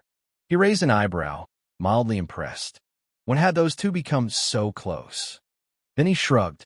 All the better. He was hardly the most attentive beast master. If his wives took on some of the responsibility of keeping his companions placated and satisfied, and less likely to rebel, he couldn't complain. Besides, just as Finn gravitated to Zora due to their shared ice affinity, Senu likely felt a natural closeness to Yudara due to their shared darkness affinity. That, or the Queen Eagle simply preferred Yudara because she spent more time with her than Alex's other wives. Yudara, Silver, and Crone Bellic approached Alex, while Havel and the two Fury Scouts followed Zora's gesture toward the camp center where breakfast awaited. I heard you went out scouting. How was it? Alex asked with his trademark soft smile. Alas, that smile did not have the universal calming or welcoming effect he intended. To Crone, that smile belonged to a silver-haired devil, a reminder of the gentle, psychological execution Alex had performed on him the previous night. To Silver, still cautious about fully trusting this noble, the smile was simply standard noble behavior. Nothing more, nothing less. There is no impending threat at the moment, Yudara reported. We also managed to confirm our location. She glanced toward Crone. The captive turned reluctant guide, cleared his throat before speaking. We are presently within the territory of Baron Leland Helton, located south of the Luxon Duchy of the Holy Lemuria Empire. Let me guess, the Lemuria Empire is the territory of fanatical worshippers of Jur, Alex commented. Indeed, this empire is the primary territory illuminated by the light of Lord Jur and his loyal followers, Crone answered. It seems you still have some veneration for Jur, Alex observed. Crone gave a wry smile. Don't worry. I understand this has been second nature to you all your life. The moment you fully comprehend the truth won't be too far away, Alex assured him, or perhaps teased him. As long as I live that long, Crone muttered self-mockingly. As long as we all live that long, Alex chuckled. What do you want us to do now, Lord Alex? Silver asked. You don't need to call me Lord. It makes it sound like I'm a navvy. Alex waved her off. I prefer young master or commander. Silver simply nodded. Titles weren't her concern, only his orders. Well, first, we need to leave Lemuria. Since Jur issued a prophecy, it won't be long before the Empire starts actively searching for us. Depending on how xenophobic Jur is, Alex muttered aloud. He turned back to Crone. You mentioned yesterday that every major territory and nation has a navy they worship. Is there truly no major power or territory that isn't beholden to one? According to what I've heard, every nation worships a deity. And unlike Lemuria, most have more than one, Crone replied. Are you sure? Alex pressed. To Alex's understanding, Navi were usually territorial and extremely competitive for worshippers. It seemed odd that they would share lands so easily. He had expected Lemuria's single deity dominance to be the norm, not the exception. Are the Navi of Verdantis really that chill with one another? Alex wondered. That's what I've read in books. I've never actually left the Lemuria Empire myself, Crone admitted. Then something seemed to click in his memory. My father told me about his travels to the Selahan Empire. They don't worship deities, but rather the spirits of their deceased ancestors. Alex's eyes lit up sharply at that revelation, the intensity of his gaze sending an involuntary shiver crawling down Crone's spine. You're a noble, are you? Alex asked. Yes, I am the third son of a baron of the Lemuria Empire, Crone replied. And don't even think about it. I have no right to inherit my father's title unless all my siblings die. I'm not going to help you kill my family to take over the family for you. I'll rather just die. What do you take me for? Alex's eyebrows furrowed. A devil and a deceiver, Crone answered reflexively. His face immediately went pale with horror, but Alex only chuckled, unbothered. Whatever you think of me, Alex shrugged, I'm not going to ask you to kill your family. I ask because if your father is a noble who traveled to the Sealand Empire, then he either knows the route there or has contacts who can help us, or both. If your father can provide assistance, it benefits all of us. I hope I don't need to remind you that you're now in the same boat. Crone clenched his fists, but after a moment, he nodded with resignation. Excellent. Alex's smile widened. How far is your family's territory from here? At least 2 weeks on horseback, Crone answered. And since I don't know whether my father will even be home when we arrive, the total journey could take up to 3 months. Alex frowned. That's not ideal. We can't afford to stay in Lemuria for that long. Crone hesitated, then spoke. I've heard of a wildlands in the center of the continent. It's a lawless place where all kinds of people gather. Supposedly, if you're strong enough, you can even curse the deities there without consequence. Tell me more. How can such a place be allowed to exist? Alex asked. I don't know the details. Only rumors, Crone admitted.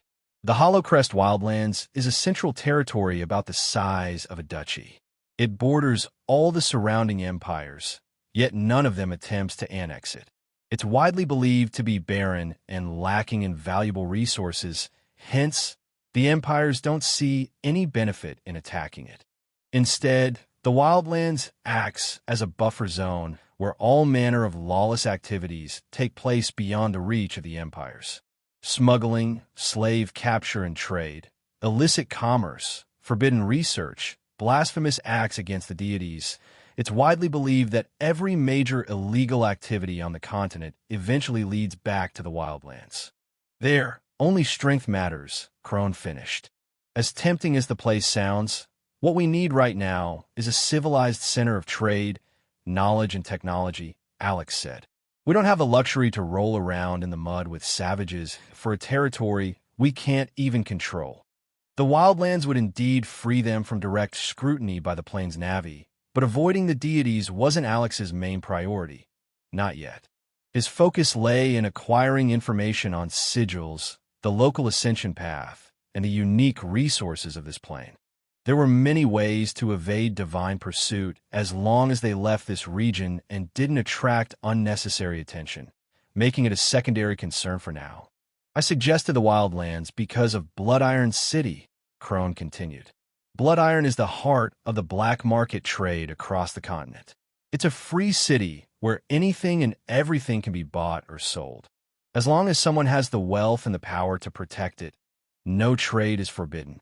In fact, it's a central gathering point for knowledge and rare resources from all across the continent, things you may not find anywhere else. So, instead of combing through countless kingdoms and empires for what I need, I can look for everything in Bloodiron itself. Alex asked. Exactly, Crone nodded. If you can't find it in Bloodiron, then, as long as you have the coin, someone there will acquire it for you. Those with the power, wealth, and influence to benefit from Bloodiron's advantages are the same people who rule the empires. They create the rules and restrictions for the common masses, while ensuring they can secretly enjoy whatever they wish within Hollowcrest. That's the true reason why the province remains untouched. It's not that the empires lack a reason to seize it. Rather, they all have a much greater reason not to. Crone continued. It said that adventurers, bandits, mercenaries, and every other kind of armed group are welcome there. And with a bit of effort, if you manage to establish a legitimate identity inside Hollowcrest, no one will question your origins. Mercenary before becoming a fief holder? Alex mused to himself. Looks like I'll have to follow in the old man's footsteps, just on another plane. He was already sold on the idea. So, Alex asked, how do we get a Hollowcrest? Crone scratched his chin awkwardly. I don't know. Alex's expression fell flat as he stared directly at the man. A cold shiver crawled down Crone's spine. Like I said, I've only ever heard rumors about it, he blurted quickly. Alex paused, then shifted gears immediately. A map, he said. Where can I get a map? Maps are rare items, only held by the nobility, Crone replied. The closest place you'll find one is in Baron Lelandhalton's fortress, just south of here. The fortress also serves as the Luxon Duchy's southern border. So, if we want to leave the Luxon Duchy and get away from the juror fanatics currently sniffing after us, we need to pass through that fortress? Alex asked. Yes, Crone confirmed. But they won't let you through easily. The fortress should already have received word of the prophecy. The troops will mobilize instantly if you try to simply walk past. In that case, Alex said with a faint smile, we'll take the fortress. We're in need of local supplies anyway. Securing a map at the same time will be useful. The fortress is said to have hundreds of soldiers manning its battlements at all times, Crone protested. More on the ramparts, and even more inside the walls. Ordinary soldiers they may be, but you've only got a few dozen men. To think you can take that fortress? That's madness. But his warning didn't dissuade Alex at all. Instead, the red-eyed, silver-haired devil smiled. What do you think? Alex asked. We'll need to see the fortress first, Yudara answered calmly. All right, go get some food, Alex said. His eyes darkened to a deeper, bloodier shade of crimson. Calm madness. We take that castle before sunrise tomorrow, he declared. By nightfall, Alex and his expedition party had arrived at the outskirts of Barnsel, Baron Leland Helton's fortress town. Alex was just about to send Yudara, Silver, and a few Fury scouts to recon the area before their attack, when he realized he'd been overlooking something. Verdanus's power ranking. What are your plane's ascension rankings? Alex suddenly asked as the group settled into a concealed section of woodland just outside Barnsel. Crone looked over before answering. From weakest to strongest, bronze, silver, gold, combat master, combat saint, and combat sage. Each rank has 1 to 3 stars. You have nothing above combat sages. Alex pressed, already guessing these sages aligned with Pangea's legend tier equivalents. No, Crone shook his head. At least, not that I know of. He added, combat sages are the known pinnacle. There aren't many of them, but each one carries influence second only to Lord Juror and the rest of the Pantheon. Alex nodded. That fit perfectly with his assumptions. If Verdanus was indeed weaker than Pangea, that would place its pinnacle strength at roughly Class 7, Epic rank, most likely referring to the Navi themselves. In such a Navi-controlled world, these deities would never allow any other being to reach Epic rank. Everyone else would be capped at legendary level equivalents, and even then, the number of such experts would be tightly controlled so they didn't band together and rebel. Much like what happened back in Pangea. Alex turned his gaze back to Crone. What rank are you? 3-star bronze? He asked, estimating from the man's energy emissions. No. Crone looked offended. I'll have you know I'm a 1-star silver ranker. Not only Alex, but everyone else in the expedition, every Pangean present, stared at Crone with similar surprise. Assuming Combat Sage was Class 6, Legendary, Bronze should be Class 1 while Silver should correspond to Class 2. And the star system seemed to match Pangea's early, mid, and late-stage progression in each rank. But Crone's internal energy clearly placed him at late-stage Class 1, which should make him a 3-star bronze ranker. Yet the man was adamant he was a stage above that, an early silver. And it didn't seem like he was lying.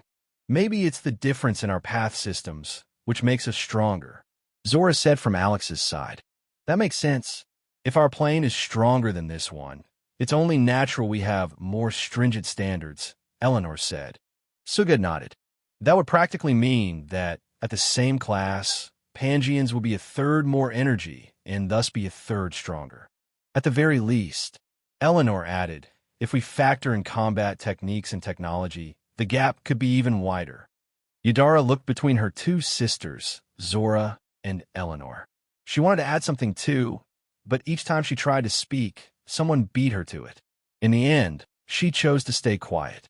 They had already voiced exactly what she'd intended to say. Still, she couldn't help feeling a little off, as if she wasn't contributing enough. Whatever the case, Alex spoke up, choosing to be the lone voice of caution. It's no excuse to grow careless. He turned back to Crone. Is there anything else we should know about your world's power system? Crone nodded. Our power system is actually very straightforward. The names of each rank come from the unique impression or manifestation associated with that rank. Suddenly, Crone released his internal energy. A glow spread over his body, similar to the aura coating of Pangean warriors. The glow shone silver. An epiphany struck Alex. The rank names come from the color of your aura. Silver aura for silver rank, he deduced. Would gold rankers exude gold aura? Yes, exactly. Crone confirmed with a nod. As you've guessed, bronze through gold rankers manifest colored auras corresponding to their rank. But it doesn't stop there. The color also indicates elemental affinity from silver and above. Your aura has a greenish tint, Sugut observed. Your elemental affinity is wind. Exactly. Crone nodded again. In that case, it'll be easier for us to pick and choose favorable opponents, Alex said with a casual smile. Crone Bellic's face twitched violently. In his eagerness to talk about his plane, he had inadvertently revealed something extremely exploitable to Alex and the expedition party. Still, he forced the concern out of his mind. They would have figured it out eventually. It wasn't exactly a difficult thing to notice. All right, keep all of that in mind when you scout the place, Alex instructed. Pay particular attention to troop distribution, elemental affinities, weaknesses, and anything else of tactical value. Under Yudara's lead, the scout team disappeared into the night. Unseen and unnoticed, the scout team slipped through Greater Barnsel like silent specters, gathering every detail worth reporting. A couple of hours later, they returned to the expedition camp. Silver crouched and drew a rough outline of the Barnsel region into the dirt using a stick, while Yudara pointed out enemy numbers, structural weaknesses, and vulnerabilities the team had uncovered. Greater Barnsel itself was split into Upper and Lower Barnsel. Upper Barnsel housed the main fortress, the stronghold under Baron Leland Helton's control, built to oversee and protect this side of the Luxon Duchy border. Lower Barnsel consisted of the civilian town nestled beneath the hilltop fortress. Originally just a settlement for the soldiers' families and a supply depot, it had since grown into a modest town. Beside the town lay a large external camp, home to the local militia as well as a reinforcement detachment supporting the fortress. According to the scouts, the fortress and the camp together held close to 500 troops, roughly 300 in the fortress and just over 200 in the camp. However, over 4/5 of them were non-professionals, basic militia, and somewhat trained levies. There were also about 60 elite troops who were barely the equivalent of Pangean Class 0 trainees. Only 50 or so soldiers were professional. Yudara's briefing also covered all key facilities, signal bells in the fortress, town, and camp, the arrangement of watchtowers, battlements, ramparts, and the placement of defensive equipment. Alex listened to everything, silently assembling a plan of attack. He would be the first to admit he wasn't a seasoned tactician. But between observing actual Fury military officers during his 3 past campaigns, combined with experience from his previous life's literature, and more than a few military and stealth games, he knew enough to form a workable strategy. After laying out the plan in detail, he immediately sensed a shift in the camp. It wasn't fear, not exactly, more like gloom, or rather, reluctance. His plan involved a bloody massacre. Both the fortress and the camp were manned by what were, from a Pangean perspective, ordinary humans. The expedition members hesitated. Even trained warriors balked at the idea of slaughtering low-grade foes who were simply defending their home. Alex realized he needed to cut this hesitation at the root. Guess it's time for a pep talk, he thought. He swept his gaze slowly through the group, holding each person's eyes long enough to ground them, then moved on to the next. The group quietened as Alex's gaze swept across them. At last, he looked over his followers, then his wives. When he finally spoke, his voice carried a calm sincerity. My father, the Mad Earl, has a way with words.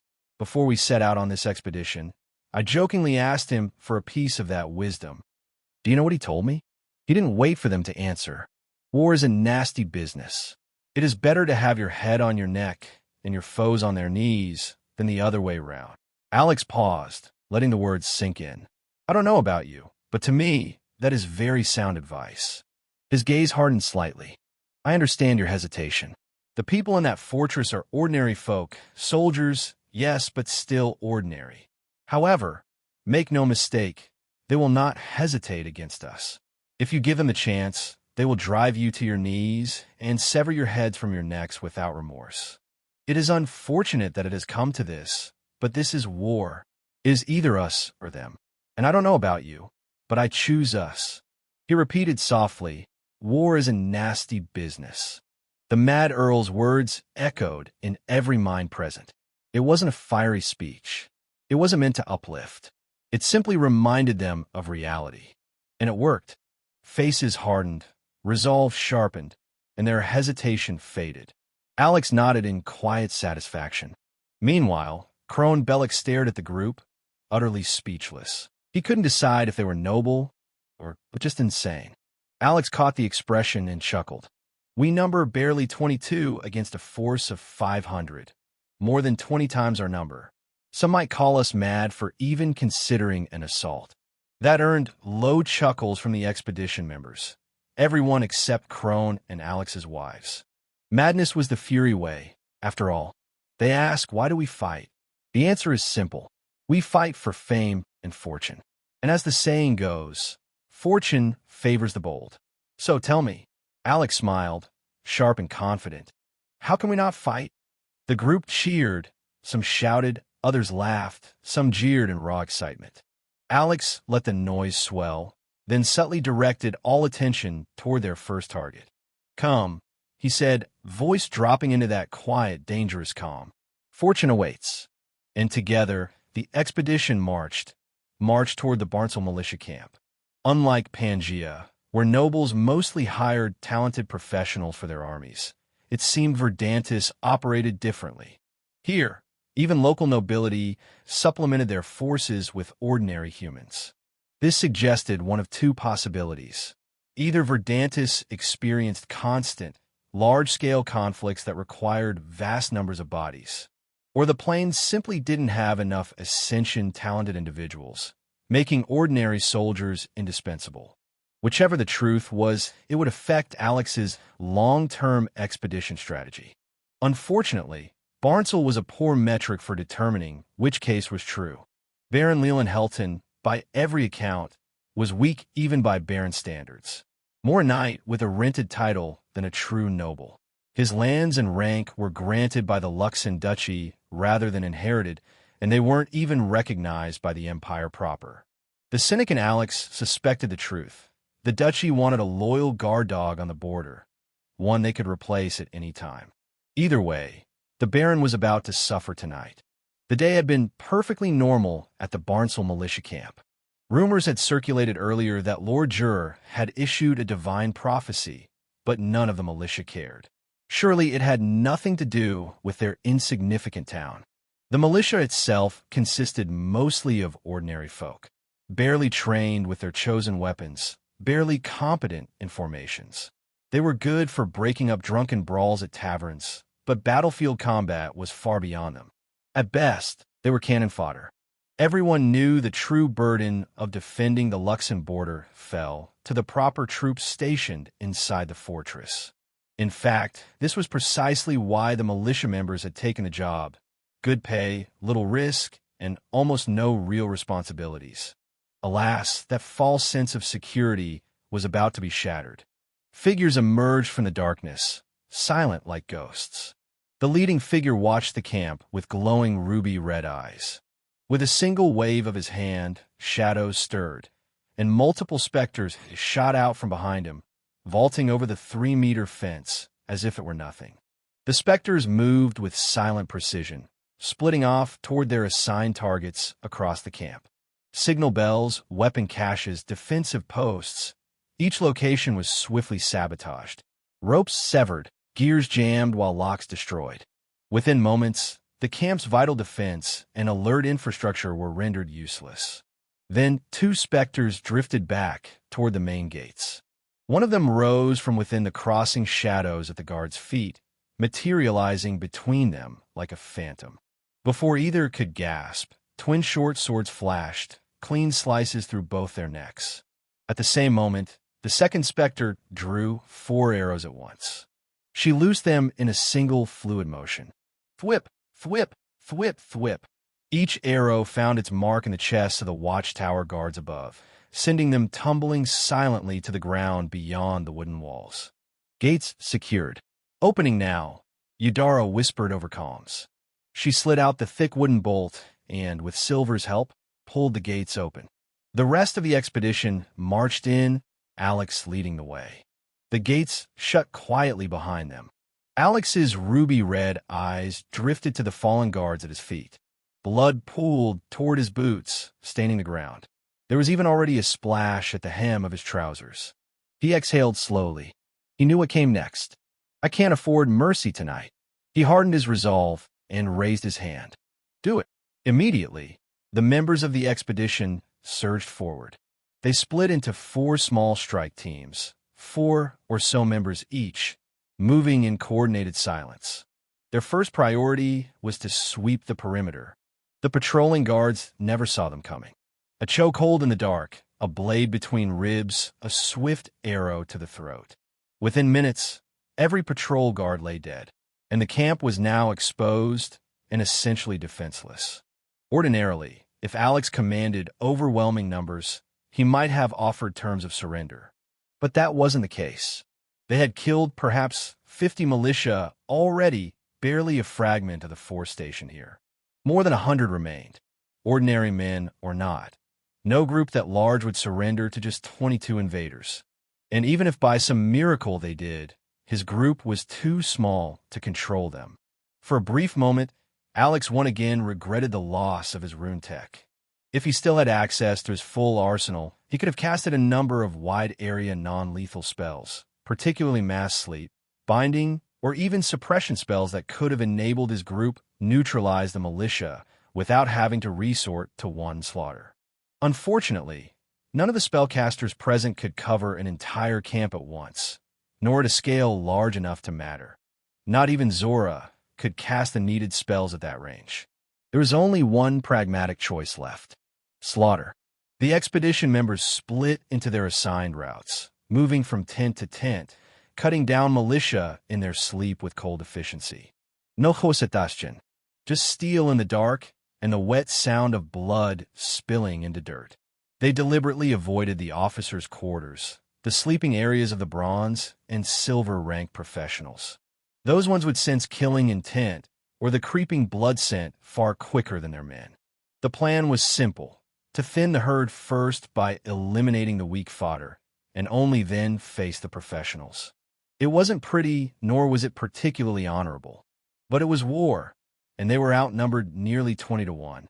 Apart from Alex, Zora, Eleanor, and Sugud, everyone else became a machine of death. The Fury Knights and Alex's retainers had grown up in the Fury family's brutal agogs. Killing was second nature to them, an old habit that no longer brought about any associated moral dilemma. Most of them had seen more battles than the average militia here combined. Sugud and Eleanor were less composed. Eleanor had at least witnessed her share of gore thanks to her profession as a healer, but Sugud had spent most of his life hunched over workbenches, blueprints, and various constructs, not corpses. Alex could have left them behind, but he intentionally chose not to. They needed to see this now.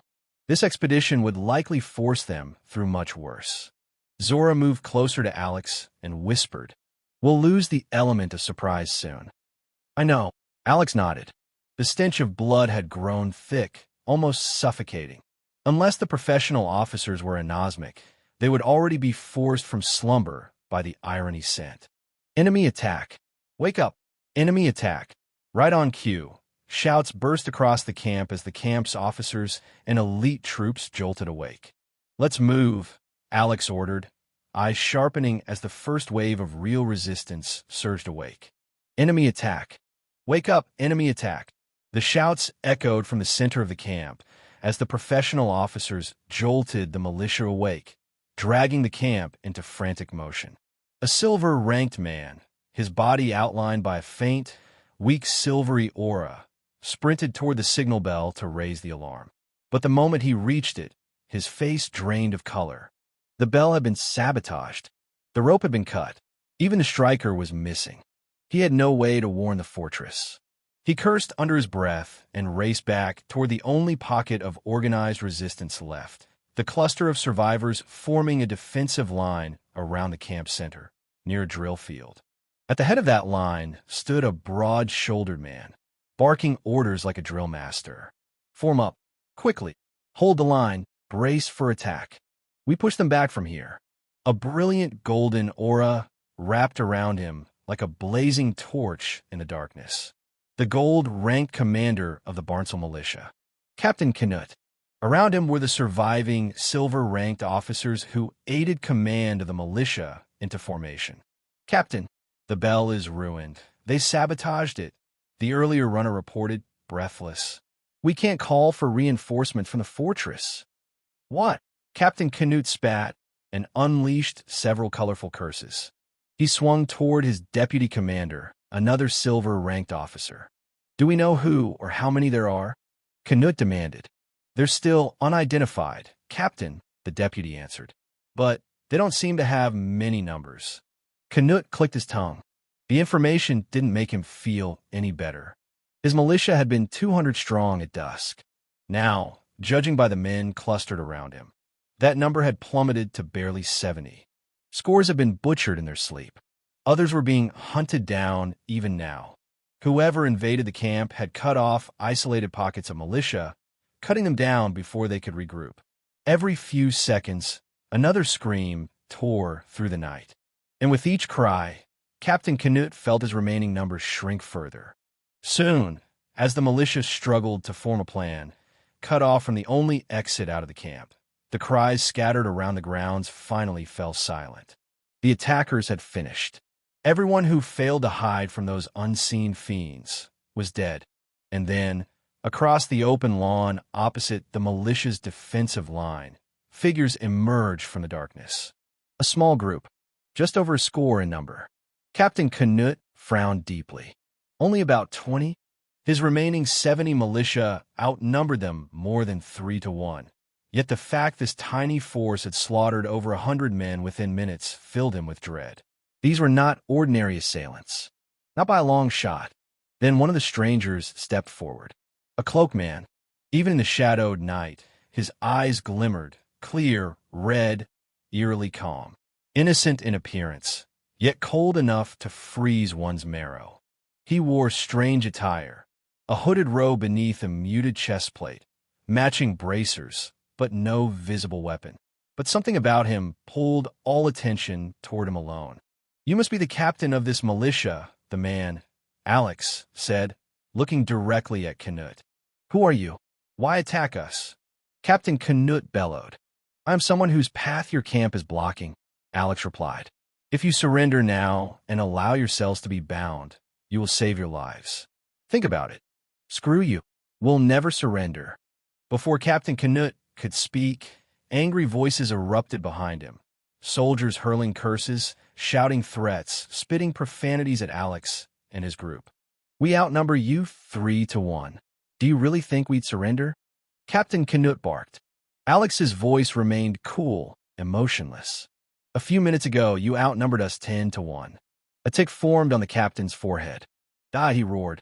In that instant, a silver-ranked archer on the militia's rear line raised his bow, notched an arrow, and fired straight toward Alex. Bang! Kavakin blurred forward, stepping in front of Alex as his twin axes flashed. A single clean stroke sheared the arrow mid-flight. Fall back, boss, he barked. Protected by Kavakin's broad back, Alex retreated swiftly to the rest of the expedition team. Together, they withdrew deeper into the maze of camp buildings. They're retreating. Don't let them escape. Attack. The militia surged after them, confidence swelling now that they knew they had numbers on their side. Plus, they saw no colored aura around the attackers. They don't have aura. They're likely just ordinary men, or so they thought. Only after they committed to the chase did someone notice the faint silver glow around Crone Bellic. There, that one is Silver Rank. He must be their leader. Their focus shifted instantly. Rather than targeting Alex, the bulk of the militia veered toward Crone, believing him to be the true threat. Split up, Alex ordered calmly over comms. Once more, the expedition force scattered into 4 teams, forcing the militia to fracture their formation as well. In an instant, the chaotic battle devolved into a deadly game of cat and mouse through the camp's narrow paths. High above, Senu circled, feeding Alex a steady stream of aerial intel. With that advantage, Alex guided every movement, directing each team through twists, turns, and concealed paths, luring their pursuers step by step into carefully woven ambush kill zones. One team would break contact and vanish into the night, looping silently around the camp, only to wait in hiding. Moments later, another team, with its chasers on their heels, would race past that position. Ambush, a flanking strike from the shadows. Half a dozen militia dead in seconds. Then this pattern repeated again and again. 3 ambush cycles later, the militia numbers had been carved down to roughly 40. The expedition, though still outnumbered, now faced odds close to 2 to 1, well within their comfort zone. Meanwhile, Kavakin, Mogul, Havel, and even Crone Bellic served as the bait unit, drawing Captain Canute and the remaining 4 silver-ranked officers far away from the main battlefield.